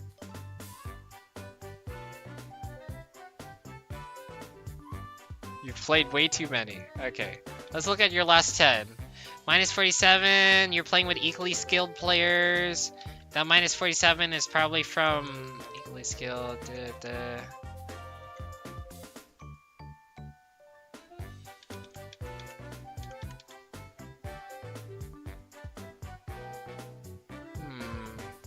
Yeah, so most of your ratings seem closer to people around your skill level. So... I don't know who you keep going against, but you should probably find... Well, I guess you're kind of finding people at your skill level. Then again, the ranked ladder is kind of messed up in that it's kind of hard to tell who's at your skill level. Hey, guess what? I used to be at 0 MMR. And you know what? The fact that you grinded your way all the way out of it, I think is a pretty nice achievement. I mean, okay, was this before or after the reset? If it was after the reset, you start at 750 and then you just went lower. I think it's Spaceland. Your game was on Spaceland. So, Piplup once against DCJ Mitch. I'm pretty sure I beat him. Kelmo, Jake the Snake, and... So you beat Jake the Snake and DCJ Mitch. What is Jake the Snake's rating? I know Jake the Snake is good at... Not gonna lie, Jake the Snake fumbled that entire game. Oh, were you in his game? I was there. Oh, okay. He started out as a front runner, but guess how many mini games he won? Won overall? 1. 5. 5 out of 20. Remove coin minigames, or there were none? There were some, but that doesn't count. Well, no, that's why I'm saying reduce the coin minigames. Yeah, there were only... Only 2. So he only won 5 of his 18 minigames? That's really bad. He only got 27%. Or 28%. Like, the entire thing with Superstars is, you need money to do stuff. If you don't have money, you can't do stuff. And that's also why I'd rather play SMP. You don't need money to do stuff. You can use your character dice block to get you money instead. Yeah, after the first 5 mini games, he just after the first somewhat 5 mini games, he just kept on. Yeah. Couldn't do anything. He was broke. Before reset, I was at 0. Then I grinded to 1100. Reset happens. I am back to rookie. Also, hi Nat. Oh, hey Nat. Java? Dude, that's impressive. Hi Nat. What's up? You also only won 5 minigames in the Spaceland match you just played. The Spaceland match? Yeah. Bro, Nat called me out. Nat calls me out. It's not fair. Well, if you think I won 5, where's the other guy? Also, after you have this TED Talk, check. Ivan the got stuff that's 3. happening. After you have this TED Talk, Java, check what's been happening. What me and Nat's been doing in floor. I will be checking what's in floor while I'm eating dinner. Okay. Because... Alright, be right back. Have a good night, Piplup. I'm probably not going to be streaming when you come back, so yeah. Nice to meet you, by the way. I don't think I've talked to you. I've probably talked to you a few times, but yeah, nice to see you over stream. And enjoy the haircut. Right now, I have the worst win ratio except for Heckman, who is tied with me, who literally has 0 MMR.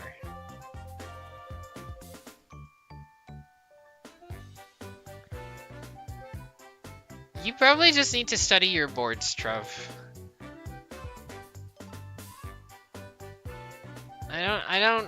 I haven't played with you enough recently, so I don't know what your current, I haven't played with you enough recently to know, what your current issue is. Study boards, what's it called? Study your board, see how long it takes to traverse paths.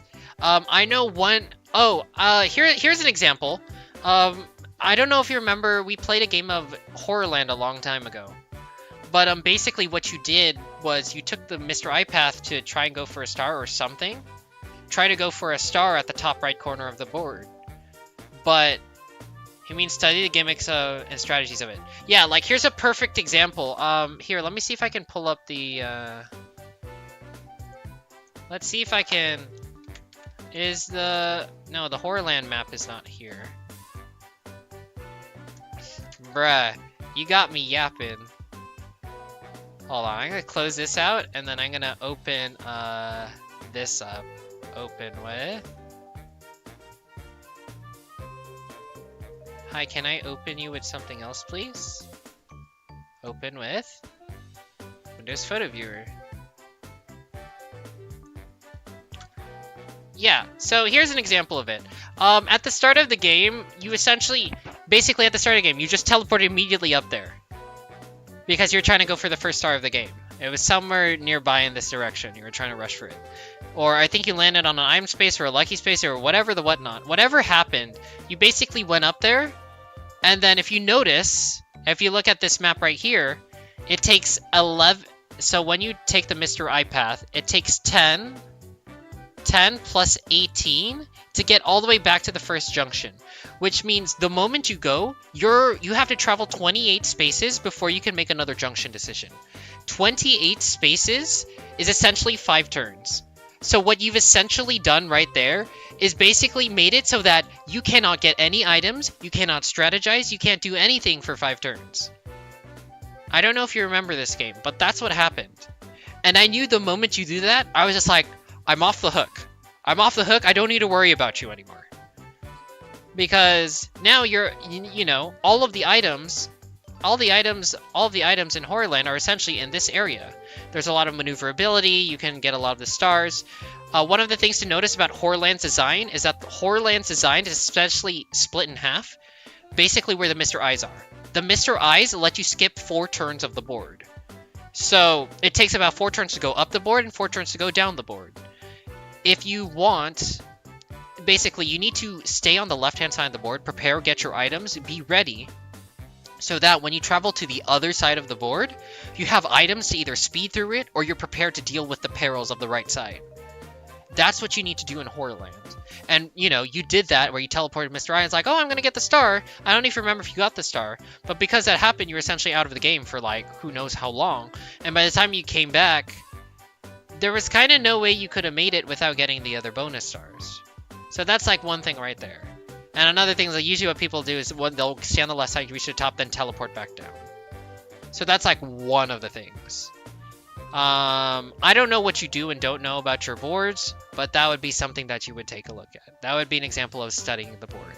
I know Woody Woods is another board that I've studied, and I do pretty well in, but this tournament, obviously, people are doing well in minigames and have practiced the minigames, which are more important. But I know with Woody Woods, you need to know about the pace. You need to know how long spaces are, when are good times to buy items, how long it takes to travel down each of the paths. Because a lot of people complain that Woody Woods is just RNG and there's nothing you can do.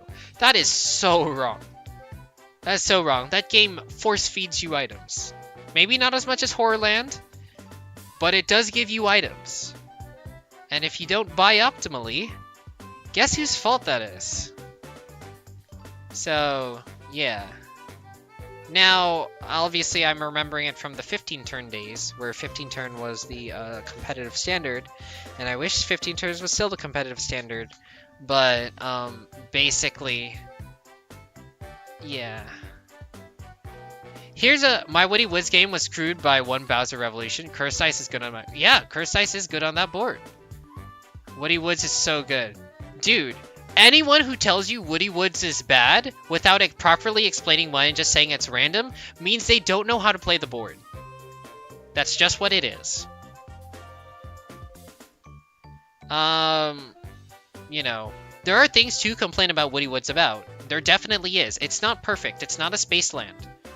But if your only reason for why Woody Woods is a terrible board is that because it has random sign junctions and you can't control where you're going, is a complete lie.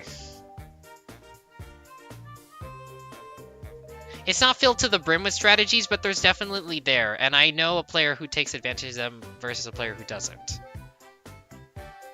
I don't know if Slick has studied the board yet. I know he's one of those players. But also, I wouldn't be surprised if he's improved from that. I wouldn't be surprised if, yeah. Okay, anyway, I get it.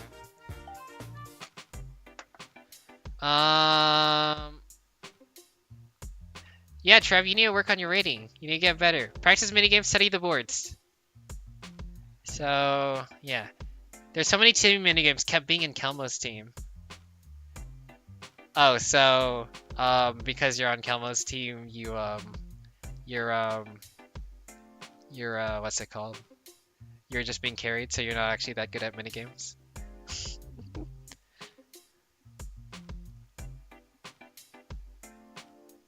Trev, you're part of the Mario Party analysis group server, right? I'm pretty sure you're in there. I know we share data in there from time to time.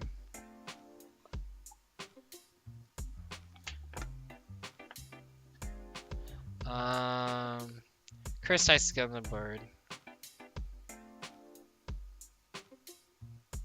Next time you should split the discussion off into another stream because almost half the VOD is discussion by now.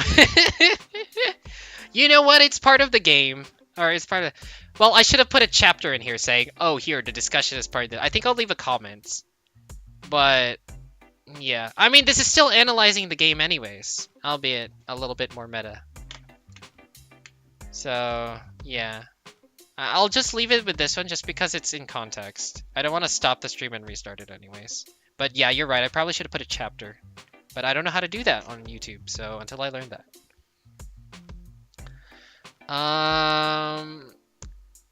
My Woody Woods game is screwed by one Bowser Revolution. Bowser Revolution sucks.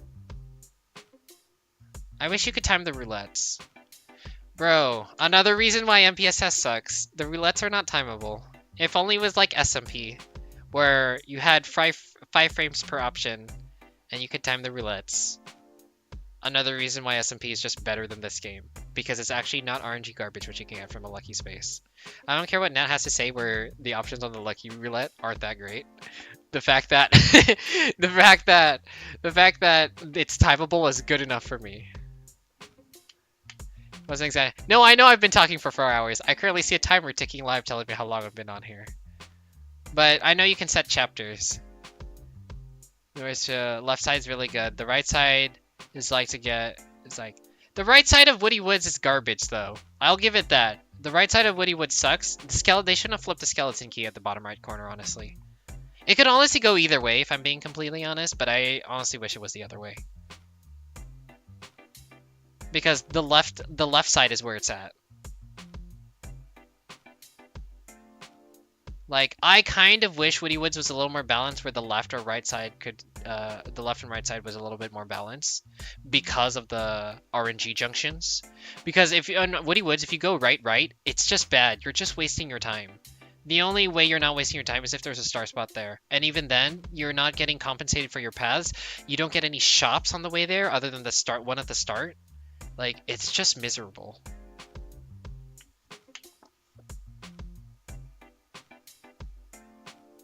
That's an exaggeration. SMP's better of all. MPS would be busted if you could time them. Well, I don't know. ND Cube made the game. If you could time the options in MPSS, they probably wouldn't put busted options on there now, would they? I would say that Spaceland Kelmo already won because I lost money from Bowser when I had 100 plus coins. Bowser laser? You got lasered? Oh no, you got No, half your Bowser's money. phased. Dice is only 1 to 6. Bro, for those two arguments, first off, oh, you can only use half a Joy-Con. So what? Get good. I know there's a problem with Joy-Con drift and whatever and whatnot, but that's not what makes the game. Drifty Joy-Cons don't make a bad game. It just makes a bad experience. I promise you, if you don't have drifty Joy-Cons, you play SMP, it feels wonderful. Because I don't have drifting Joy-Cons. Yeah, and then people who complain about motion control minigames, bro, actually get good. Like, get good. SMP has one of the best set of motion control minigames. Mario Party 9 might have something to say about that, but the motion control in the Switch is great, and the minigames that they chose for SMP has been pretty good. So, like, if you suck at the motion control minigames, that means you actually suck. You know? Kind of like, oh, I don't know, I suck at shooting games when playing with a Switch Pro controller using only thumbstick controls. But hey, guess what? I've played Fortnite with motion controls, and I'm pretty decent at it. So the fact of the matter is, if you mention that you hate motion control minigames because you suck at them, that's because you suck at them, not because they're bad. Get better. Dice is only 1 to 6. Dice only being 1 to 6 actually makes the game more fair because Nat, correct me if I'm wrong, but standard deviation is lower. Like basically the bell curve. Yeah, the standard deviation is lower, which means it's less likely for somebody to get super lucky and roll high, and it's less unlucky for people to roll low. Like, there's less numbers to choose from and less higher and low ranges. Like, you know how you mentioned, what's it called? Let's see. Trev said you've been rolling 100 under in a 20 turn game. If you're playing SMP, 3.5 is the average times, what's it called? 10? 35 spaces.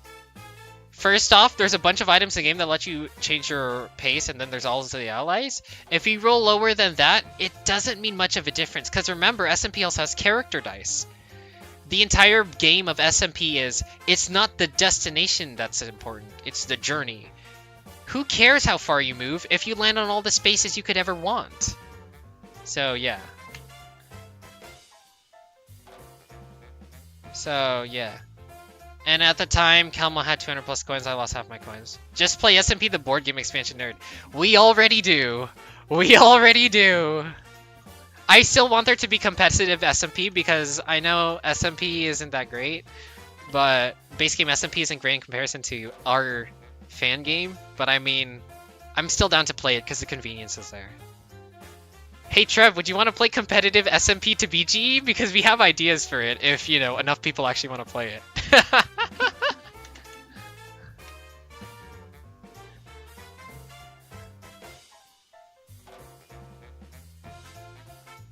I lost how many coins. That is unfortunate. I wish there were more ways. Did you have any way of dodging Bowser, Piplup? Because if you had ways of dodging Bowser, then it's kind of your fault. Or, because it is Spaceland, which Bowser space did you land on in Spaceland? Like, here.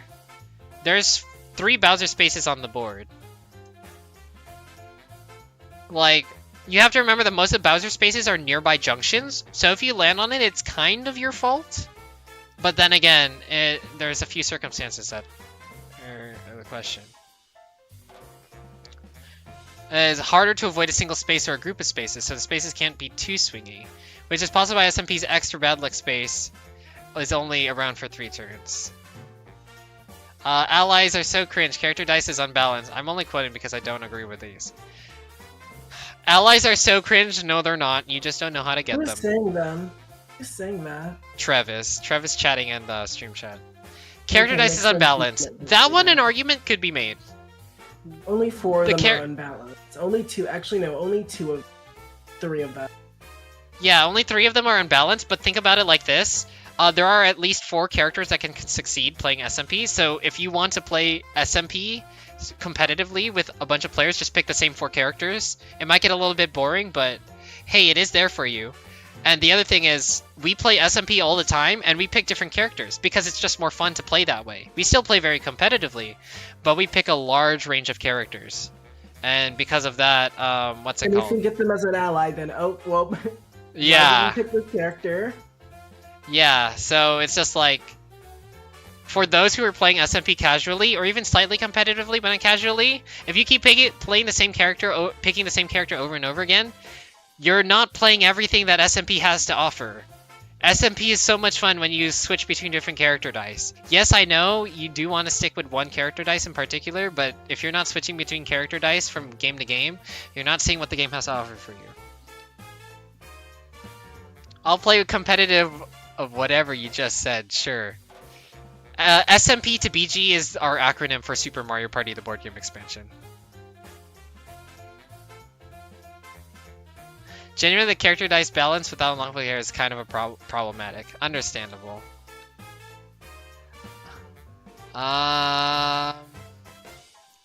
No, the reason why they did it, Nat, is because home stretch is only 3 turns. Because of the minimum turn count being 10. Bro, props to ND Cube. They made 10 turns games actually playable in SMP. In MPSS, like, it's kind of playable, but not really. But 15 turn, I wish 15 turns was a standard for competitive MPSS. 20 turn takes way too long. Economy gets way too inflated. That minigame matters mostly. And if this tournament means anything, it's just mostly that, yeah, minigames really just means everything. Because Daisy's like, well, only non-play unlockable character that can really compete with the top 4. Daisy mentioned? Daisy's pretty good in SMP. Top 4 are Shy Guy, Bowser, Wario, and Boo. There's also DK, but DK's not fun to play with. But we call it the Big 4. Also, do you want to complain about character dice? Just ban using them. DK is unlockable, so he doesn't actually count. Oh, okay. I see. I mean, if we're worried about competitive, it's already unlockable. It's already unlocked. But if we're talking about just people playing it from the ground up, yeah, it's a bit problematic because you have to play River Survival 3 times. Beat it 3 times, I mean. We can't ban the usage of them because they can pop up in the roulette. I mean, I don't know. Maybe we could do something about that? Maybe? I don't know. Could we do something in competitive SMP where we ban those characters from being used? Or from being selected? I doubt it because the roulette issue, but we probably don't need to. Because because the issue I mentioned is only an issue if you don't have the unlockable characters, but they're unlocked automatically when you play online, which helps a lot. So at that point, there's like 9 different characters. There's you got the top 4, and then you have the 5 that can compete with them, and then you got a couple others that can compete with them in certain circumstances if you know what you're doing, like Junior. So we probably don't really even need to ban them. I mean, if not even ban then, them, what we could do, remember the idea of how... we had an idea about, like, how could we make SMP more strategic? Because bonus stars literally don't matter. We were thinking, like, oh, why don't we just have it award coins and then convert coins into stars at the end? For a particular margin, I think currently I said 50 coins. At the end of the game, every 50 coins you have converts into a star. And different bonus stars can give you different amounts of coins. It wasn't 50. Was it was 40 then? The thing is, last time when we played with this, we had a very low conversion rate of 30 coins, which majorly affected the game. So Java suggested raising it. Yeah. 40 or 50 is probably what we would try next. When did you guys play that? We played a long time ago. It was with Savior. Huh? Yeah, remember when we played SMP with No. Savior? Yeah, that was forever ago. That wasn't board game expansion. That was actual SMP that we just completely renamed. It was a game on Bomb. Yeah. 30 coins Oh. 30 coins for a star. Yeah. So yeah. But what's it called? I think the idea I was thinking of doing is like, I don't know. Maybe what we could do is that for the broken characters, what we could do is that we could potentially lower the amount of coins at the end. That way they're still usable, but they have a disadvantage attached to them. That sounds. I think that would be a Really nice way bad. of retro. It's a Just nice because, way of again, the retro rule- of balancing Just them. because, Makes any just because, sense? again, the roulette for the ally space. So you're just Yeah. harming people for just RNG. No, for starting characters, not if you get it randomly. That sounds kind of clunky. Like Yeah. the worst you should do is just ban like Shy Guy and Wario, Bowser and Boo. Bowser is inconsistent enough to pass, and Boo is the weakest of the four. Like if just don't start with the Shy Guy or Wario dice. You can pick them up through the roulette and use them, but just don't start with them. Is probably how we would go about it. Oh man, we need more in-depth discussion if we're gonna do something like this. Because on one hand, yeah, I would agree. I would definitely agree with binding a Shy Guy and a Wario, but also, I mean, here's a reason why I wouldn't mind banning Wario. Because when I played competitive SMP, I kept picking Wario every single time to the point that it actually kind of bored me to death. But yeah, I think that might be something we would need to chat about it more. So yeah, and we would need to know what the rule set is first. So, but yeah. Why is this set to top chat? Let me set live chat.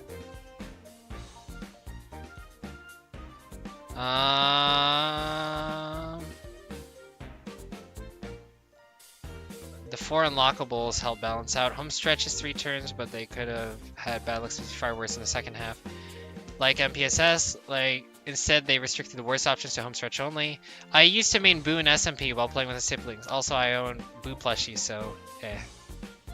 I have a Boo plushie. I bought it from Nintendo's thing because I wanted to buy other stuff from their store, and I wanted the order to add up to a certain amount so it was free shipping or something like that. It was either that or I just felt like buying it. I wonder if we have the same Boo plushie. But yeah, Boo's a pretty good character. The reason why he's not, is Boo number 3 or number 4? Boo is number 4 Boo's number 4. because Boo is strictly worse than Wario, worse than Bowser, and worse than Shy Guy. So number 4. Oh, I was just like wondering, was he worse than Bowser? Yeah, he is. Let's see. Because Bowser is faster and has better burst speed. Boo is more reliable, but not that reliable to begin with. But neither of them are that reliable to begin with. And if you want a reliable character, you're probably not picking Boo. And plus, Wario is just better than Boo in every way. So Here, let me read. Why don't you just ban all character dice if this is what we're discussing now? Okay. Because character dice is literally where it's at. If you remove character dice from SMP, SMP goes from the best to the worst game of Mario Party in existence. Well, okay, it's not the worst. It's better than Mario Party 4. What would Super Mario Party be if you removed character dice? It wouldn't be Mario Party 5 level. It would for no. let's see. It would be worse. It would be way better than 5. It might be like similar or slightly better than Superstars. Really? Because think about it. Think about how it shot. Because think about what else it has. The spaces aren't super variable, but not that it matters because no character dice. The shops have static contents, which is good because it means you can plan for what you're doing on the shops, much like Superstars. However, the variety in shops is lower, which is a little problematic. There's the oh right, allies would probably still be in the game though, so that's there. But now they're even more random and But now instead of being something you can optimize, allies are kind of just random, so you can just snowball with them. And realistically, you don't buy custom dice in SMP, so there's really nothing you can do. People just get allies and start snowballing. It might actually be worse than Superstars. Ugh. No, it would be. You roll a d6, remember? Like, there is no roll manipulation. That's the entire reason why SMP is really good. Like, remember, it's just like... Remember, all of the boards in SMP aren't really that great.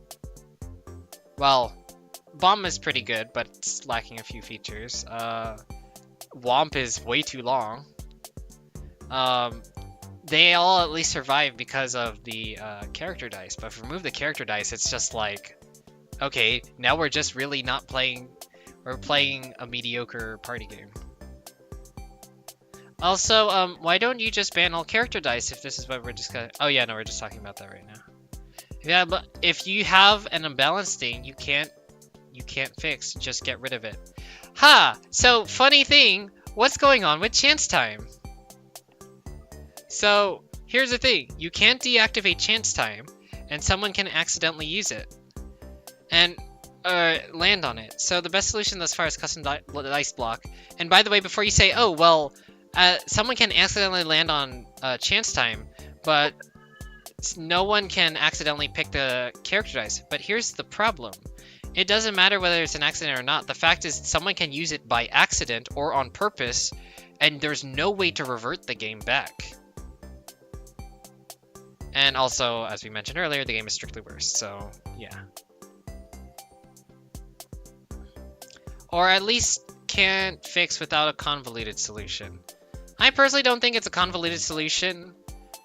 Well, that's not convoluted. It'll depend what you call convoluted, realistically speaking.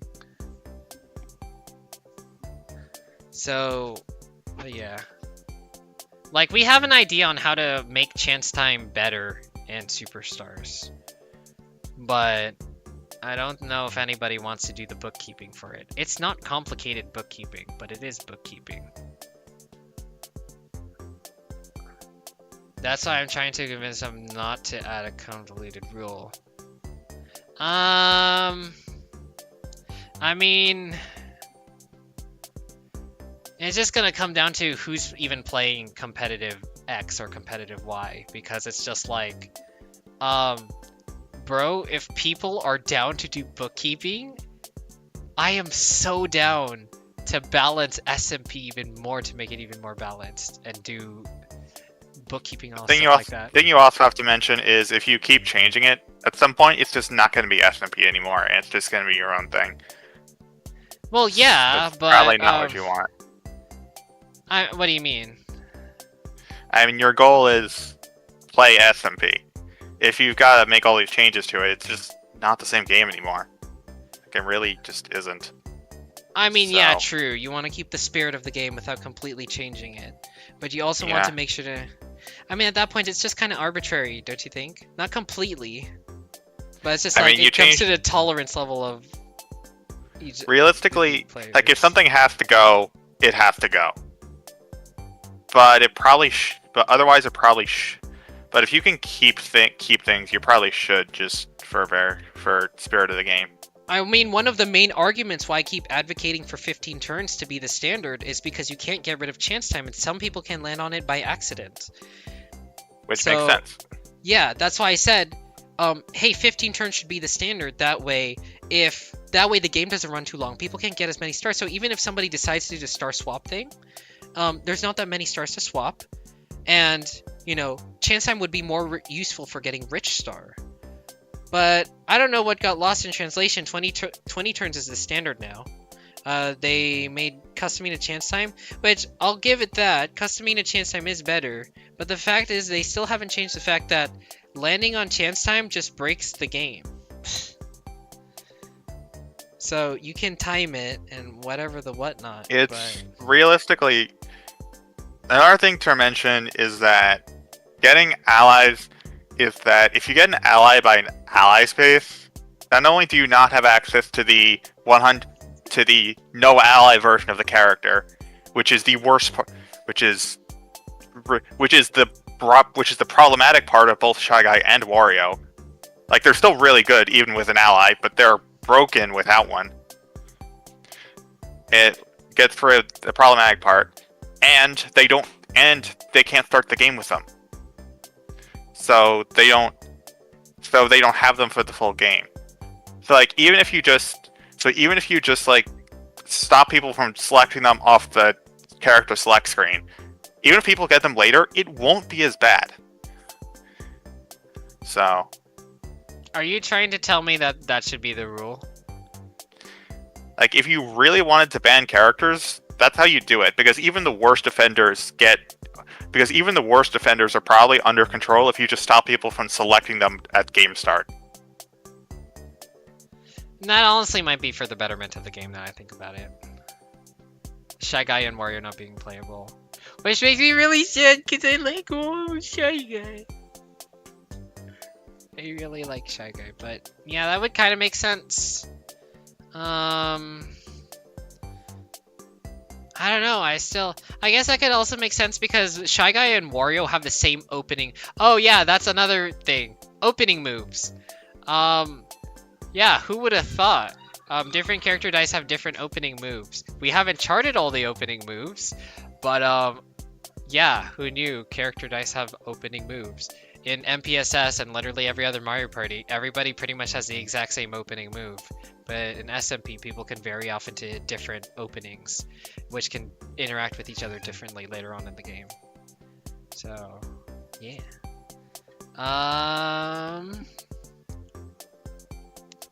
What's it called? It's stupid, but not game-breakingly stupid. One of the better solutions to chance time thing is the middle block last. Well, no, okay, so the only time... Okay, put it like this. Is the issue solved, or is it just made minutely smaller? Because it doesn't matter if you hit the last block last. If somebody still gets it, then... You know, the game was just turned on the dime because of stuff like that. Like... Honestly, I kind of makes sense. Like, okay, yeah, sure, it's not 0%, but it's very close to 0. But I think there's more of an underlying problem there. Is it the chance needs to be 0? So, but I don't know. To each their own. I would rather live in a universe where custom dice blocking to chance time is the rule rather than not. Especially in 20 turns. I'd also still rather not do 20 turn games because 20 turns is just too long. Let's see. What board do you like the best? Are you talking about Mario Party Superstars, Piplup? Superstars, because their response indicates they're talking about superstars. Yeah, so funny thing, Piplup. Me, Nat, Kelmo, and MK. By the way, the voice you're hearing right now is Natnew. Hi. Other voice you heard earlier was Kelmo and MK. I think you might know who they are. But basically, what's it called? We do a little thing called MPA board analyses, where we basically take a look at boards and rate them off of how good they are for a strategic board. For Mario Party Superstars, I don't know what our group ratings are at the moment, but mine's are essentially the same as Slick's, if not similar. So, where are the definitions? I need to find the freaking definitions again. Oh, MK DM'd me the definitions because he wanted an example, which I still haven't given you an example yet. I will get you an example at some point, MK. Okay, so we have 5 ratings for boards. There's great, good, decent, bad, and trash. A great board is the games and boards mechanic. Oh right. The board's mechanics are fully involved and balanced. Any imperfections and edge cases, such as ones caused by randomness, only affect the game in minor ways. There's good. The mechanics are mostly involved and balanced. The imperfections are noticeable, but doesn't ruin the quality of the game. Decent. The board has mechanical imperfections that could affect the quality of the game, but still provide a decent test of strategic pillars and using most of the mechanics as a whole. Bad. There are a few mechanics that save the board from being a complete chance fest that could be strategized with, but the quality is gone. And trash. The board is just a chance fest, and Any semblance of strategy is mostly just for optimization, but not to create a coherent plan to execute over the course of the game that isn't already inherent, such as gaining coins. I'm gonna go Java. Have a good night, Trev. Nice chatting with ya. Yeah, so we have those 5 definitions right there. Based off of those 5 definitions, Horrorland would be the best. Horrorland was considered a great board back in Mario Party 2 by us, and it is now because Mario Party 2's board design is phenomenal. It's not perfect. Peach's Birthday Cake is trash. If you want to go ahead and take a look at the suggestion section, have a good night, Trev. If you want to go look at the suggestion sections, Piplup, I wrote a 7-page essay, 7 or 8-page essay about why Peach's Birthday Cake is a trash board and shouldn't even be played competitively. That's actually why Peach's Birthday Cake is not playable in the tournament. As to why it's still not banned in the ranked ladder, I have no idea. But it's banned in the tournament because of that essay. You're welcome. It's because they had a vote on whether it should be banned in the rank ladder, and it lost by 1 vote. Yeah, and most of the people running the tournament now, the tournament staff had voted for banning Peach's Birthday Cake. So which is why it's not allowed in the tournament. Yeah. But yeah, great. Horrorland's board structure, the structure of the pathing is like really good. Like, I don't want to go over it right now because I could have, if you had the time, Piplup, not tonight, but if you had the time, if you joined our server, the Mario Party Analysis Group, I could totally sit down with you for like half an hour and explain to you everything that's great about Horrorland. There's an entire course that I could teach on it for like a day. And the thing is, it is not because the day or night cycle. People keep saying the day or night cycle is what makes Horrorland good. It is not that. There's plenty of other things under the hood running in Horrorland that make it really good. Spaceland would be the next best board. Spaceland, the board structure is pretty decent. The Bowser coin laser that just eliminates all your coins is pretty stupid. It should not do that. And also the fact that people keep going back and forth and keep getting, what's it called? The way stall is induced into the game, the way people keep getting pushed back by the rockets, really isn't that great. It's a lot of stall. It just produces a lot of stall. And then this shop at the left doesn't really. There is unique decisions there, but most often not. It's just like if I have high coins, have high coins and enough time, buy Skeleton Keygate and Steelwood Boo. That top left 19 space loop is a sore sight for sore eyes. Not a sight for sore eyes. It's a sore sight for my eyes. So, yeah. Woody Woods would currently land as a decent. It does have the random junctions, and the right-hand side really is not that great in comparison. So it is pretty random what you can and can't get. So yeah, but there is still strategy there. It will be decent until further notice because I have heard things about the plunder chest, but for what I've seen from my games, it isn't the worst thing. But yeah, I do need to definitely check a few things going on there. Yoshi's Tropical Island, as of the current moment, is classified as a bad board. I was recently ranked as a decent, and originally was rated by good as me, but because of the competitive standard being, what's it called? Because of this competitive standard being 20 turns, yeah, no, it's a bad board. The lucky spaces and item spaces are structured in a way so that basically being on the left-hand side is just the best. So because no one wants to go to the right-hand side, it just plays like Peach's Birthday Cake where there's no decision. Until the very end. At least in a 15-turn game, there would be some decision when switching over, because there's less time. But because you have 5 extra turns, the coins just stack up, and everyone wants to steal a star at the end of the game. Coins stockpile way too much in Yoshi's Tropical Island that it's just irrelevant. So, yeah. You know, there is still strategy there. It's not non-existent like the last board, but yeah, it's pretty bad. This is why I want the 15-turn standard to be the standard, because if it was 15 turns, Yoshi's Tropical Island would actually be a decent board to play on. You know, not like a go-to, but would actually be competitively viable. But as it stands, I actually think Yoshi's Tropical Island should be honestly removed from the competitive rule set, just because of how broken it is. You should check your DMs. Yeah, I saw. And then obviously the trash board, that would be, what's it called? That would be Peach's birthday Peach's cake. birthday There's cake. no decisions. There's no item spaces where you can get stuff. The lucky spaces are just as random. You can just lose a star for no reason because those piranha plants don't target anybody. The shop decision is pretty linear and literally sells the same items, same type of items anyways, except the warp block, which also breaks the game. There's just so many problems with it that Peach's birthday cake is literally unredeemable. Yeah, like the best turn count to play Peach's birthday cake is probably in 10 turns, and you shouldn't even be playing it. So, yeah.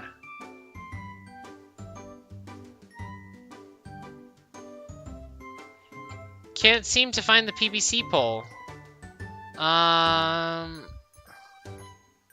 Interesting problem. Check DMs. Yeah, no, it was removed. Like, of course they would remove it. They removed the suggestions chat, I'm pretty sure.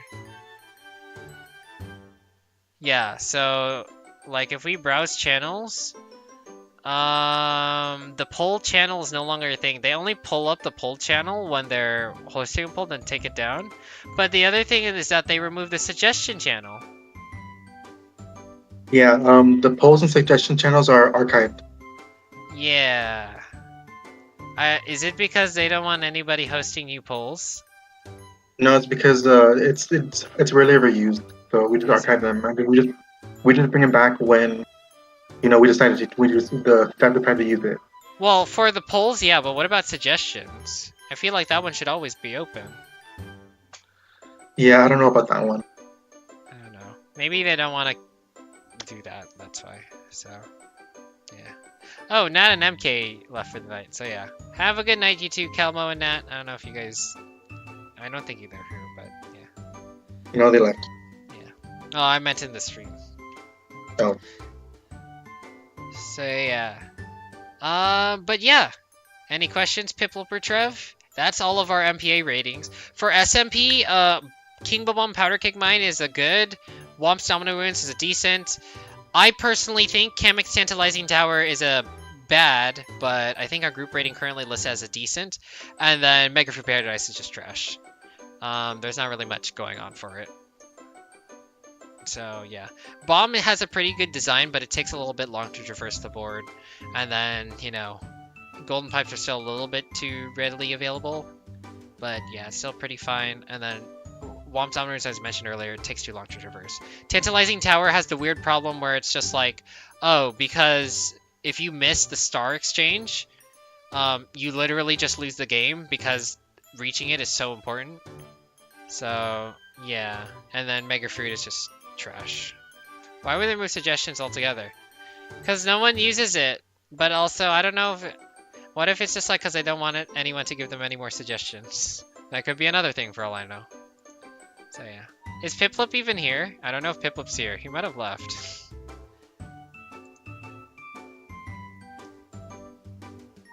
Well, hopefully I answered your question, Piplup, if you're still there. But yeah. I think I'm gonna go ahead and dip for the night. Because yeah, holy moly, I've almost been yapping for like 5 hours now. I have one suggestion. Ban Peach's birthday cake. Tell me what your suggestion is before leaving. Tell me your suggestion. Don't leave me.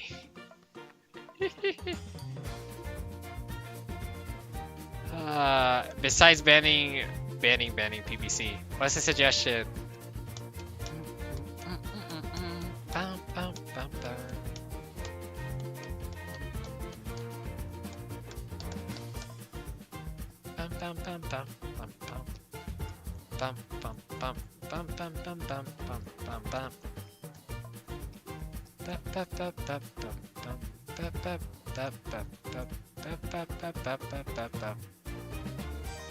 What is your suggestion, Trev?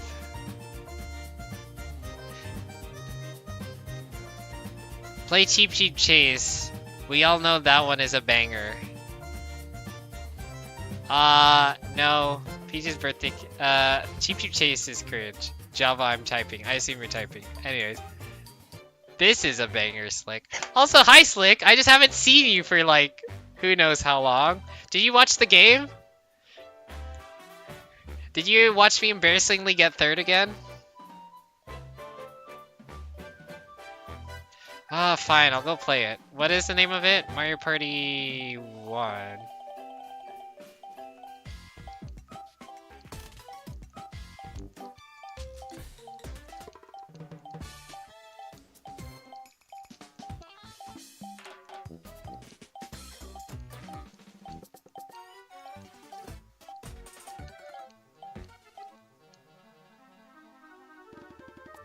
Slick, this is the music when I get into an argument with the staff and they're threatening to ban me. That's what this music is.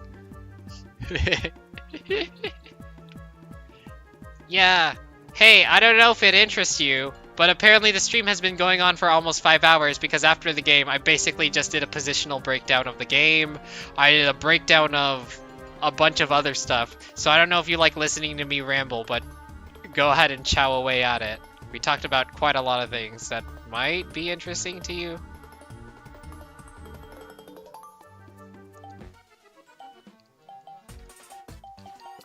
Here's a good minigame I just heard.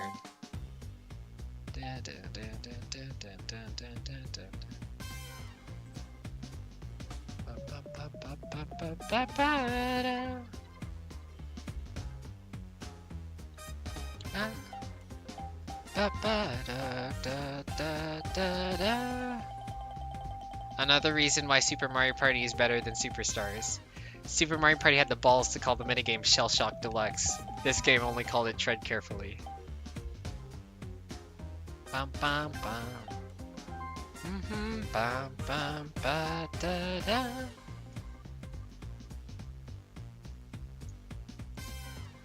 Trev, I'm waiting on your suggestion. I want to eat dinner.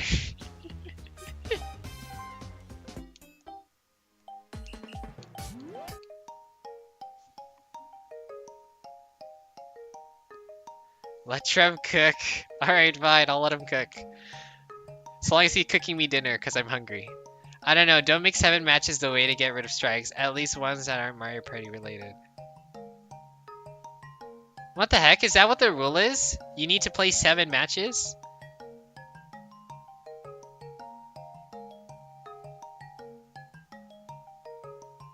I mean, it should either be 7 matches or after a certain period of time. I can understand why they want that, but... yeah.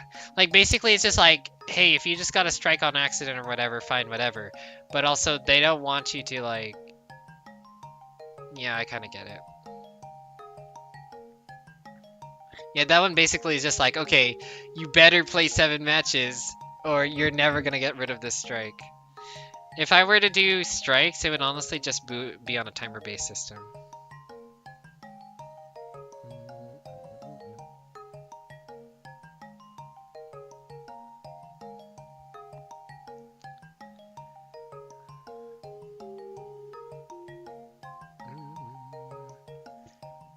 I didn't know that was the rule on strikes. Well, it's not like I have any. I feel like I should have strikes by now, but I don't. Anyways. Hey Slick, since you're here, do you mind if I ask what happened with the Fundador gecko thing? Did they finally sort it out? Also, thank you for putting the standings back up. I'm still gonna keep track of it because I don't... someone's gonna be like... feel free to not answer this question. Who is a... no punishments. Yeah, because that makes no sense. I talk about... if you want to scroll through earlier in the stream, I talk about it. And I'm just like, yeah. We just rewrite the rules. Yeah, we just rewrite the rules. In the future? So what Fundador did wasn't okay. It's just he's not getting punished this time around, but in the next tournament, if he does it again?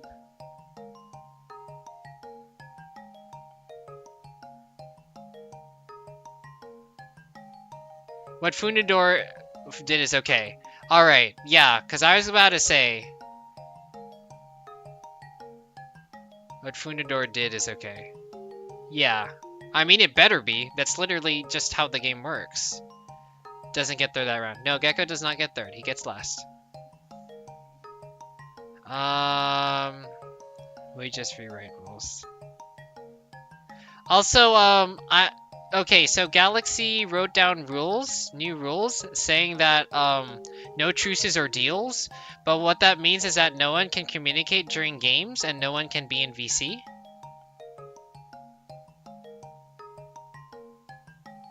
Yeah, like, let me quickly read the rules real quick.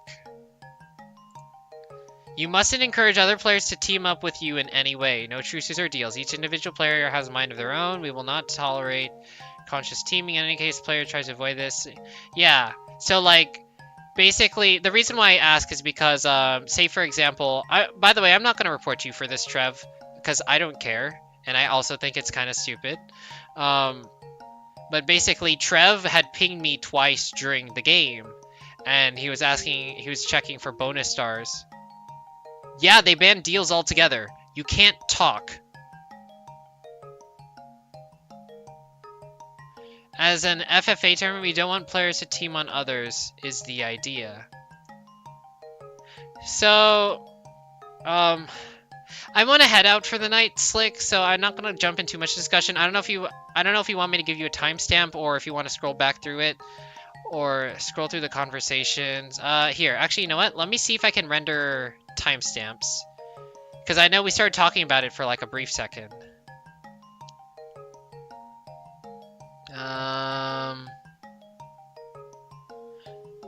Yeah, I know I talked about it. I don't know if it's gonna change your mind or not, but yeah, trying to ban deals is kind of like, okay, if you want to ban communication, but then it's just like it's gonna be really hard to prove. I'm just one of the tournament staff, so it's yeah. I got you. I know it's not yours. Unfortunately, since you're tournament staff, you are kind of the face, so any complaints that I have as a consumer, as a player, I will just throw at whoever's name is staff. I know you may not be the one setting it up, so yeah. So I get that. So, but you know, that is the job of being staff, and that is the job of being a leader, is you will get flack thrown onto you, and you need to worry about it. Me and Java writing a page essay is why the new rule is stupid. Essentially, well, the old rule and the new rule. I mean, the new rule, okay, the new rule isn't that stupid, but I just want to let you know what the ramifications are, which means no communication. You cannot talk to anybody during the game.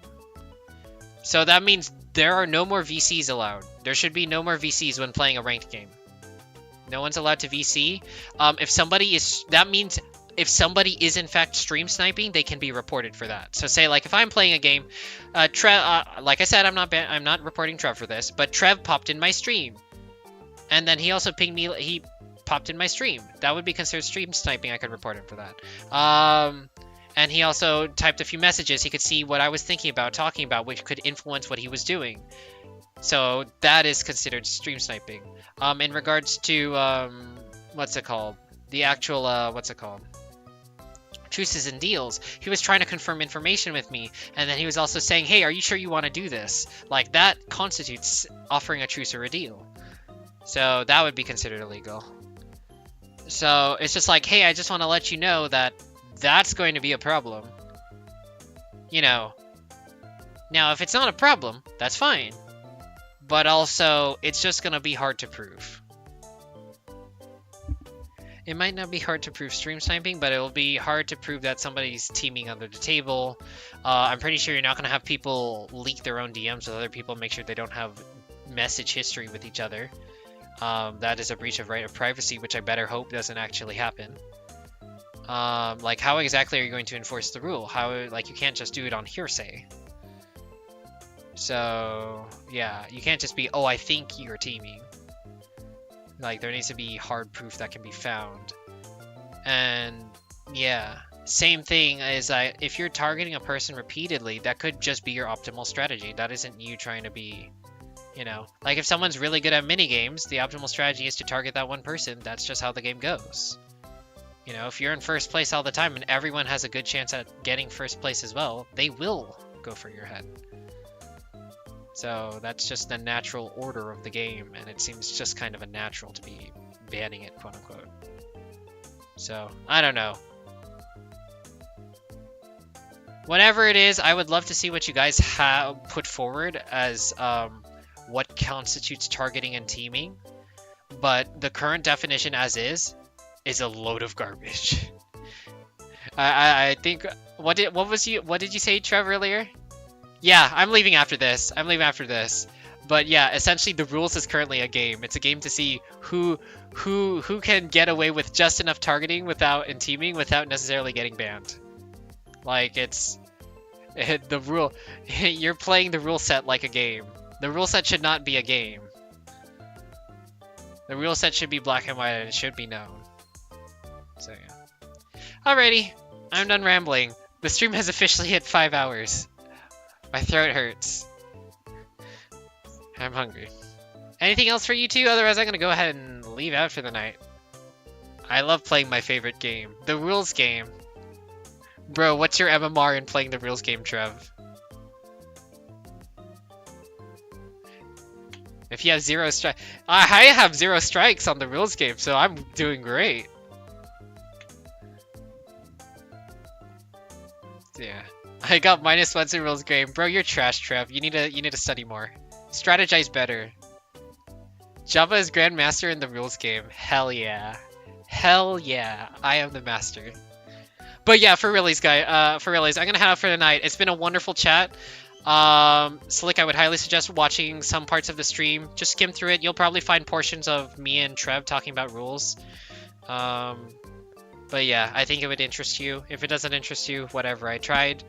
But yeah, I think I'm done for tonight. This is Hooktail's Treasure Trove, round 3. The Spaceland game against, Trev. Was it? Who are the 3 people? Ah, my brain's dying. Trev, Javo, and Ivan. Good games to you both. It has been a wonderful game. Just kidding. Frick you, Trev. How dare you make me get 3rd? I hate Superstars. Superstars sucks. I want to play Super Mario Party competitively. SMP competitive when? I want it back. So anyways. I got like 10 plus strikes at this rules game. Bro. I will make my own rules game and you're gonna win, Trev. I promise you that. You know why? Because no one will get it. The only way you can, in my server, the only way you can lose the rules games is if you, what's it called? If you breach someone's privacy, and that's it. Me laughing at Java to miscounting event star the whole game. Bro, I'm so mad. I'm so mad. I miscounted. Ah. Oh, Piplup's still here. Java. I'm actually mad. I'm big braining so hard that my big brain is calling me to fall over and trip. Good Thank you, rule. Java. Yes. I'll figure it out. I've heard miscounting rich, but events? I guess I just wasn't paying attention. I gave an event star to somebody else instead of Ivan. So, yeah. Oh no, you can watch the game, Slick. It's all live on YouTube on my channel. So, yeah. Oh, Piplup! Slick's already there, and Trev's already there. If you're interested in continuing talking further, I know we talk a lot about strategic Mario Party stuff in our server, the Mario Party Analysis group. If you want, I can send you an invite your direction. I don't know if it's your thing, but yeah. Yeah, Slick, I'm kind of bad at counting event. You know. I'm bad at miscounting. Otherwise, you can probably check my YouTube channel for an invite somewhere. If that is of interest to you. If Strategic Mario Party is of interest, feel free to join us. And if it's not, you can leave. No, we'd still love to have you, whether you're interested in that or not. Do you think I should make a help ticket on the new rule on deals? You're way better at explaining stuff than I am. So here's the thing, I'm way better at explaining, but none of them want to listen to me. They all think I talk too much. Like, I don't know. That's why I don't really care. It doesn't matter how much I say or how much I talk. Nothing's gonna happen. So, I don't know. Anyway, I didn't mean to end on a sour note, though. But yeah, thank you all for watching. Yeah, Piplup, did you want me to send you an invite your way? Or you'll find your way there? Or you respectfully declined? No worries if you don't want it. I'll probably see if they actually want to talk about it first. Yeah, it just heavily depends. I don't even know who made the rule. So, yeah. I want to keep talking to you. Sure. Alright, I'll send it your way. I think I know where you are on the server, but yeah. And if me and you can both talk about the rule anyway. Unfortunately, Trev, I don't feel like talking about the rules that much. Like I said, we're currently trying to finish up production of Super Mario Party, the board game expansion. So I'm just too tired and too busy to want to. So I don't know. Maybe in the future. Maybe if like a month from now, when they still haven't fixed the rules, hit me back up and be like, "Oh, hey Java, you want to write a 7-page essay about why the rules are still broken? You eat dinner and take a 12-hour nap." I wish I could take a 12-hour nap. So yeah. Alright, I'll send you the invite your way, Piplup. Trev, we will chat more later. Slick, I don't know if I'll message you later. I do want to know more insight as what happened with the Funador ruling. I want to know who's the one who messed up. Unless you don't want to disclose. If you don't want to disclose, I'm perfectly fine with that. I want to know who messed up and why. So yeah, or how it got added, changed over. So yeah. All right, and with that, I hope you guys enjoyed the stream. You all have a good night. Until next game. Until next game when I get 3rd place. I swear if I don't get like at least a 2nd place, I'm actually bad at this game. I don't want to switch. Perfectly fine. Yeah, I do want to know like what happened and how did you guys get there and how did you guys get out of there? Because I'm just like, it still baffles my mind. But it's a conversation for another time, Slick. So yeah. You can watch back through the stream and maybe there's probably a couple other things you can hear about. So yeah. Have a good night, you guys. Thanks for watching. I'll see you all next time.